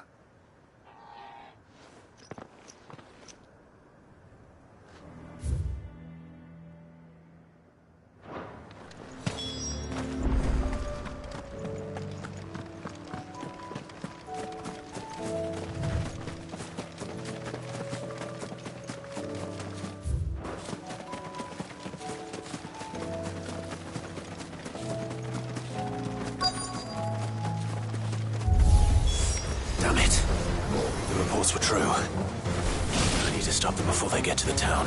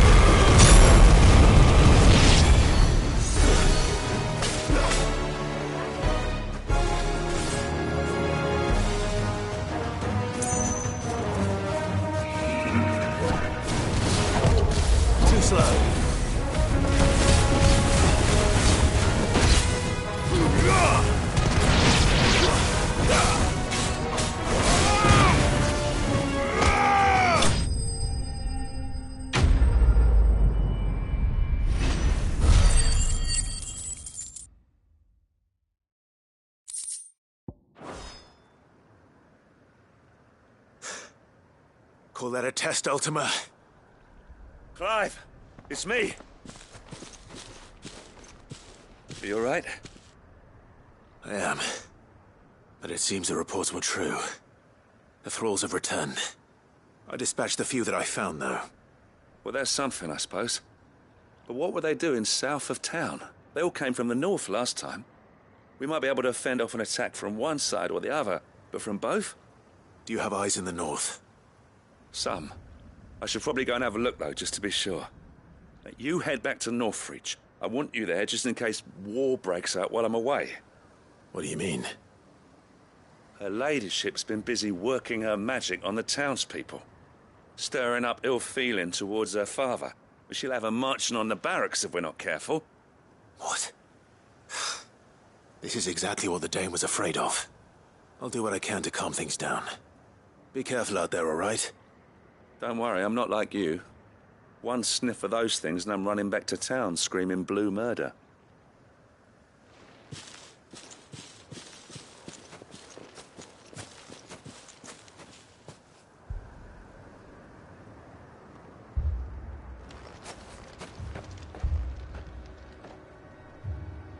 you not see, Father? The people of Northreach have given enough, and only a fool would ask for more. Listen to me, Sabine. Where would our people be without their country, hmm? The Empire is their sword and their shield. It is she that ensures they can live without fear. And now she teeters on the brink. Without their sword, how will the people fight? Without their shield, how will they protect their kin? Can the unarmed stand against the advancing hordes? No. But there is yet hope. A new shield, a new sword. A new empire. We can rebuild Sandbreck, just as Great Grieger wills it. Perhaps we could, Father. But we don't want to. Not if it is built on the broken backs of the people. Please, let us not quarrel in the street. You must see that no good will come of this. Our fight is not with each other, but with the threat that draws ever closer to our gates. A threat that your sword has yet to rid us of, Your Eminence. You will hold your tongue, whore! You may have filled my daughter's head with your heresy, but I will not be corrupted. Corrupted? Your daughter's opinions are her own, as you would know if you had ever deigned to listen to her. At least I hope they are your opinions, and not posturing born of a family feud. Northreach deserves better than that. Northreach deserves better than you, Carla. Yes, I know who you are. The slut of Twinside who bedded a Brandit. Jealous, are you? That a woman might choose a bearer over a pious man of Grieger. Clive! I met a swarm of thralls coming south from Oriflamme. Hundreds of them. Too many to count. No. Work on the fortifications has scarcely begun. We will retreat to Caer Norvent and there make our stand. Did you hear me? That was an order! While this is but a heartfelt plea, let us make our stand here and protect our homes. Protect those that we love. Together, for Northreach!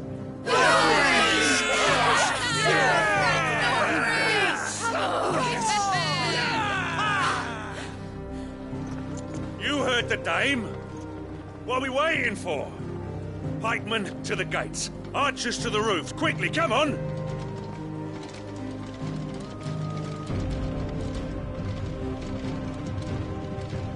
But she is but a common... whore, yes. And we'd follow her to the gates of hell.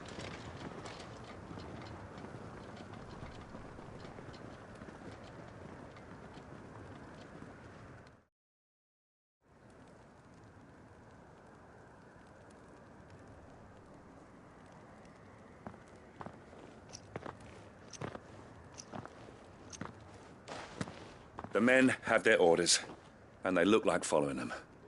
I got them spaced out at regular intervals. Whichever direction the thralls strike from, there'll be someone there to meet them. Thank you, Philippe. Rest assured the people will play their part. The herbalist has donated her stock of medicines to me. Should any of your men be injured, take them to the Vale. We'll see to them there.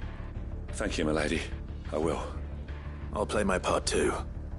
You still want for numbers. Unlike the enemy. I only hope I can go some way to evening the odds. Philippe, can I leave the south in your hands?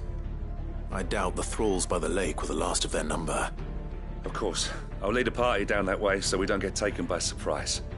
What about you? I'll make my way up the road to Oriflamme. I fought a few of these things.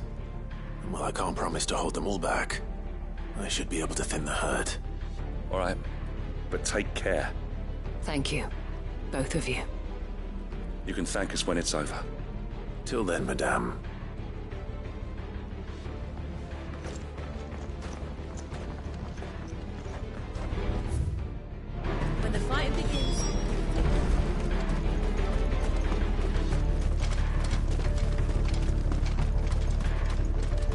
want steel in the hands of every man.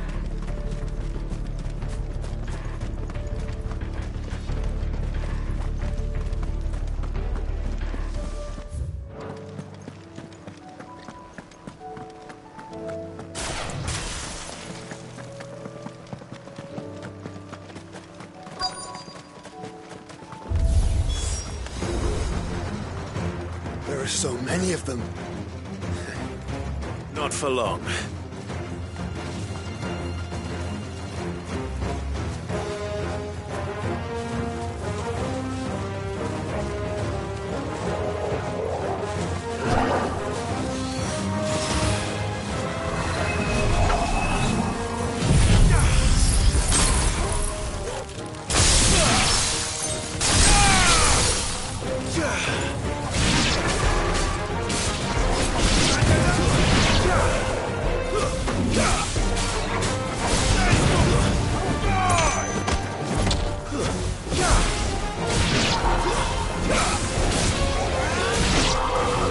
Is it over? No. It's only just begun.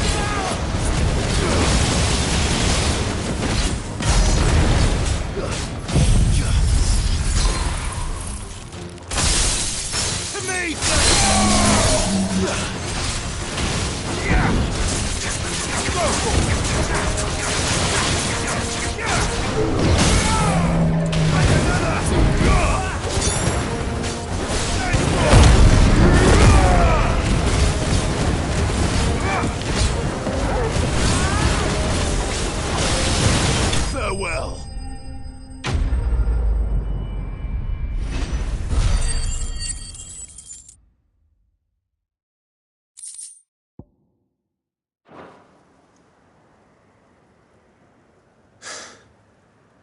That looks to be the last of them. I wonder how the others fared. Better hurry back to town. Come on, Torgal.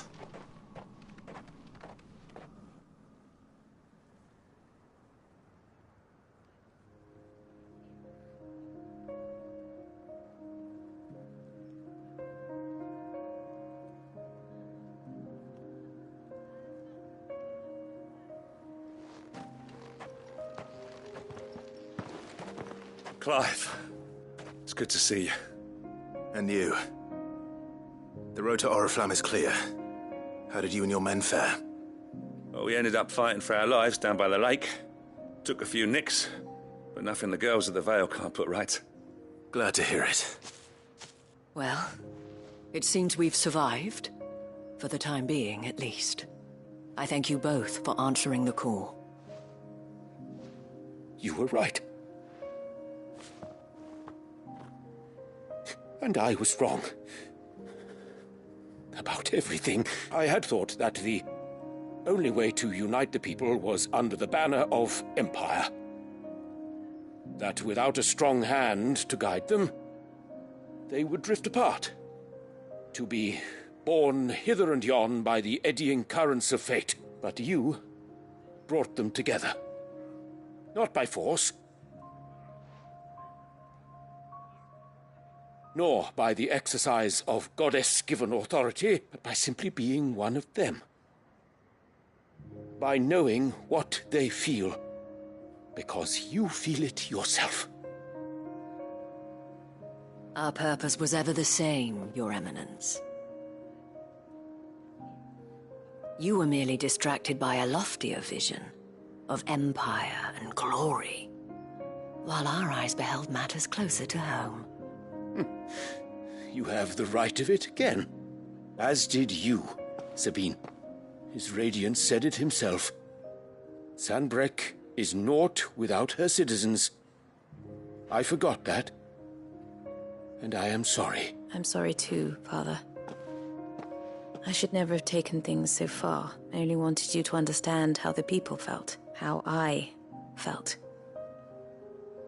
But my anger got the better of me. Do not blame yourself, my dear. This was my doing. I should have listened to you. To all of you. Your Eminence, your ladyship. I do not doubt that you came here with the best of intentions. But I believe the same could be said of us all. We all want safety, security, prosperity. Not just for Northreach, but for the entire realm. And we may yet achieve it. If only we work together. Will you join us in this? Yes. We shall. Thank you, Your Eminence. Now that that is settled, I must go and see to the wounded. The Vale's doors are always open to any soldier in need of relief, and today there are more than ever before.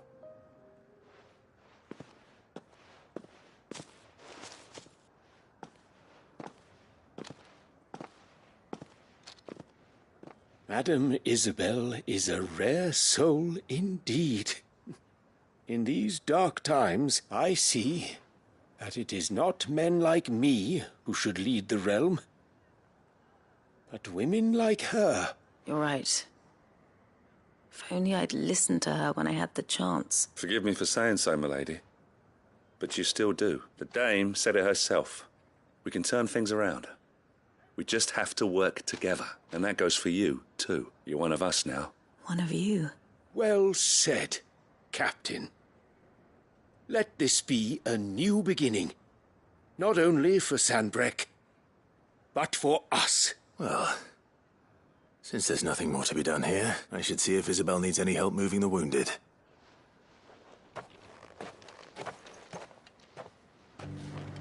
Can we get you anything?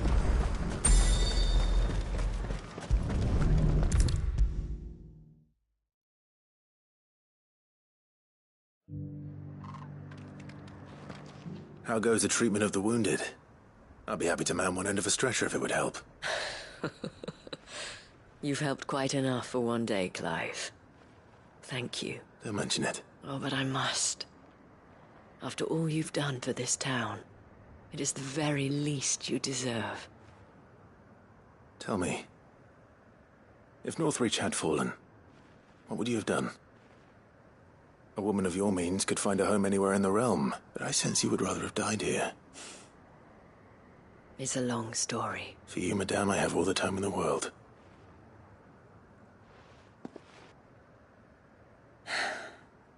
Very well. Long ago, I had a life in the Crystalline Dominion. I was Carla then, courtesan to the nobility. So sought after was I that it was only they who could afford my time. Alas, those halcyon days were not to last. For naive as I was, I fell in love with a bearer. He was my master's guard, the gentlest man I have ever known. After they discovered us together, he was whipped bloody and forbidden from ever looking at me again. And so we fled.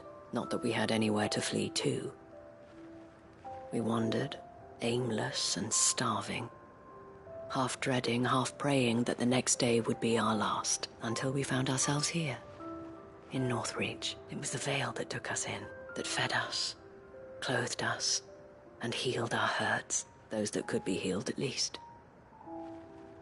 My love was already too far gone. He passed away. He did. Not long after we arrived, but at least we were able to share a few moments of peace before the end. It was the greatest gift I have ever received. But the generosity of this town and her people did not end there. The men and women of the Vale supported me through my grief, shared in it, though I was still a stranger to them. They treated me like a sister. And so I swore that I would always do the same. that I would return the kindness that Northreach showed me, that I would repay my debt to the Vale. Thank you, Isabel, for sharing this with me.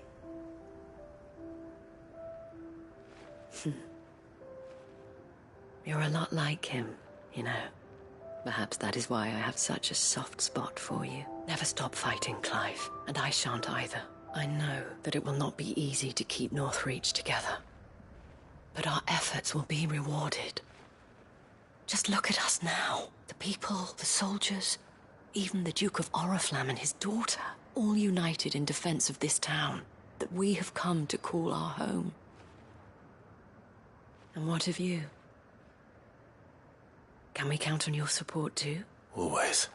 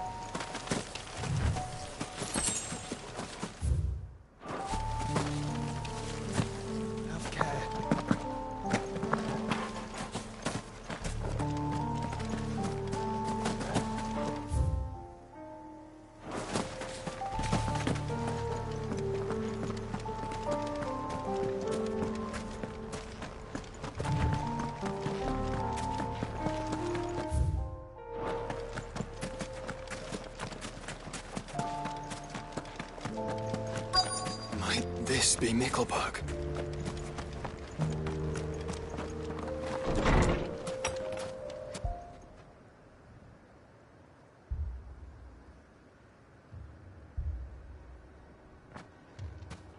These people aren't turned. And the village seems safe enough at least.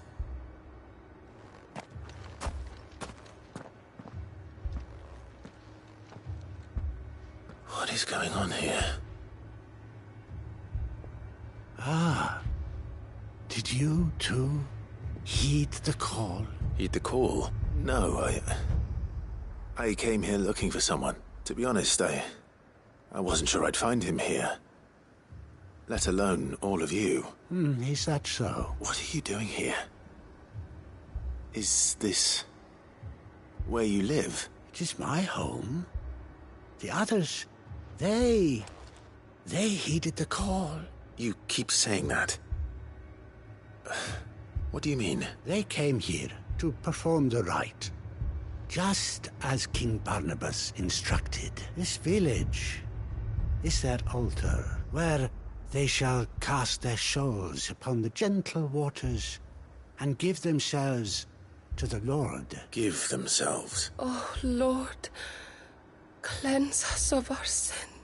Let us be reborn in your loving arms. Free us from the torment of this mortal realm. They want to be saved. Forgive me. But did another foreigner, like me, come here? He was probably wearing a cowl.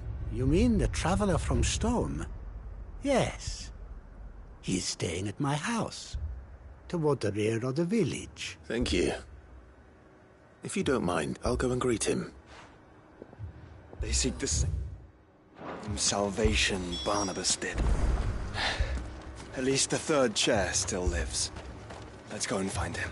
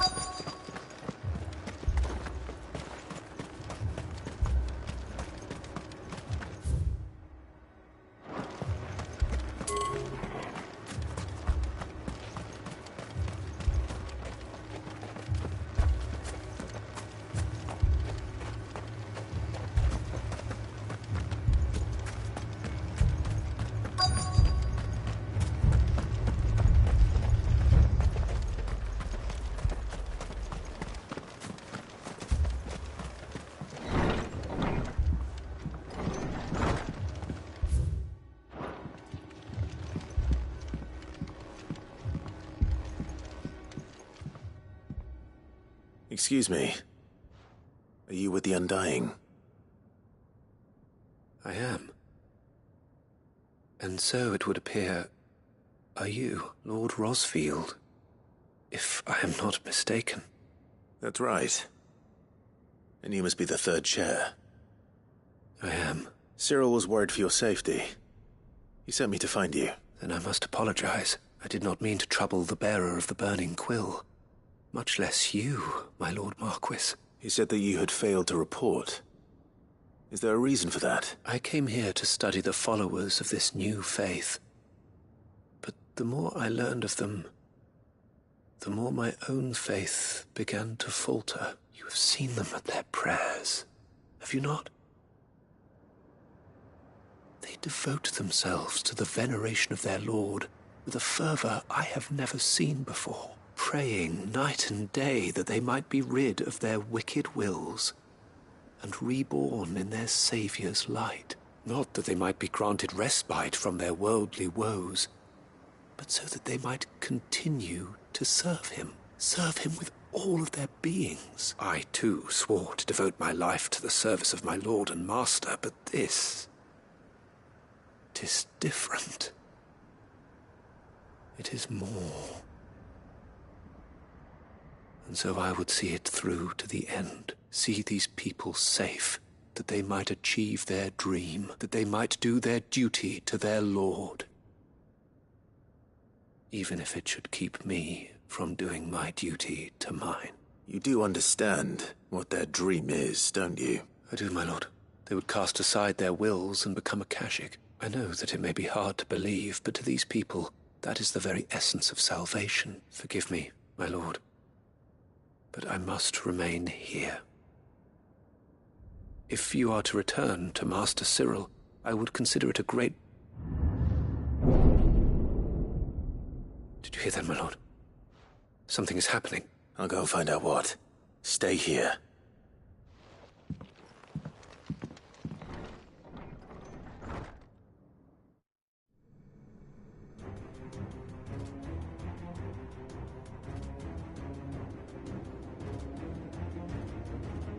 Beneath the flood. Oh no. There must be something I can do.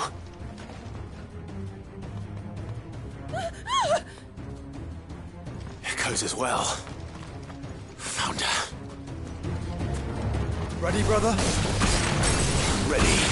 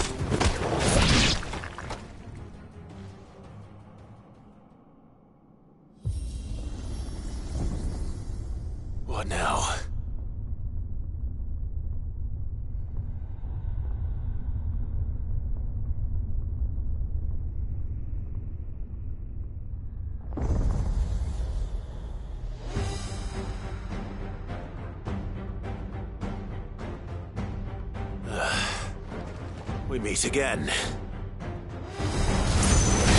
I've killed your kind before.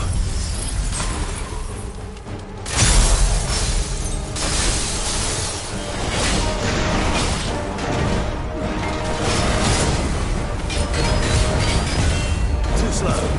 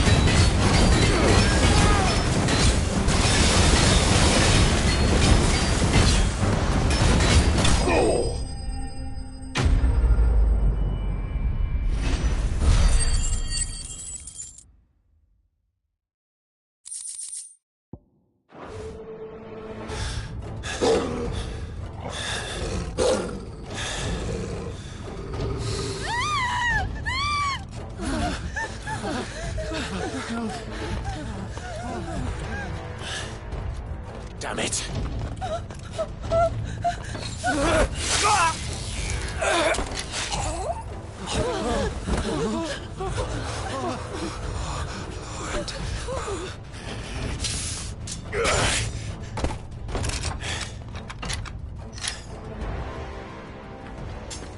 Don't you die. Come on, speak to me. I had to save them, that they might have a chance to find true salvation by devoting themselves to the service of their Lord,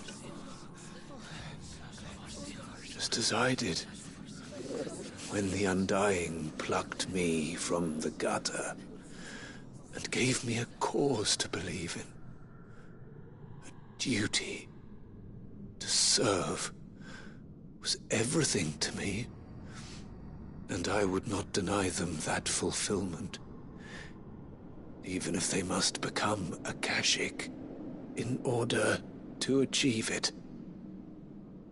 Forgive me, my Lord Marquis. I did not mean to trouble you with this. My findings. Could you deliver them to Master Cyril for me? Of course. Your duty will be done.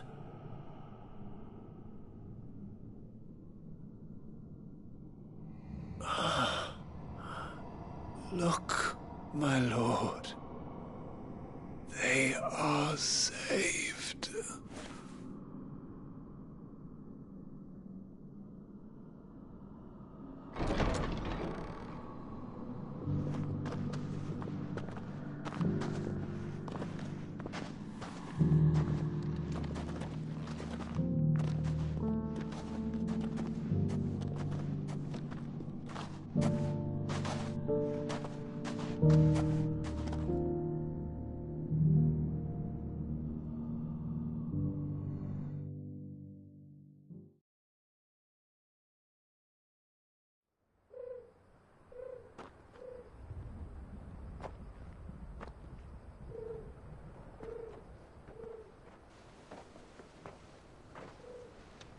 are saved.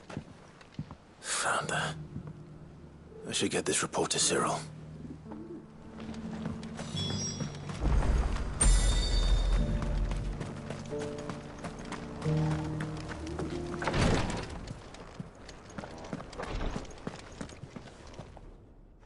My Lord Marquis, welcome back. I am glad to see you hale and whole. I met with your third chair, Cyril. He bade me deliver his findings to you.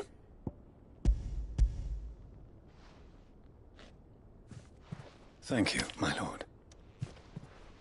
He remained in Ash? He died protecting the villagers from an echo. I buried him in Mickelberg. I'm sorry that I couldn't save him. If you could not save him, no one could. The villagers, they were believers in this savior cult. They prayed to their god that they might be unburdened of their wills. Then an ether flood came, and their wish was granted. Your brother sacrificed himself that they might live, even knowing that that life was death by another name. Then he perished defending liberty. A hero's end. For the right to choose how one dies is no less sacred than the right to choose how one lives. Sid would agree. He wanted to build a world where people could die on their own terms. A noble ambition.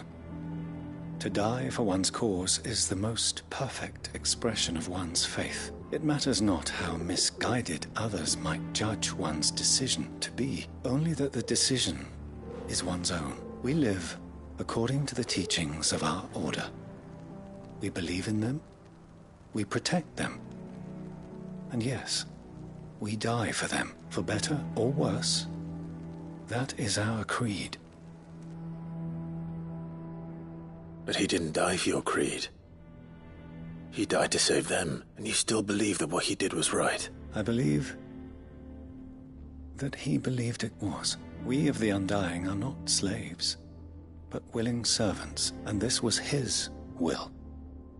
The ultimate expression of it. All right. I'd like to know this man's name, Cyril. To know the names of all the Undying who've fallen in the line of duty. They died serving my house. It's only right that I remember them. That is my duty. Of course. I shall fetch the Book of Martyrs at once. My lord, it has been, and shall ever be, the greatest honor of my life to serve House Rosfield. Though our duties may differ, yours is no less important. I pray with all my heart for your success, and were they here, I have no doubt but that every one of my fallen brothers and sisters would feel the same.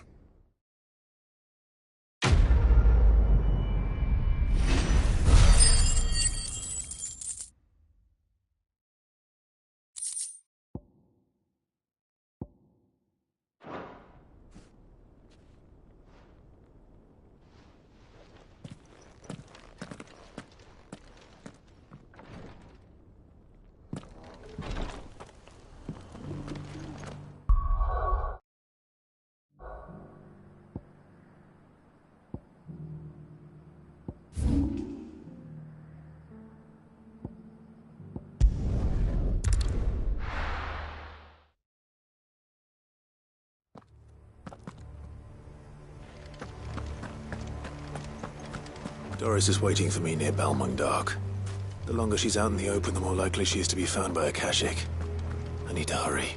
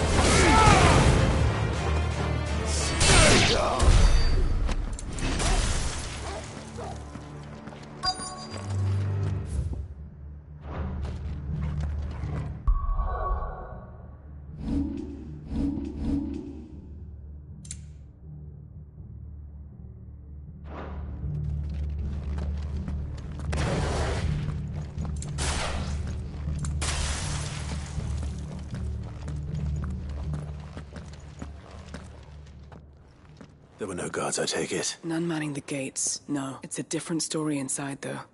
The corridors are crawling with Akashic.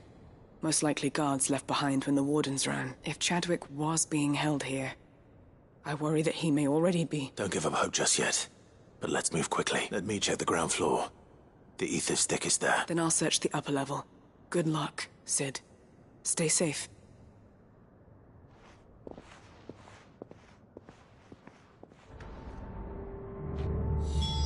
Just how bad are the floods inside the walls? Bad enough to turn a bearer? I hope not. We're risking a lot just being here. Better keep my eyes open for signs of life.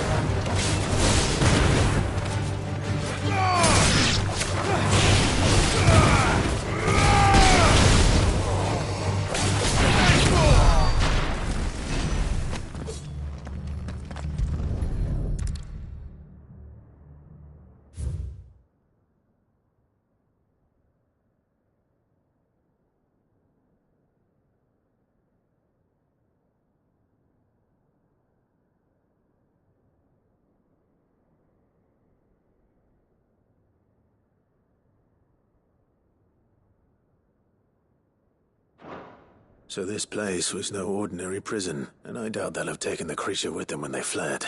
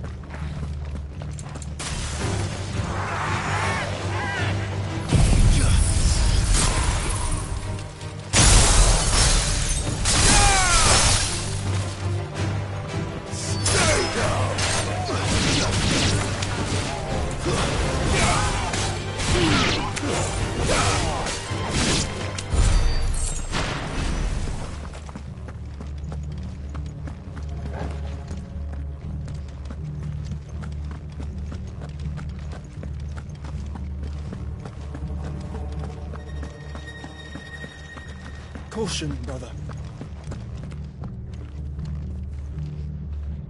No sign of any bearers yet. I hope you have better luck downstairs. Have care.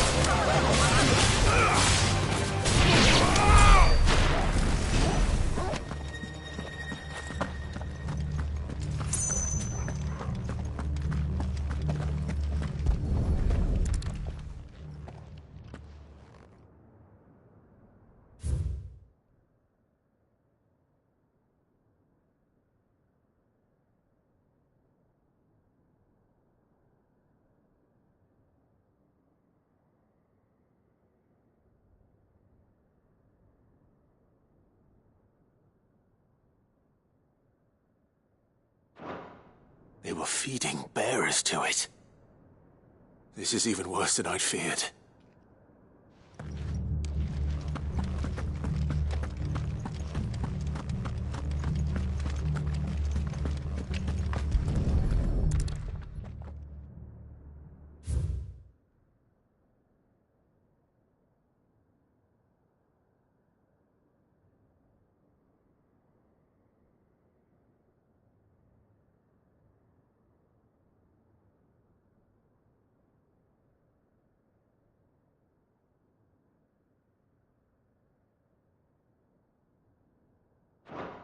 Minimal loss of Waluda lives. And what happens when they run out of bearers? Even the Imperials take better care of their branded than that. Nothing but a Kashyyyk down here. Hopefully things are looking better upstairs. I should go and see how Doris is getting on.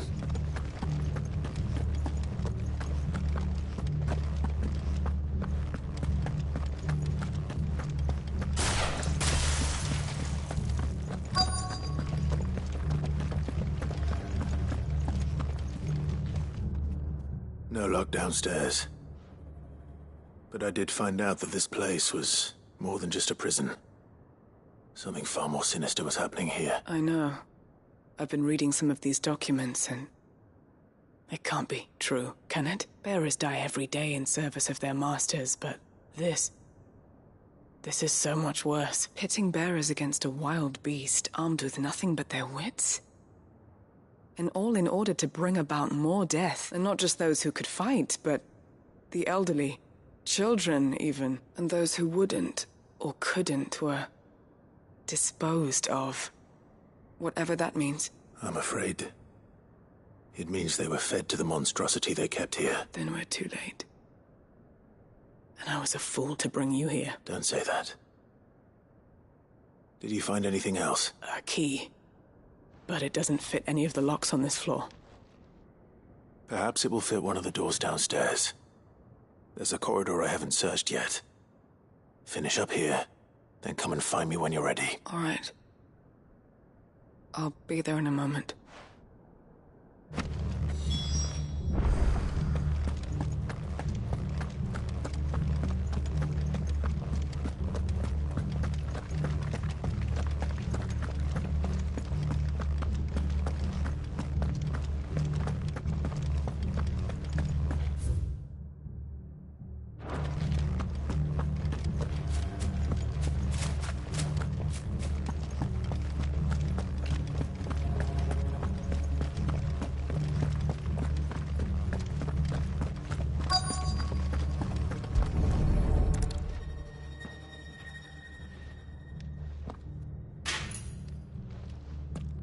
Let's see what we can find down here.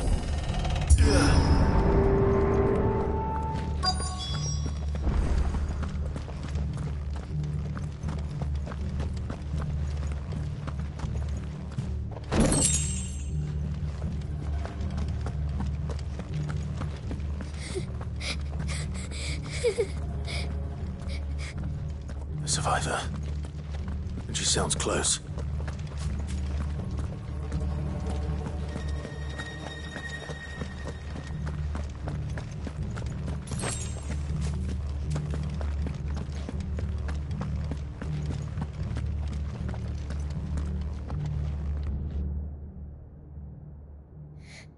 Who are you? There's no need to be afraid. Are you alone? Are there any other survivors? Some of the guards. They're still here. But something's wrong with them. Everyone else was eaten by the monster. Of course there were. Thank the Founder. It was worth our coming. But I'd rather we didn't linger. Are you ready? Ready when you are. You poor thing. He must have been terrified. Did Chadwick send you? What? He fought the monster. Distracted it so I could run away. He must have sent you. He promised to free the others too. Where is he? He opened your cell, didn't he? He wouldn't be here otherwise. Chadwick. Was that? Monster's back! Chadwick, help! We have to get out of here. Doris, keep the girl safe. All right.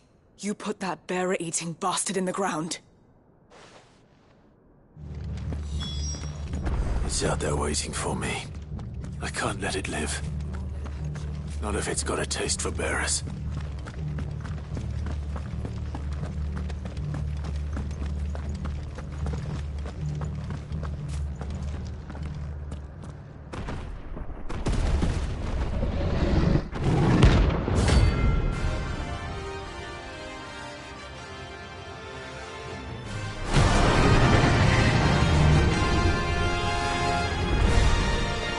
beast will wreak havoc if it ever leaves the prison. I can't let that happen.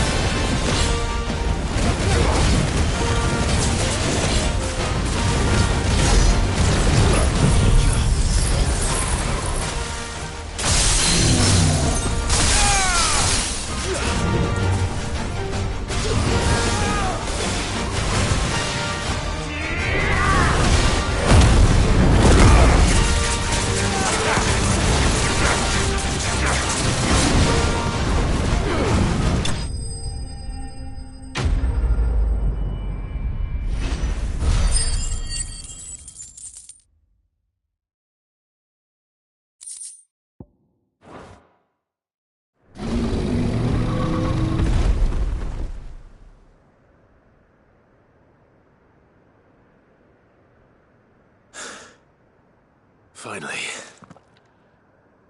Sid, are you hurt? I'm fine. I think.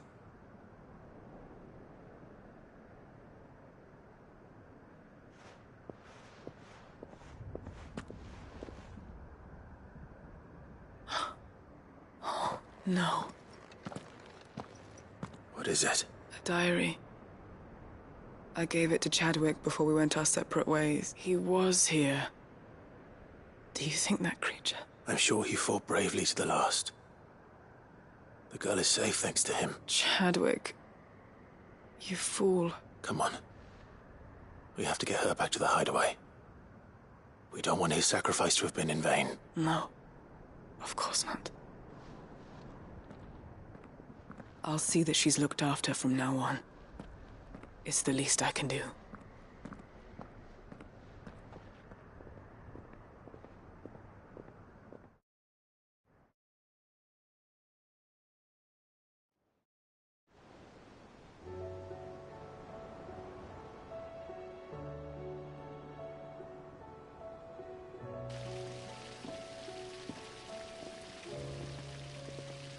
From what I hear, you've barely left the girl's side in days.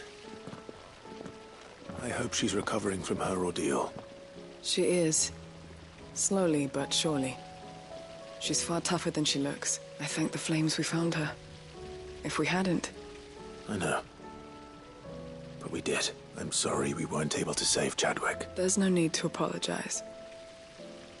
Without your help, I would never have found out what happened to him. How he fought to the bitter end to save her. To save Haida Marie. That's the man I remember.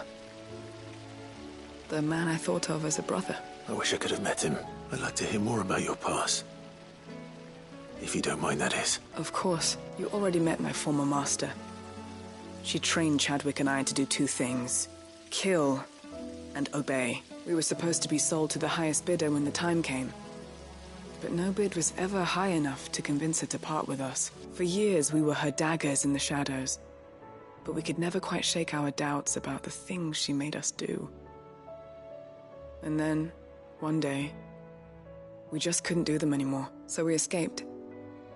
But staying together was out of the question. They would have found us too easily. After so many years of training, the pull to serve was always strong.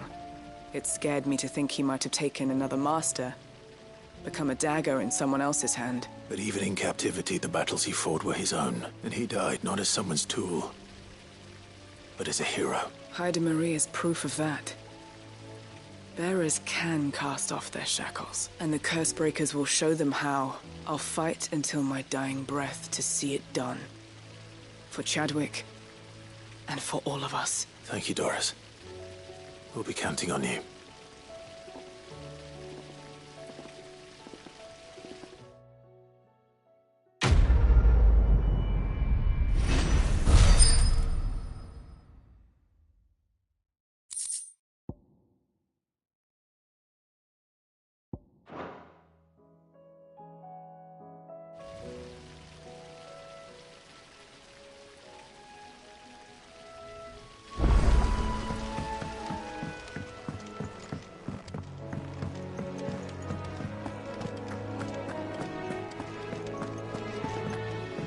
Twinside's hundreds of leagues away. That'd mean the crystal... Welcome to the Patron's Whisper. You earned this. All done?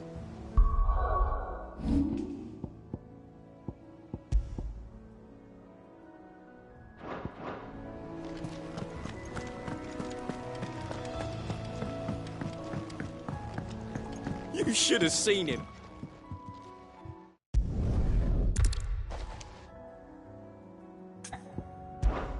Amber lost his nerve in the fight.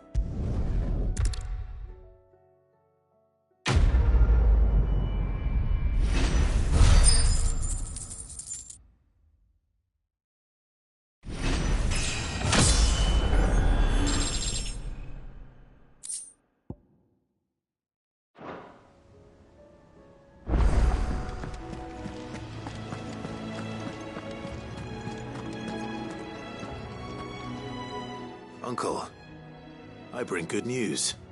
The Field Marshal has agreed to your plan. Ha! Of course he has. I didn't doubt you for a moment, dear boy. Rutherford is accompanying him back to your manor in Porter's Alder as we speak. They will await your return there. As will one other. One other? Who, exactly? Lord Havel was concerned that even if he could get the realm's armies to agree to an accord, he might not be as successful in convincing those with political power. He asked if I might have a solution. And I suggested a certain Imperial Lord Magistrate turned Liberator. One of your co-conspirators? Master Quinton would probably call me one of his. But yes. Another outlaw, then. Just the thing we need to put these rotten politicos in their places. Good thinking, Clive. I'm glad you approve. The more the merrier, eh?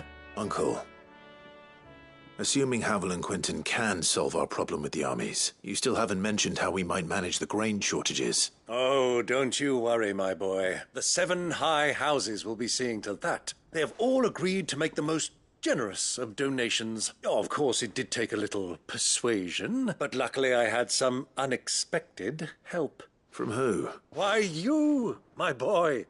Rumor has it that you rescued the Lady Ariane's head steward Rockford from a horde of bloodthirsty bandits. It was more of a handful. Well, the old battle axe was so pleased, she had a shipload of talents delivered to my private docks by the next new moon. And when the other houses saw the parsimonious old crone's purse strings finally loosen, they as good as tripped over themselves in the rush to follow suit. I'm happy to hear it. Now, I must be getting back to the manor. Join us there at your earliest convenience, would you? Of course, Uncle.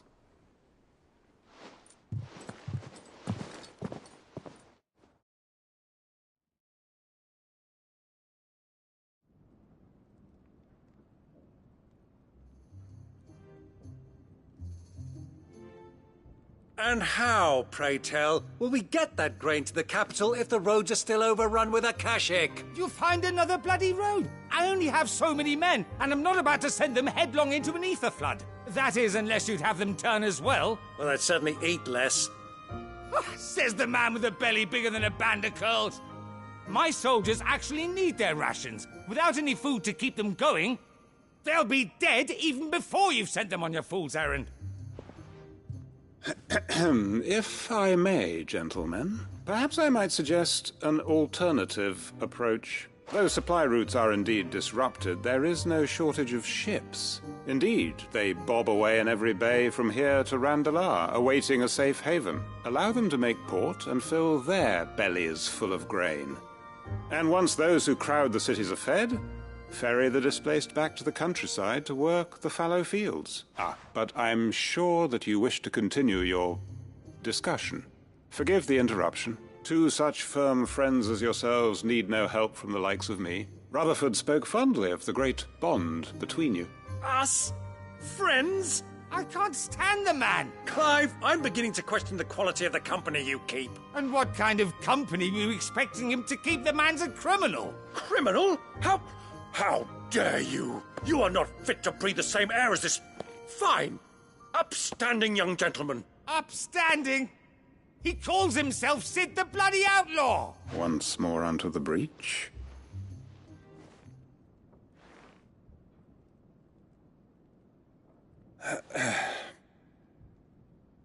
Shall we begin again?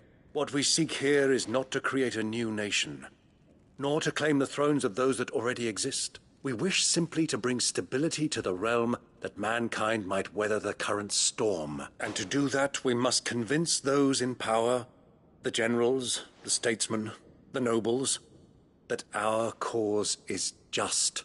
There will be disagreements, yes. And I imagine some resistance, much resistance. But we cannot let that deter us. If we show them the path, show them that we walk it ourselves, then I am confident they will follow. The fate of the world lies in my nephew's hands, but the well-being of her people lies in ours. And we must not squander the chance that Clive has given us. Uncle Byron, Now, with that settled, let's move on to the signing of the Accord. For what great moment in history hasn't been accompanied by a little ceremony?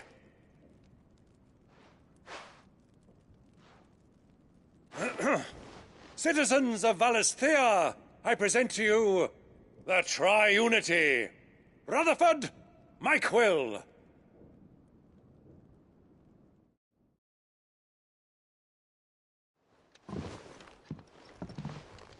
Well, my boy, the stage is set. That it is. This is the role you were born for. Now I ask only that you trust in the talents of your supporting cast. We shall play our parts to the best of our abilities, that you might have the opportunity to shine. The realm needs its Sir Crandall. And there is no better Crandall than you, Clive.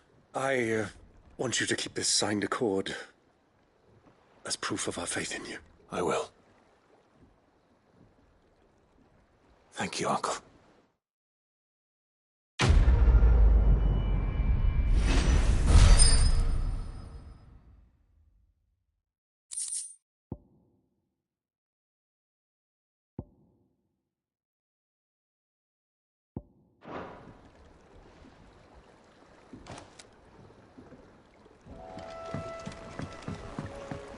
What do you think that thing is? And how the hell is Sid gonna deal with that?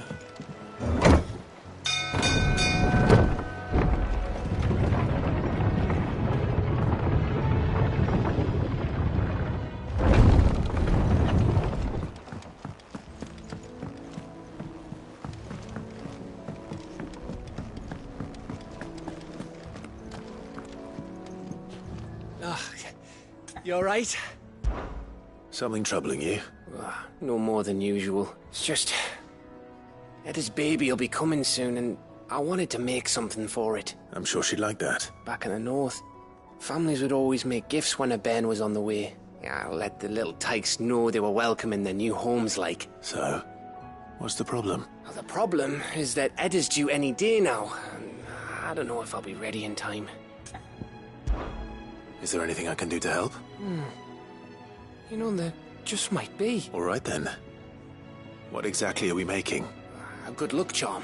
But not just any good luck charm. Not just any. No. One made from the feather of a silver chocobo. There's naught luckier in all the realm, or So we used to say back home anyway. Thing is, they're hard to come by.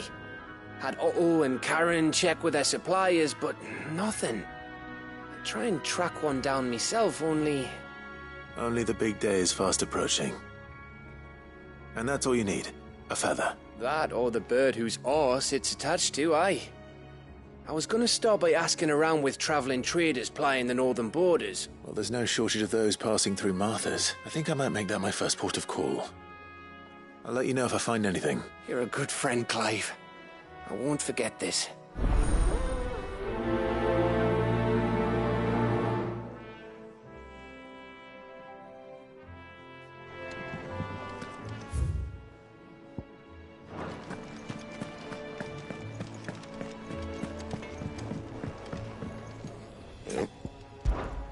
What do you want?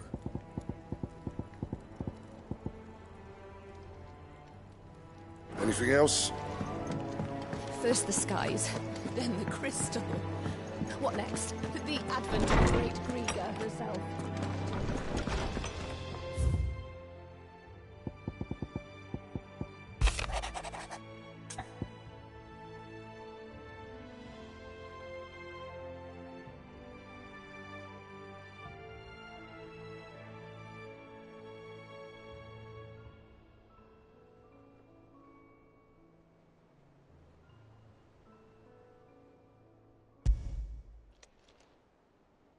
If Joshua's worried about Jill, I should go and speak with him.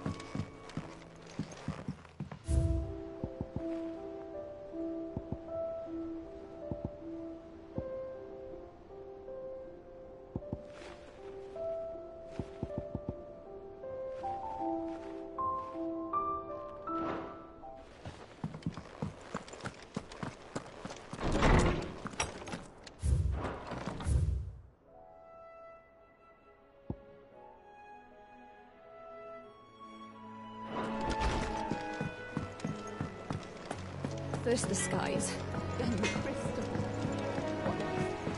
Say what you will. Lady Karen has seen our...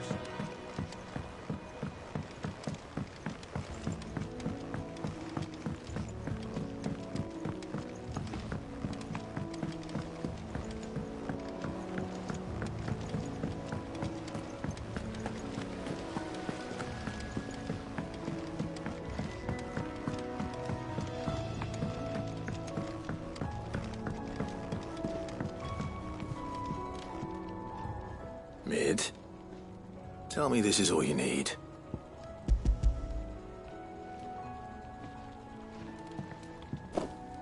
Aw, you make it sound like I asked you to save the world or something. Tell me this is all you need. It's most of what I need. After you left, I went over the figures again, and I realised I'd forgotten a 1 and a 0. And a cogwheel. Just a tiny one. Though, that's the problem. Gears that small are a bastard to make, and I may have lost the one Blackthorn spent a fortnight toiling over. wait. The children. When they took apart your scales, there was a tiny brass gear.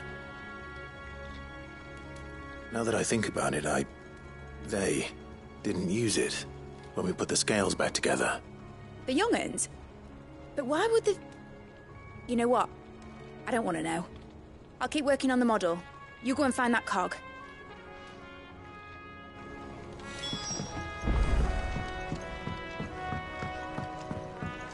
Has Midadol mentioned a new project yet? Not exactly.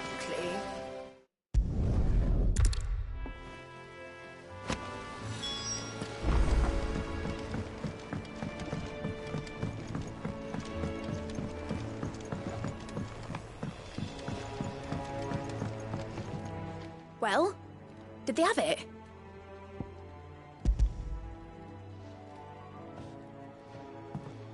They did. And they kept it somewhere nice and safe. Will it work? Will it work? He's perfect!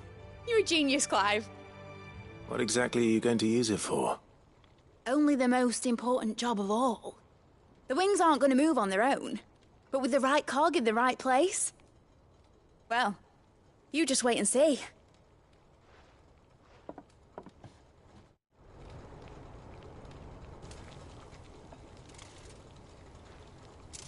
That should do it.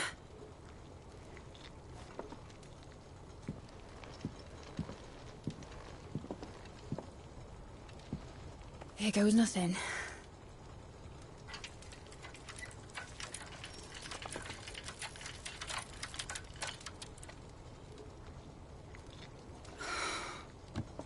Titan's tits. It wasn't supposed to fly, was it? Of course it was supposed to fly. Wouldn't be much of an airship if it didn't. Honestly, these bloody engines are driving me mad. I was so sure this would be the day she soared. The Mithril engine was made to make dreams come true. But maybe this is one dream the world's better off without. Show folk how to take flying. It won't be long till they're raining death down on each other. People will lose their homes, children, their mums and their dads. Like I lost mine. I'm sorry. So am I, Clive.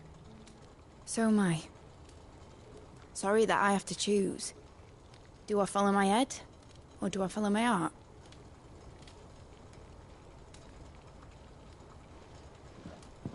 Good question.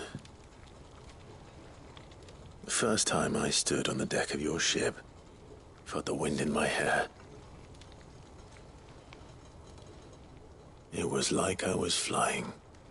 But imagine how it would feel to actually do it. My dad always said there were two ways of living life. Chasing a dream or shuffling to your grave. And he were right. Right about a lot of things. Not that I like to admit it. People need dreams to chase. Especially in a world like this.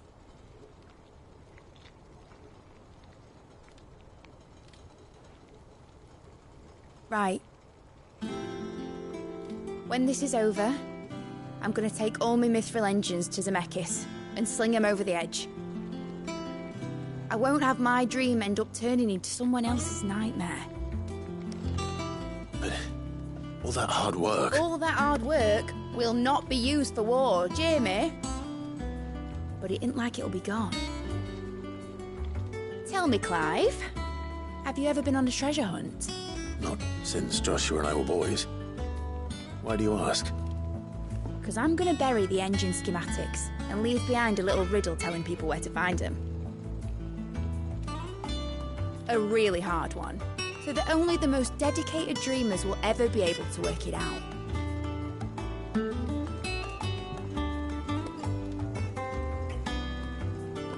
Ooh, I can picture it now. Some daft general squinting at the words with a gormless expression on his mug. Like that one, yeah. Right.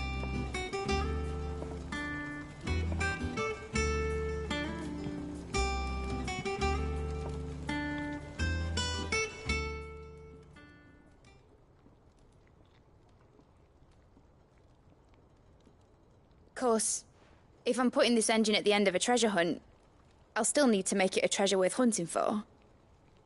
Won't be much of a prize if it couldn't even make a toy boat fly after all. My dad always said, dream big. But it ain't the size of a dream that's important, is it, Clive? Only that it's a good one. And I reckon I've got a fair few good uns left in me. I'm sure you do.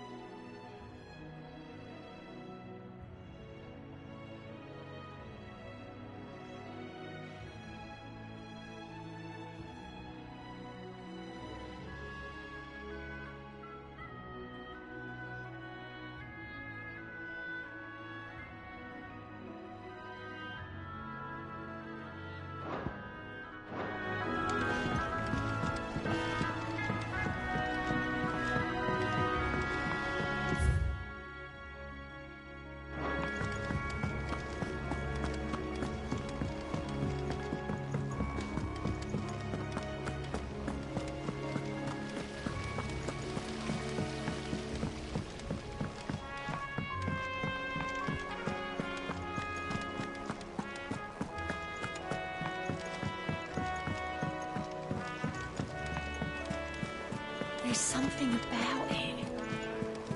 I feel like it's... Joshua, I read your message. You're right. Jill is different. I don't think I'd realized how different, but since we returned from Drake's spine, I've felt it more and more. I suppose it's not hard to imagine why. She doesn't think she belongs anymore. And that's why we need to remind her she is still one of us. To let her know that we still need her. Now more than ever. That you still need her. But how to do that? When last we were truly close, we were but children. Of course. Do you remember the time we accompanied Father on his annual tour of the duchy, and Jill and I broke from the procession to ride up Man's Hill? To see the snow daisies, I remember. It was the first time Father had allowed us to join him. And when he realized you were missing, he had the entire retinue down to the pot boys combing the countryside. In the rain. A thunderstorm forced us to take refuge in a grove of oaks before we'd even made it halfway there. It was the Lord Commander who finally found us, and needless to say, he was none too pleased. Then it seems you and Jill have unfinished business. What do you say? Man's Hill. It's not that far. Oh, true. Though I suspect it is also much changed. Little in southern Rosaria remains as it was when we were children. You're saying I should go and scout the area for bandits? I'm saying we should first go and see if there are actually still any snow daisies left. What would you do without me, Clive?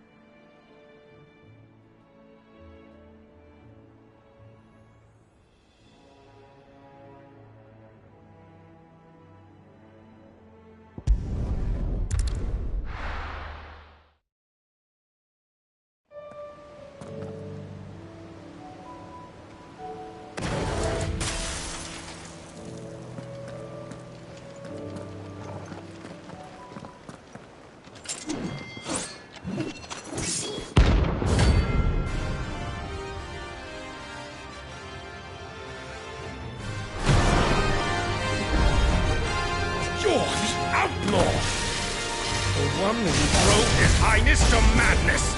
On your knees! What? He hasn't heard.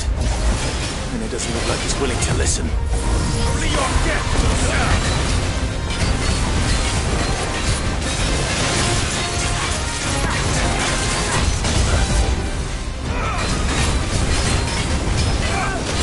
It's all your fault!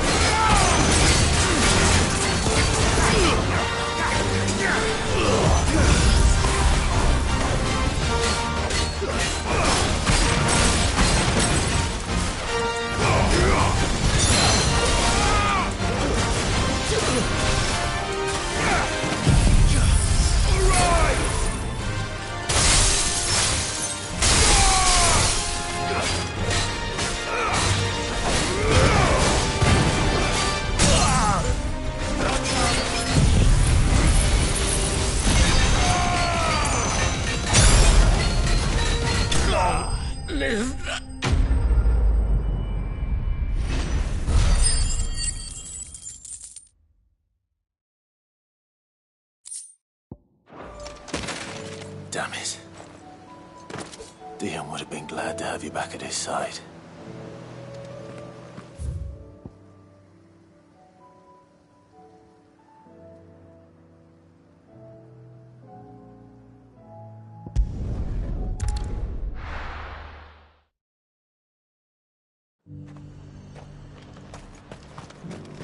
And how might I help the garrison today?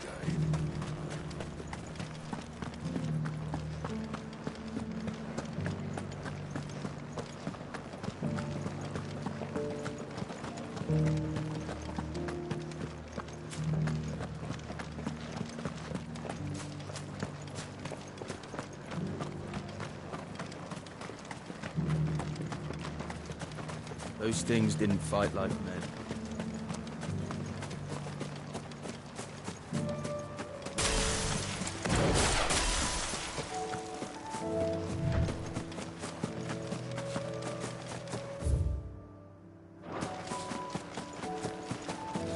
Have care.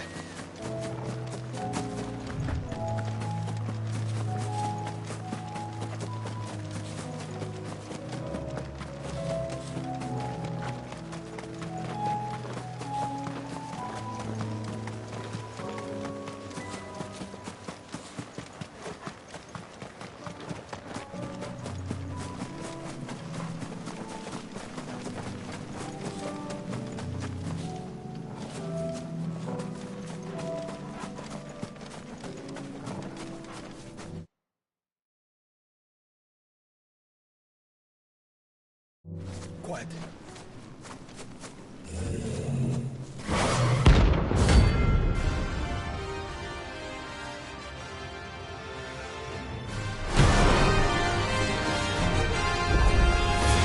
Not another one.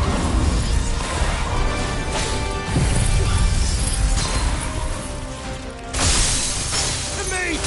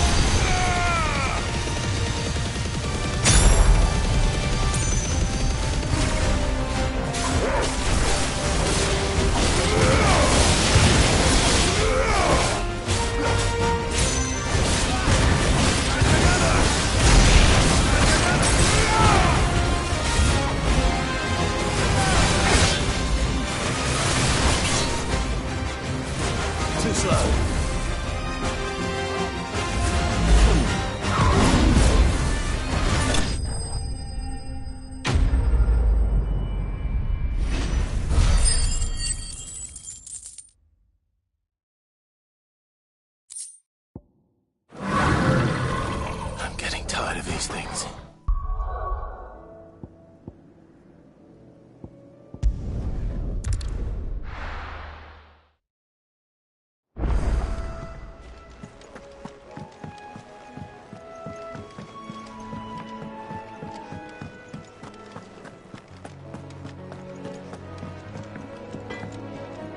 Trouble with your gear, or...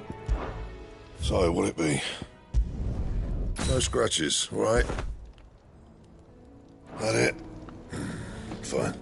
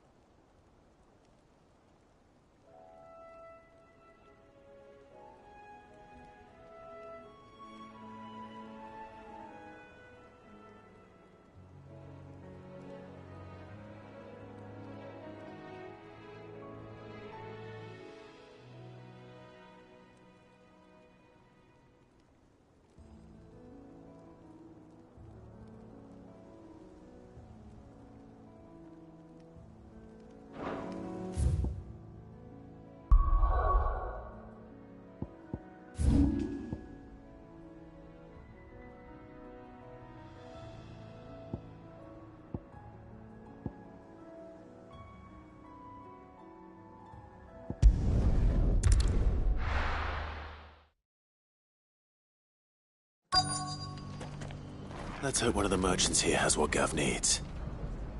Excuse me.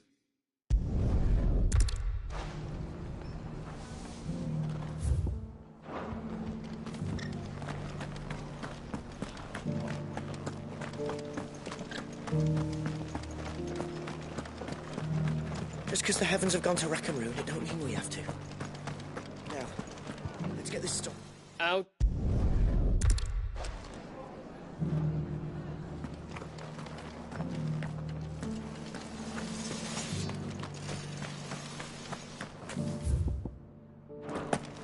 It doesn't still hurt, does it?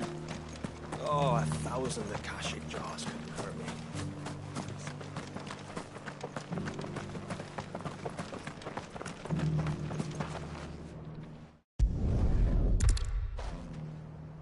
A silver chocobo sighted in the hills near Rhiannon's Ride. It sounds almost too good to be true. But since I'm already here...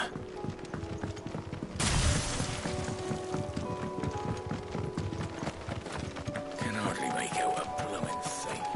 Oh, for a sunny...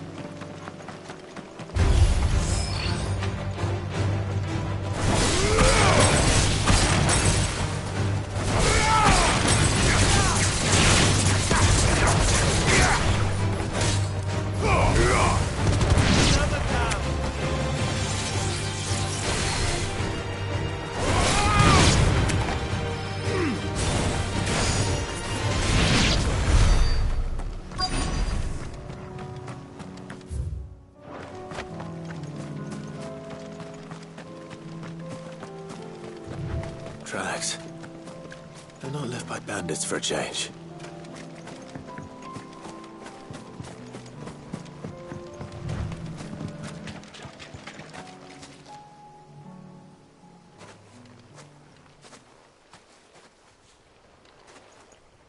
More tracks. And these look fresh. The chocobo was here. And recently. Perhaps it still is.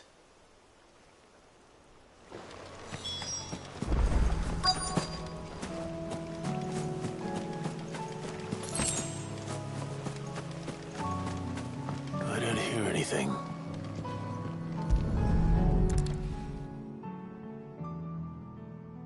Well, I'll be damned.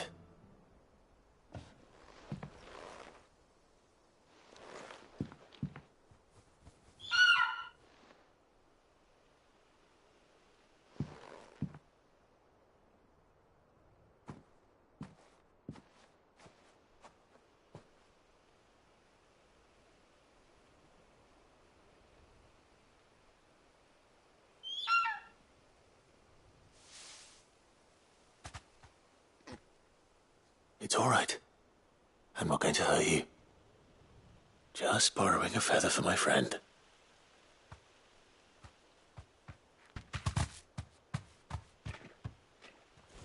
Thank you. Let's get this back to Gav before they change their minds.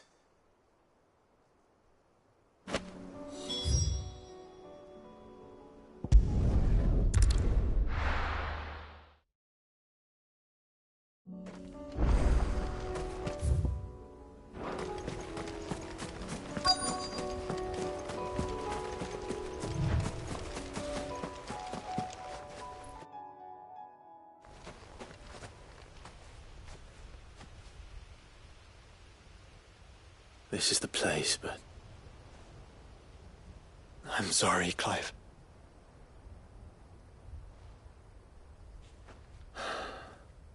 There's nowhere been spared. What do we do now? We keep looking. Man's Hill cannot be the only place where snow daisies grow. Perhaps, but... it's the only place I know of. Knew of. Then why not ask someone who might know of another? Someone in the backyard? To the hideaway, then.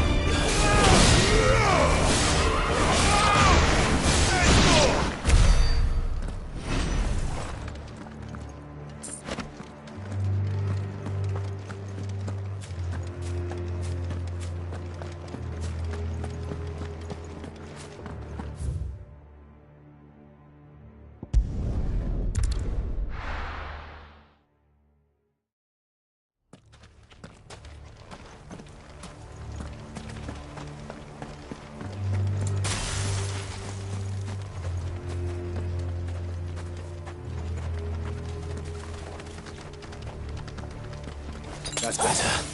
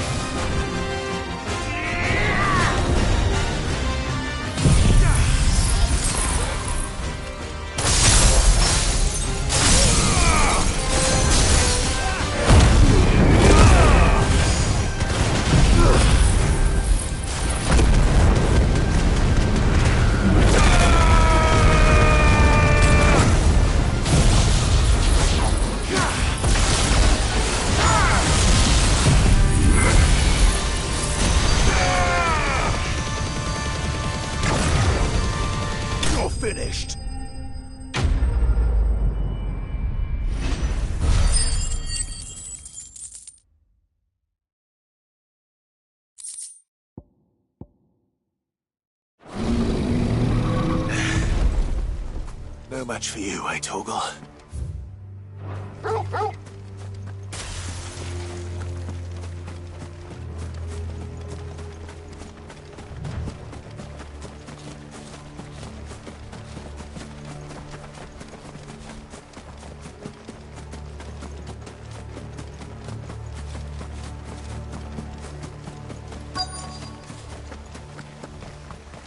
The entire village looks abandoned.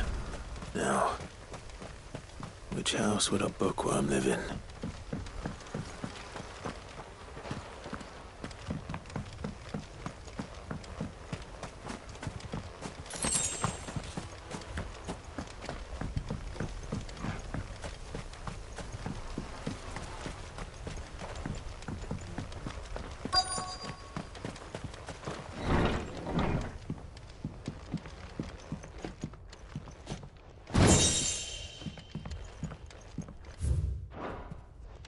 This is a Royal Army log. Interests were certainly varied. This is it. But if what it says is true, I need to get this back to the hideaway.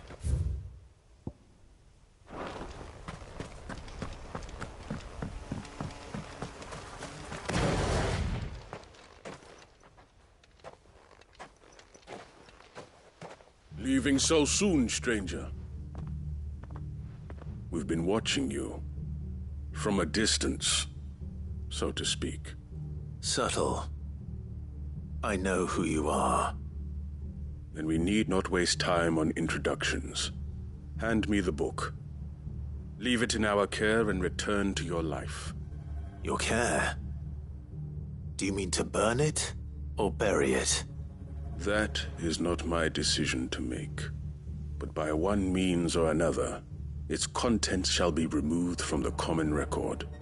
Then I'll have to politely refuse. I won't let you erase our history. Then we find ourselves at an impasse. Very well. The book can just as easily be pried from your dead hand.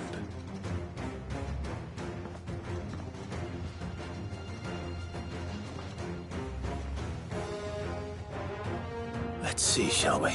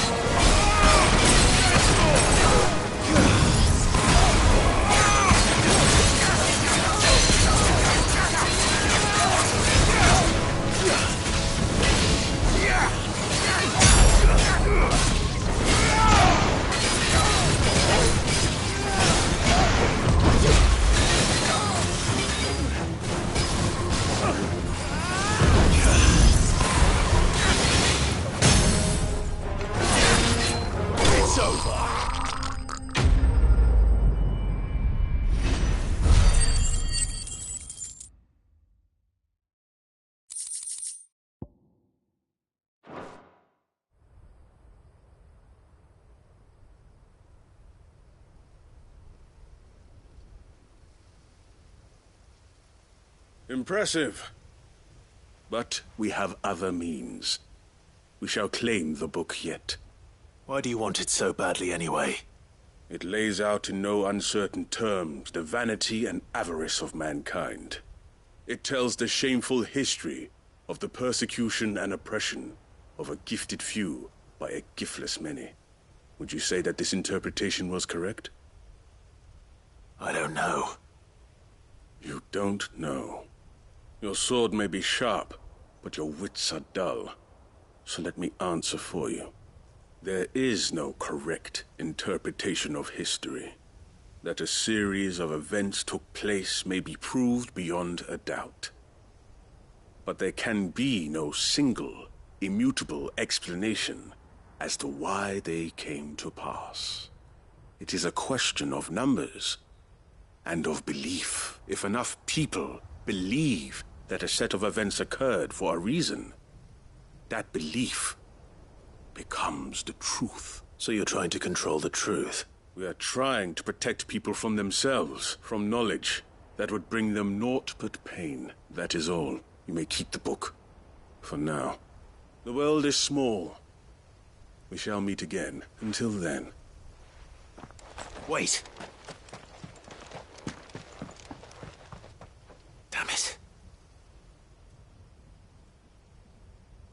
Let's get this back to Vivian. Perhaps she can explain what that was all about.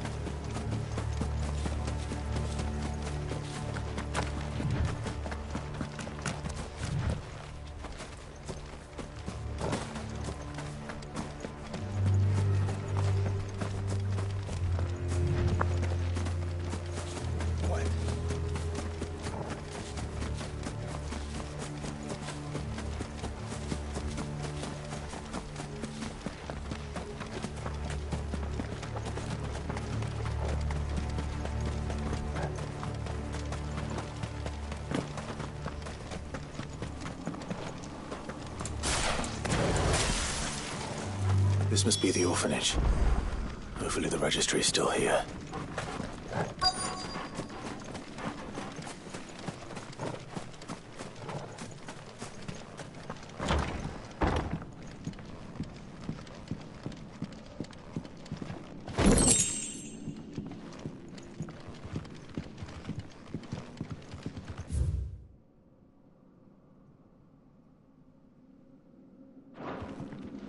Conditioning. This is nothing short of torture.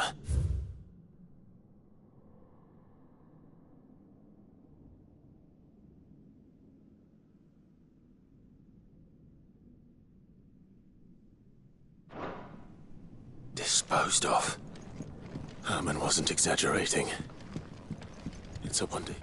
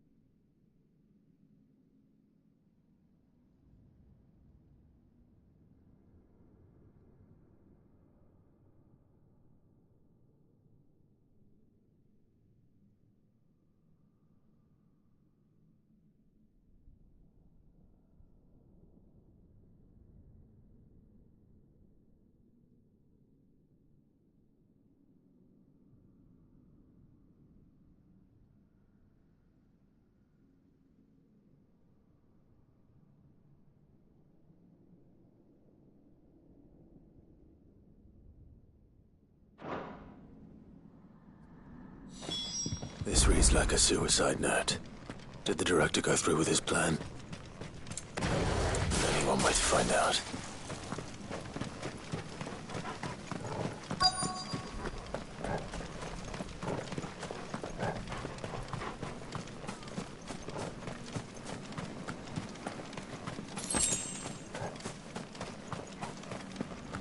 perfect white tree. This must be the place.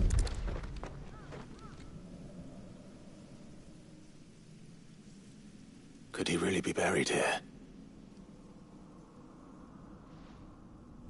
There's something hidden among the roots. Let's see.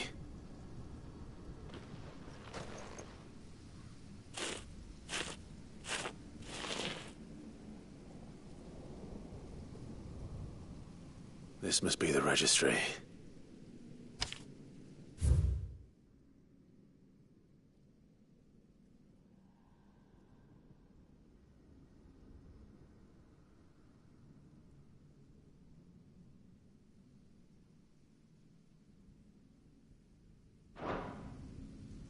So many names. This place was a slaughterhouse. And where is the architect of all this misery?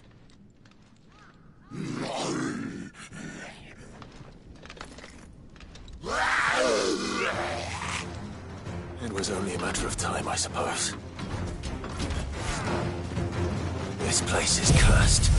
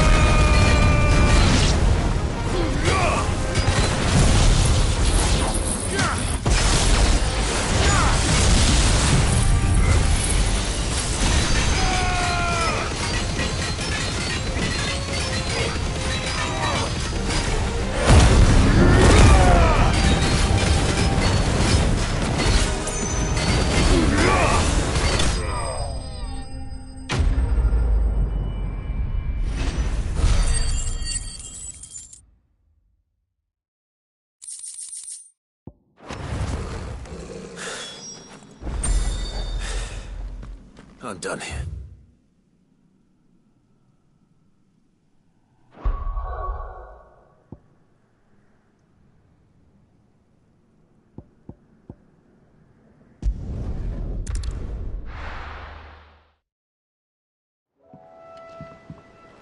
Let's hope one of the gardeners knows where to find snow daisies.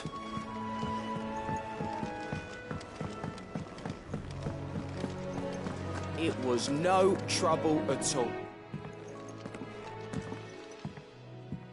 Clive, you're back. How'd you get on? Any luck? Any luck, you say?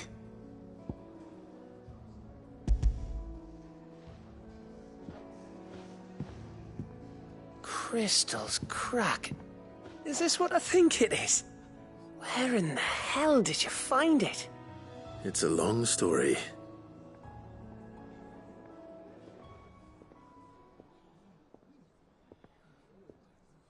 Right there on the road to Eastpool. Who'd have thought it? Everything up there's been abandoned for years. The empty cabin made for the perfect shelter. Though I fear my presence may have forced the poor creatures to look elsewhere. Don't blame yourself, Clive. The Blight's right on Eastpool's doorstep. They'd have had to move on before long, even if you hadn't have turned up. They'll find a new home. Trust me. After all, that's what us endangered animals do. Anyway, what matters is, you managed to nick us one of their quills before they could run off. And now all that's left is to fix it to the carving. I didn't know you could carve. Reckon there's a lot you don't know about me. Like the fact I'm as good with a whittling knife as I am with a sword. And that bone Ember gave me's a dream to work with. What did you say it was from again? An Avis? But it weren't your Avis, Sid. I slew one of my own at last. So all those long nights in the pit finally bore fruit. I'm proud of you, Ember. Don't speak too soon. I ain't done my trial yet. There we go. What do you think? I think if you ever hang up your scouting cap, you'll be able to make an honest living. Oh, will I? I should go and see if Ed is awake. Give it my best. You can give it to yourself. Come on.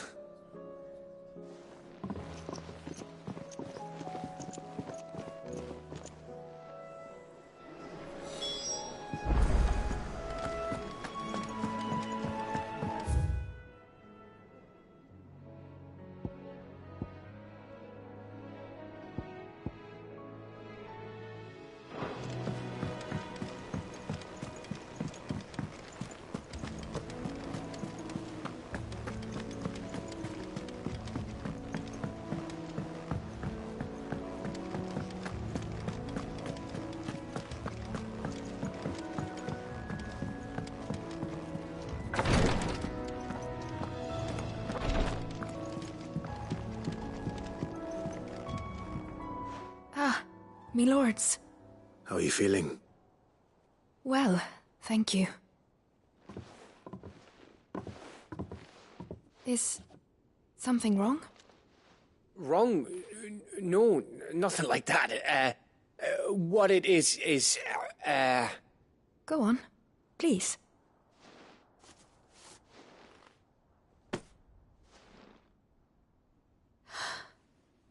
It's beautiful. Did you make it? We did. Aye. It's from all of us here at the Hideaway. Your new family, like. It's a good luck charm. We may come up north when a band's on the way. I mean a baby. To let him know that they're part of the family too. Oh, I hope you like it. I don't know what to say. I thank you, me lords, for everything. If there's anything you need, just let us know. I will. Clive, fancy a swift off? I'm thirsty. I could be convinced.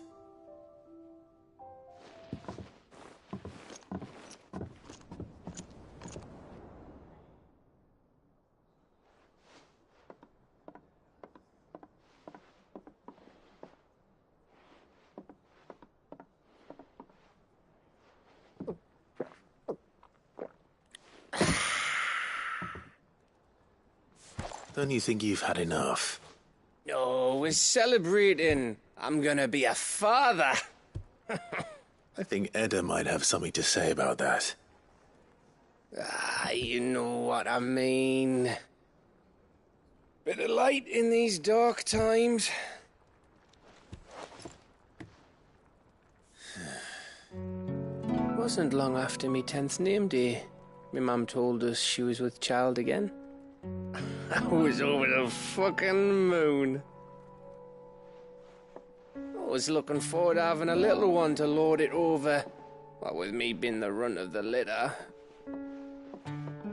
Thought I'd finally have a chance to prove to the world that I could be a big brother.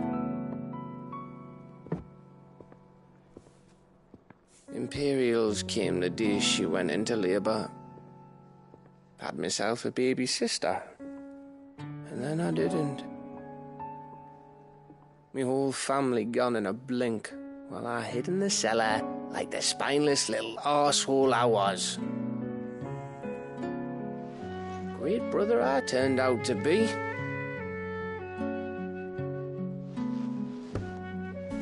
I'll never be a leader. And I'll never be a hero. I'm just a daft little dog who comes running when his master calls. I'll never be like you, or Sid, or Jill, or even Torgal. Have you finished? Maybe.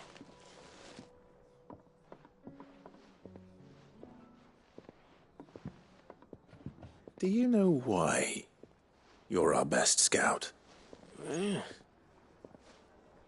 Because you don't need anyone to hold your hand. Without your resourcefulness, your courage, your determination, I don't know where we'd be. Maybe hanging off a cliff like, That was only the once. Exactly. You learned from it. And here you are after Founder knows how many missions, stronger for everyone. And let's not forget Rosalith. Who was it who freed me from the dungeon? Who was it who ran to Jill's rescue? That would be me. Because you're our brother, Gav. My brother.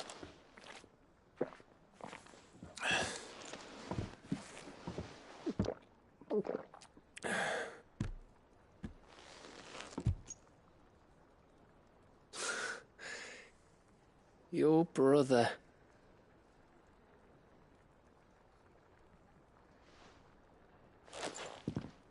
Which means that when the time comes,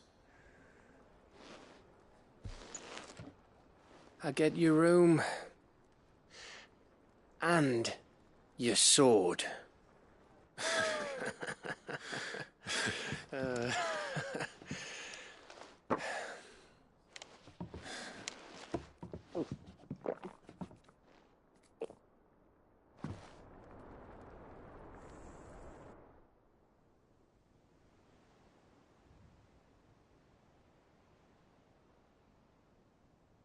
I may have had one too many. You may have had 10 too many. I said I was thirsty. Better get back to work anyway. After I walk this off. Clive? What is it? Thanks for, you know. I know.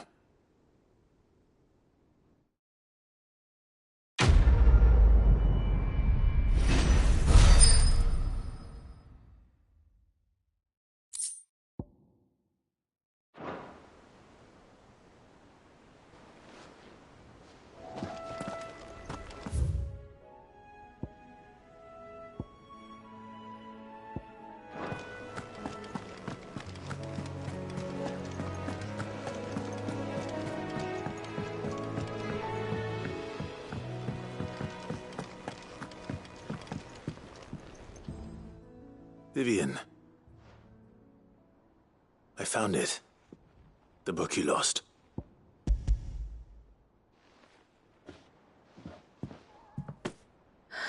You found it. Thank you, Clive. Even though I asked this of you, I was not entirely sure it would be possible. I feared the executors had seized every copy. I met with one of these executors, and I convinced him to let me keep it. He told me something. That the truth is just a matter of collective belief, and that if enough people believe a lie, that lie becomes the truth. It does. But it also means that the truth is not immutable. That it can be changed, provided that those who wish to change it can convince enough people that their perspective is the correct one. As the sad history of the bearers proves. You said that the book inspired you to become a scholar. It did. Or its author, rather. She was a heretic, you see. A firebrand and a dissenter.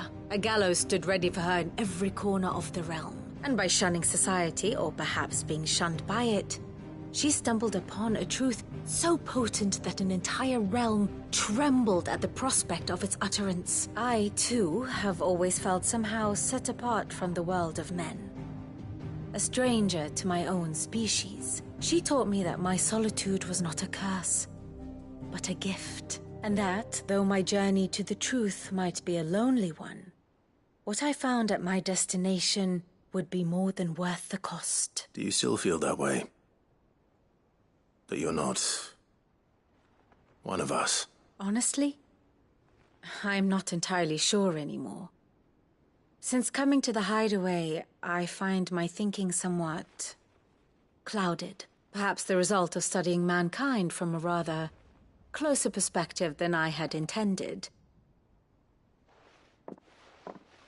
But the more I study, the more I find value in this perspective. In looking not from the outside, but from within. So if you'll permit me, I'd like to continue my work here. Remember, Clive, when enough people believe, belief begets truth. Give the men and women of this benighted world the gift of truth. Make them believe in you, as I do. I'll try, Vivian. I'll try.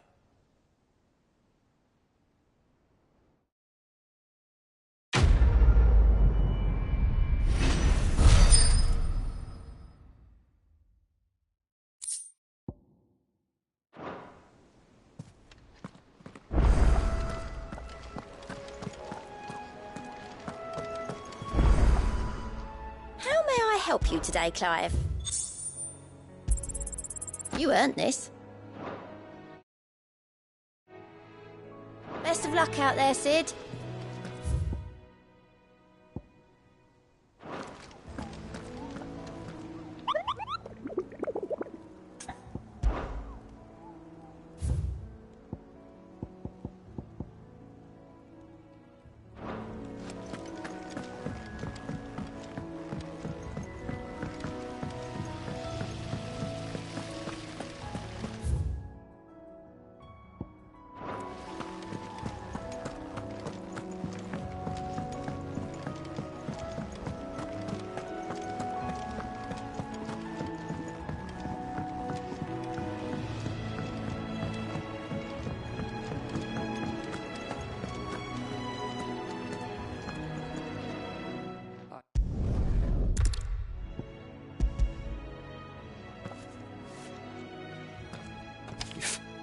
I may?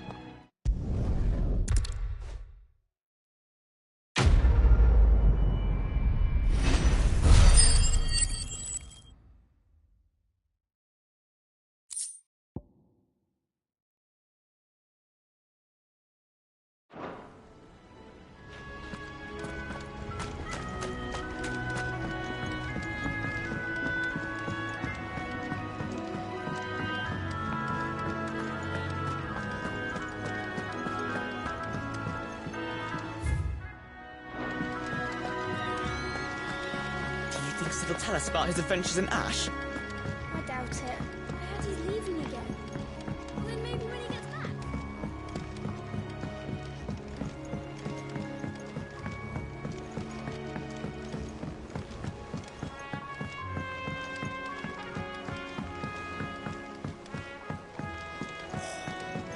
This should tide us over until the new moon.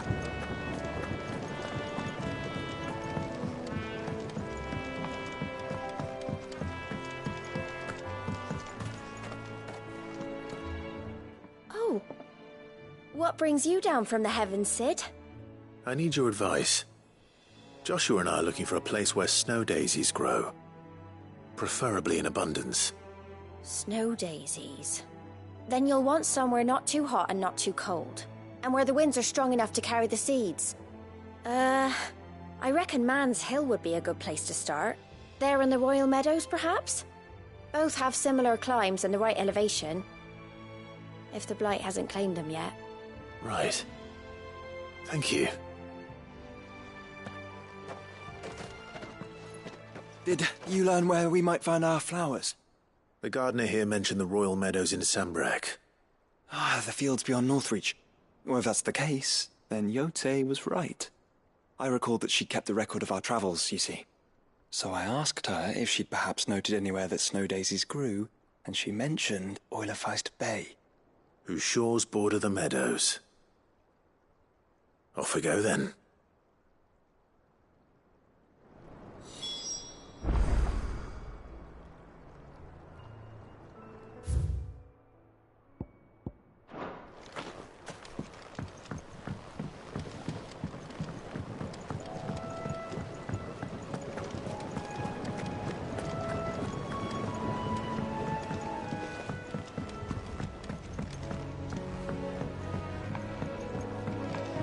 Say what you will, Lady Karen has seen our show. First the skies, then the crystal. What next? The advent of the great Griga herself.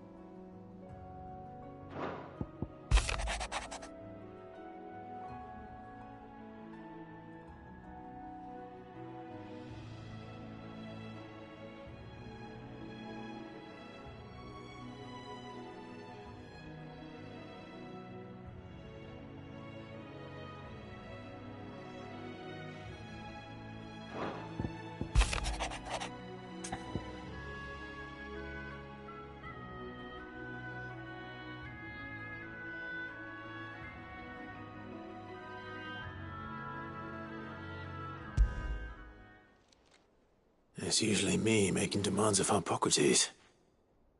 I wonder what this is about.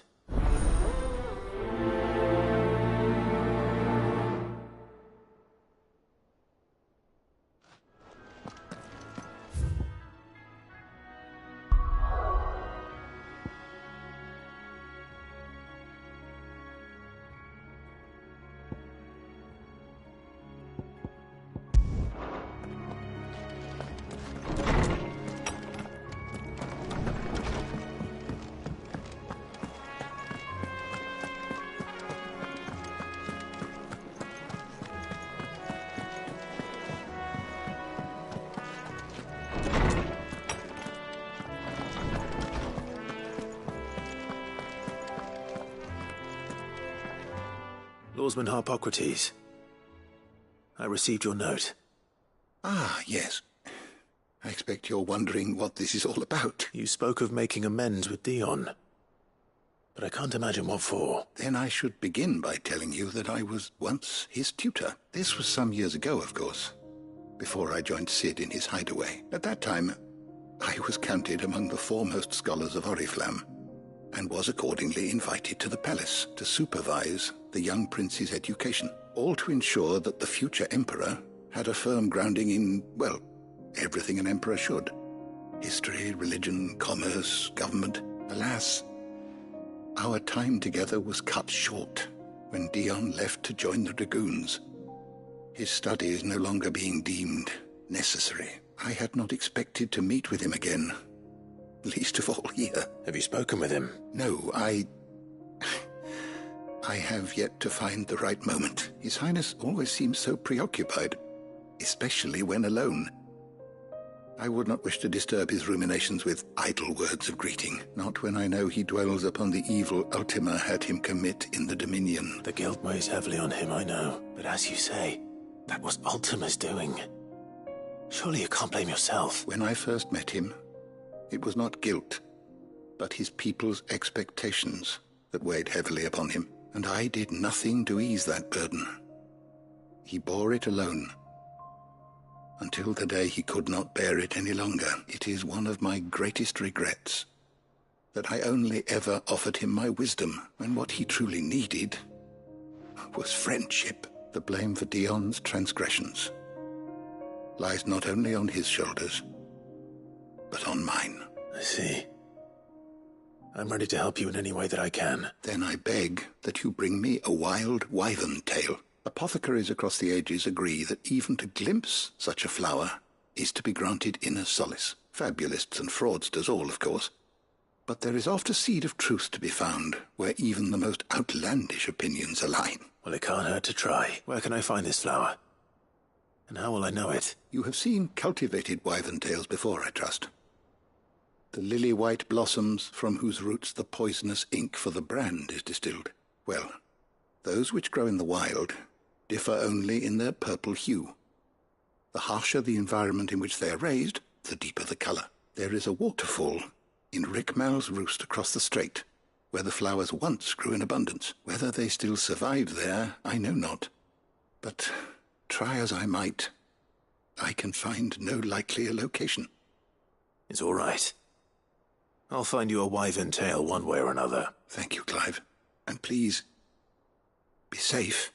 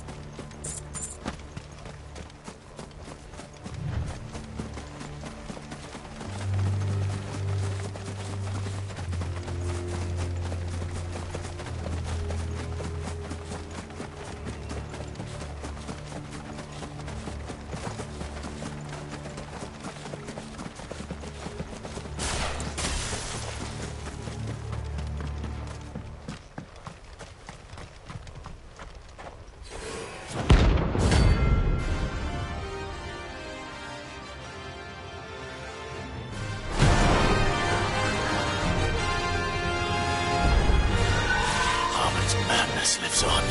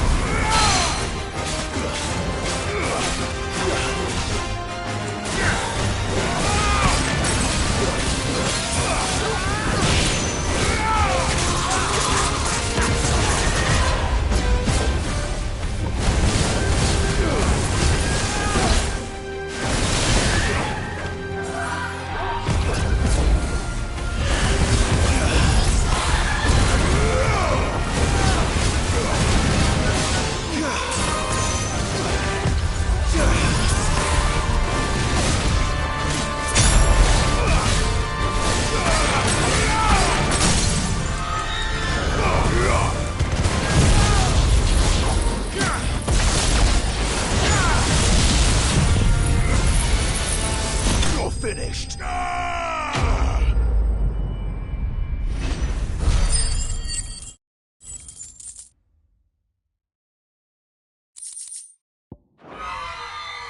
Rest in peace.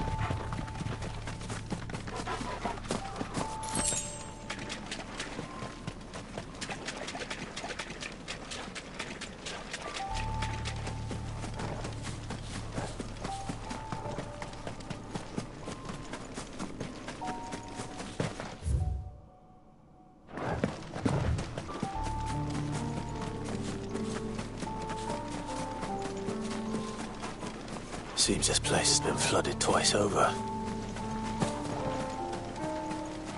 Purple flowers blooming next to a waterfall.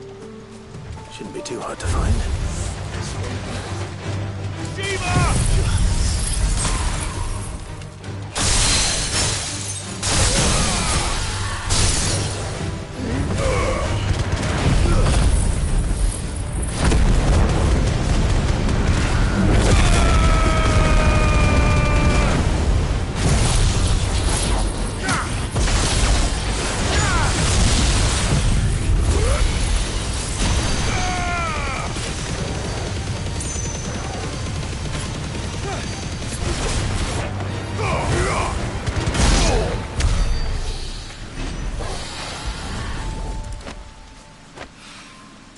Here they are.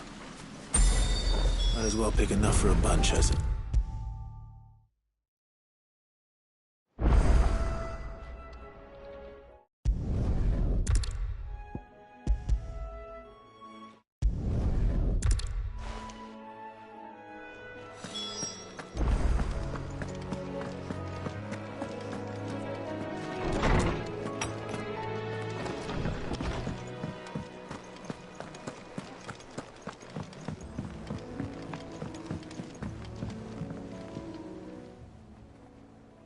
Your Highness, would you do me the honor of accompanying me?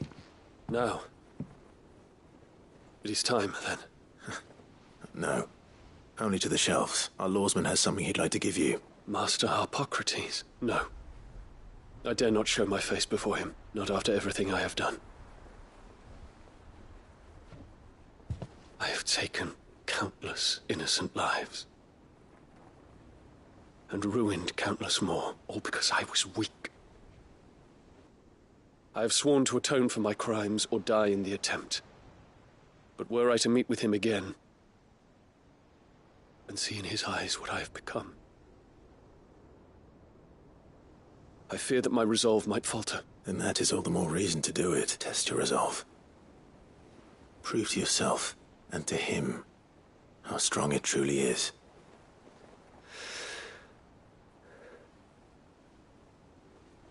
You are right. I must, at the very least, offer him my gratitude. Very well, then. Take me to him. Follow me.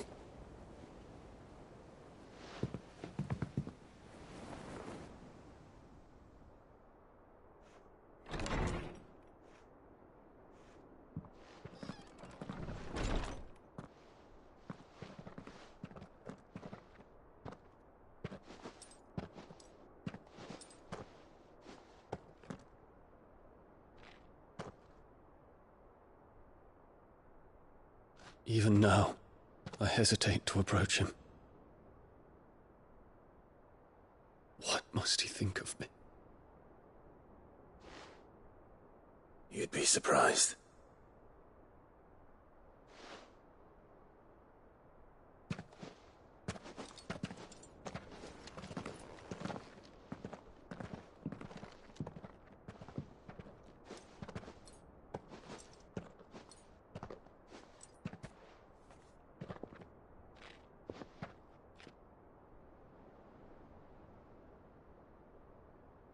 Master Harpocrates, pray, accept my apologies for leaving your tutelage before my studies were complete. Your lessons opened my mind to a world quite unlike the one I had imagined from within the gilded confines of the palace. And I shall be forever grateful for the efforts you made to enlighten me. Lift up your head, Your Highness. The deeds of youth require no apology. That you took the time to visit me says much about the man you have become. Now, there is something I would like to show you.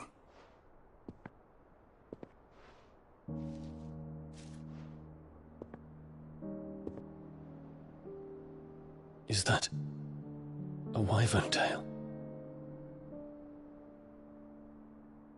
The color is unfamiliar to me. Because it is unique to those found in the wild. Something in the harsh environment in which they grow lends them this striking hue.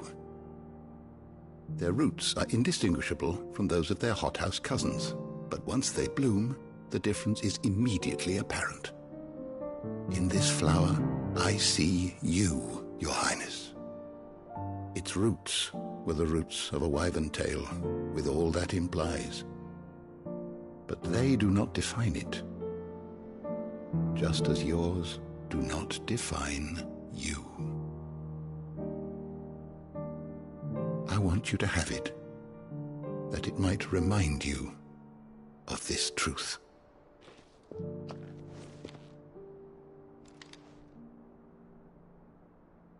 Master Harpocrates, I would ask of you a service. Keep your gift until I have fulfilled my duty to the realm, for only then shall I be deserving of it.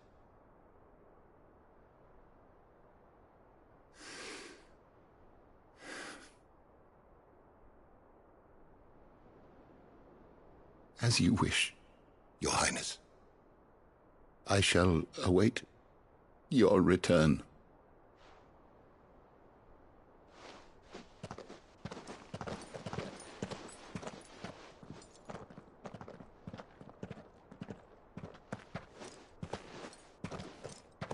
Our roots do not define us.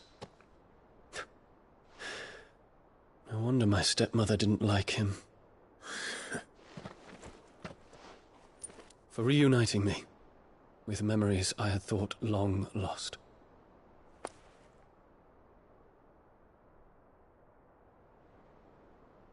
I shall not forget this.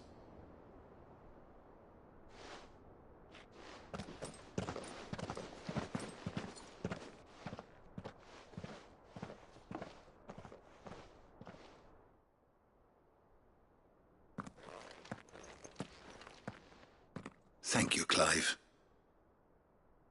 Were it not for you, I fear I might never have found the right moment to speak with him, not to mention the wyvern tales. I shall plant their seeds, that I might not disappoint His Highness upon his return. I hope the soil in the hideaway is to their liking. Why, these flowers bloomed in the bleak, black wastes of Waloed. I'm sure Nigel's yard will suit them to a T.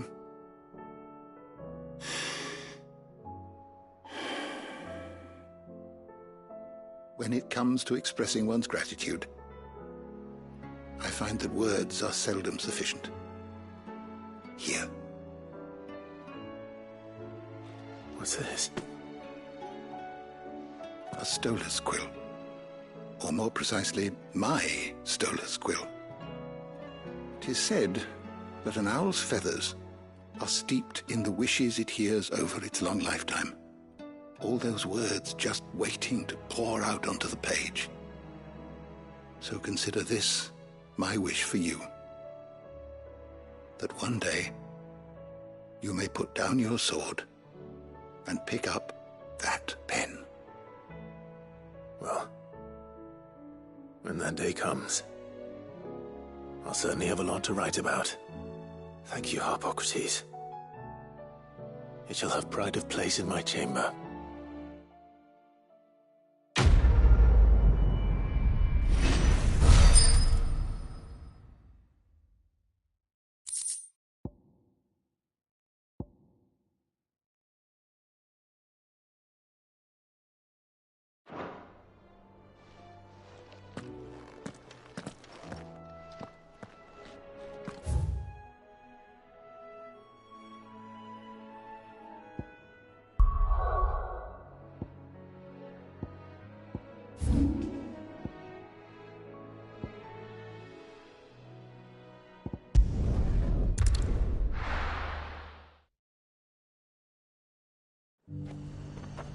The garrison said they'd take another 100. And how might I help the garrison today?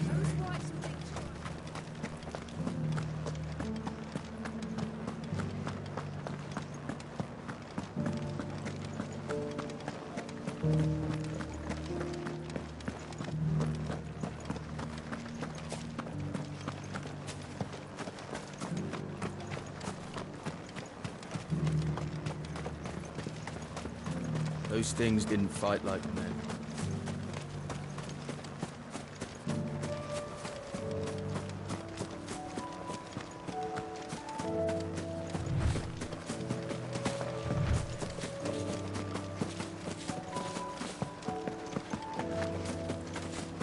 The meadows are vast. Where do we even start? Yote mentioned the coastline. We can start there.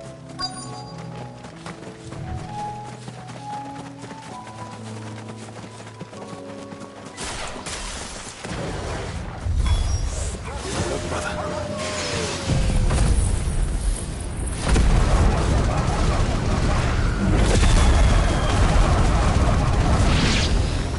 You see them? I do. The flowers and our friends.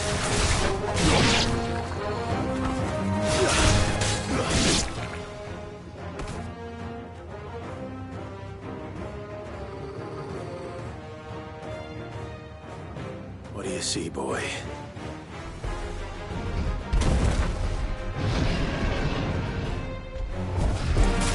Let's hope this is the last one. Only one way to find out.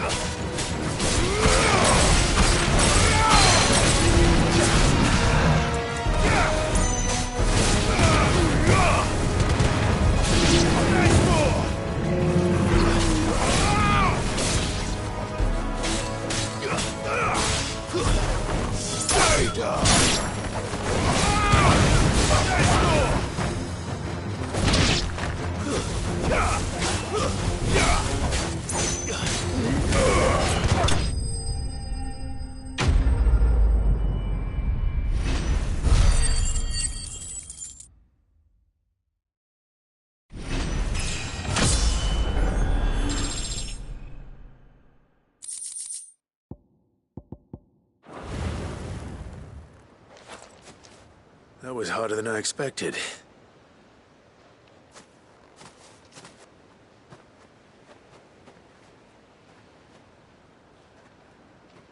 But Founder, it was worth it.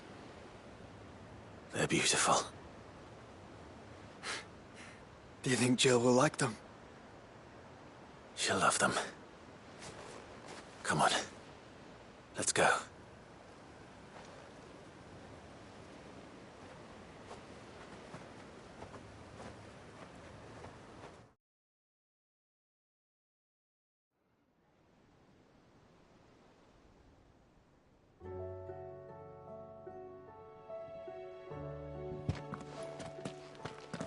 It appears my work is done. The rest, as they say, is up to you. Well, you and the skies. We wouldn't want another thunderstorm now, would we?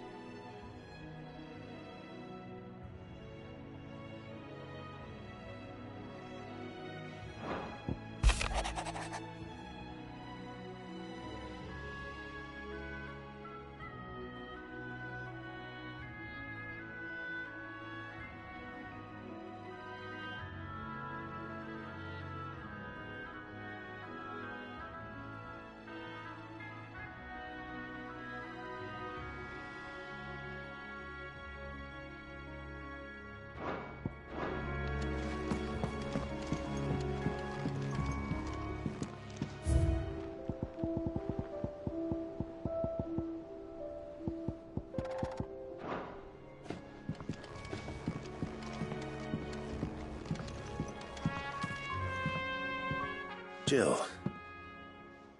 there's something I'd like to show you. There is? And where might this something be? It's, not here. Now, I know this is sudden, but how would you fancy a trip to Oriflamme?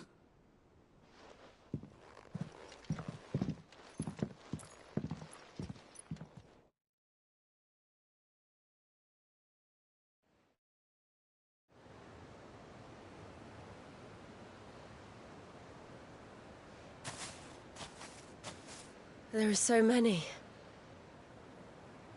This is what you wanted to show me.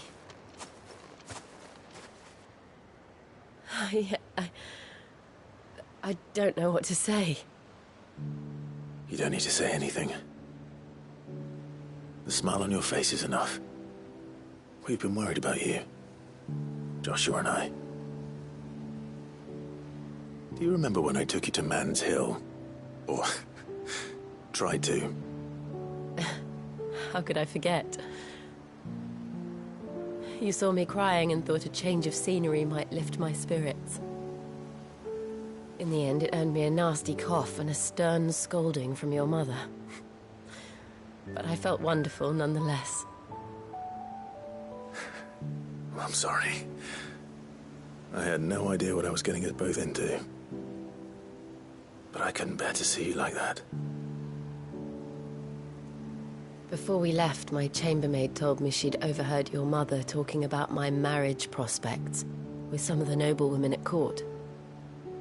They were debating whether it would be more profitable to marry me off to one of the high houses instead of saving me for the ducal line. No one thought to ask me what I wanted. I was nothing to them.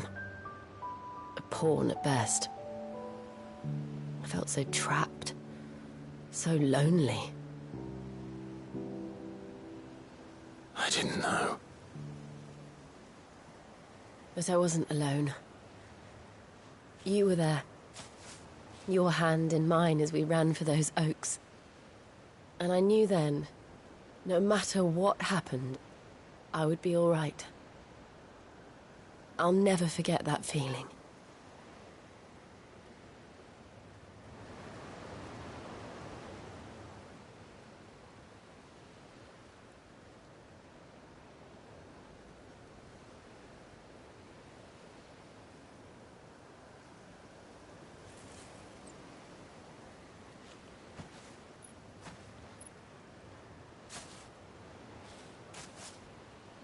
Before we broke camp, the morning after the storm, do you know what I did? No? What? I slipped away from my governess to climb the tor. And from there I saw a sea of petals, all reaching for the sun. And I realized no matter how terrible the night, dawn would always come.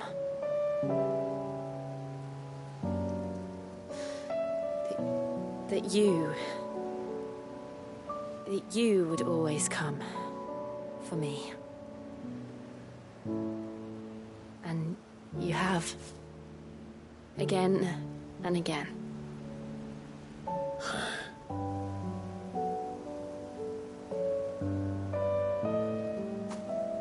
Where do you see us?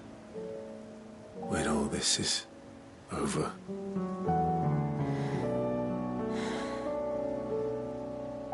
I don't know.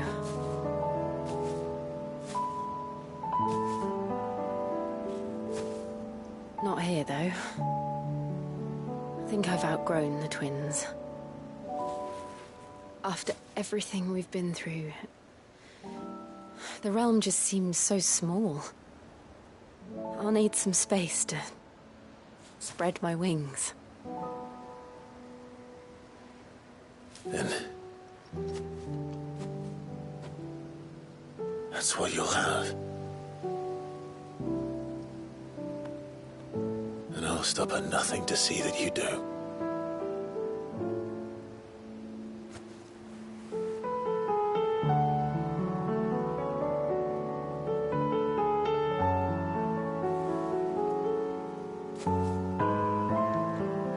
was much good at garlands. But it'll have to do. I'll treasure it forever. Thank you, Clive. For this, the flowers, for everything. It's exactly what I needed. You are my treasure.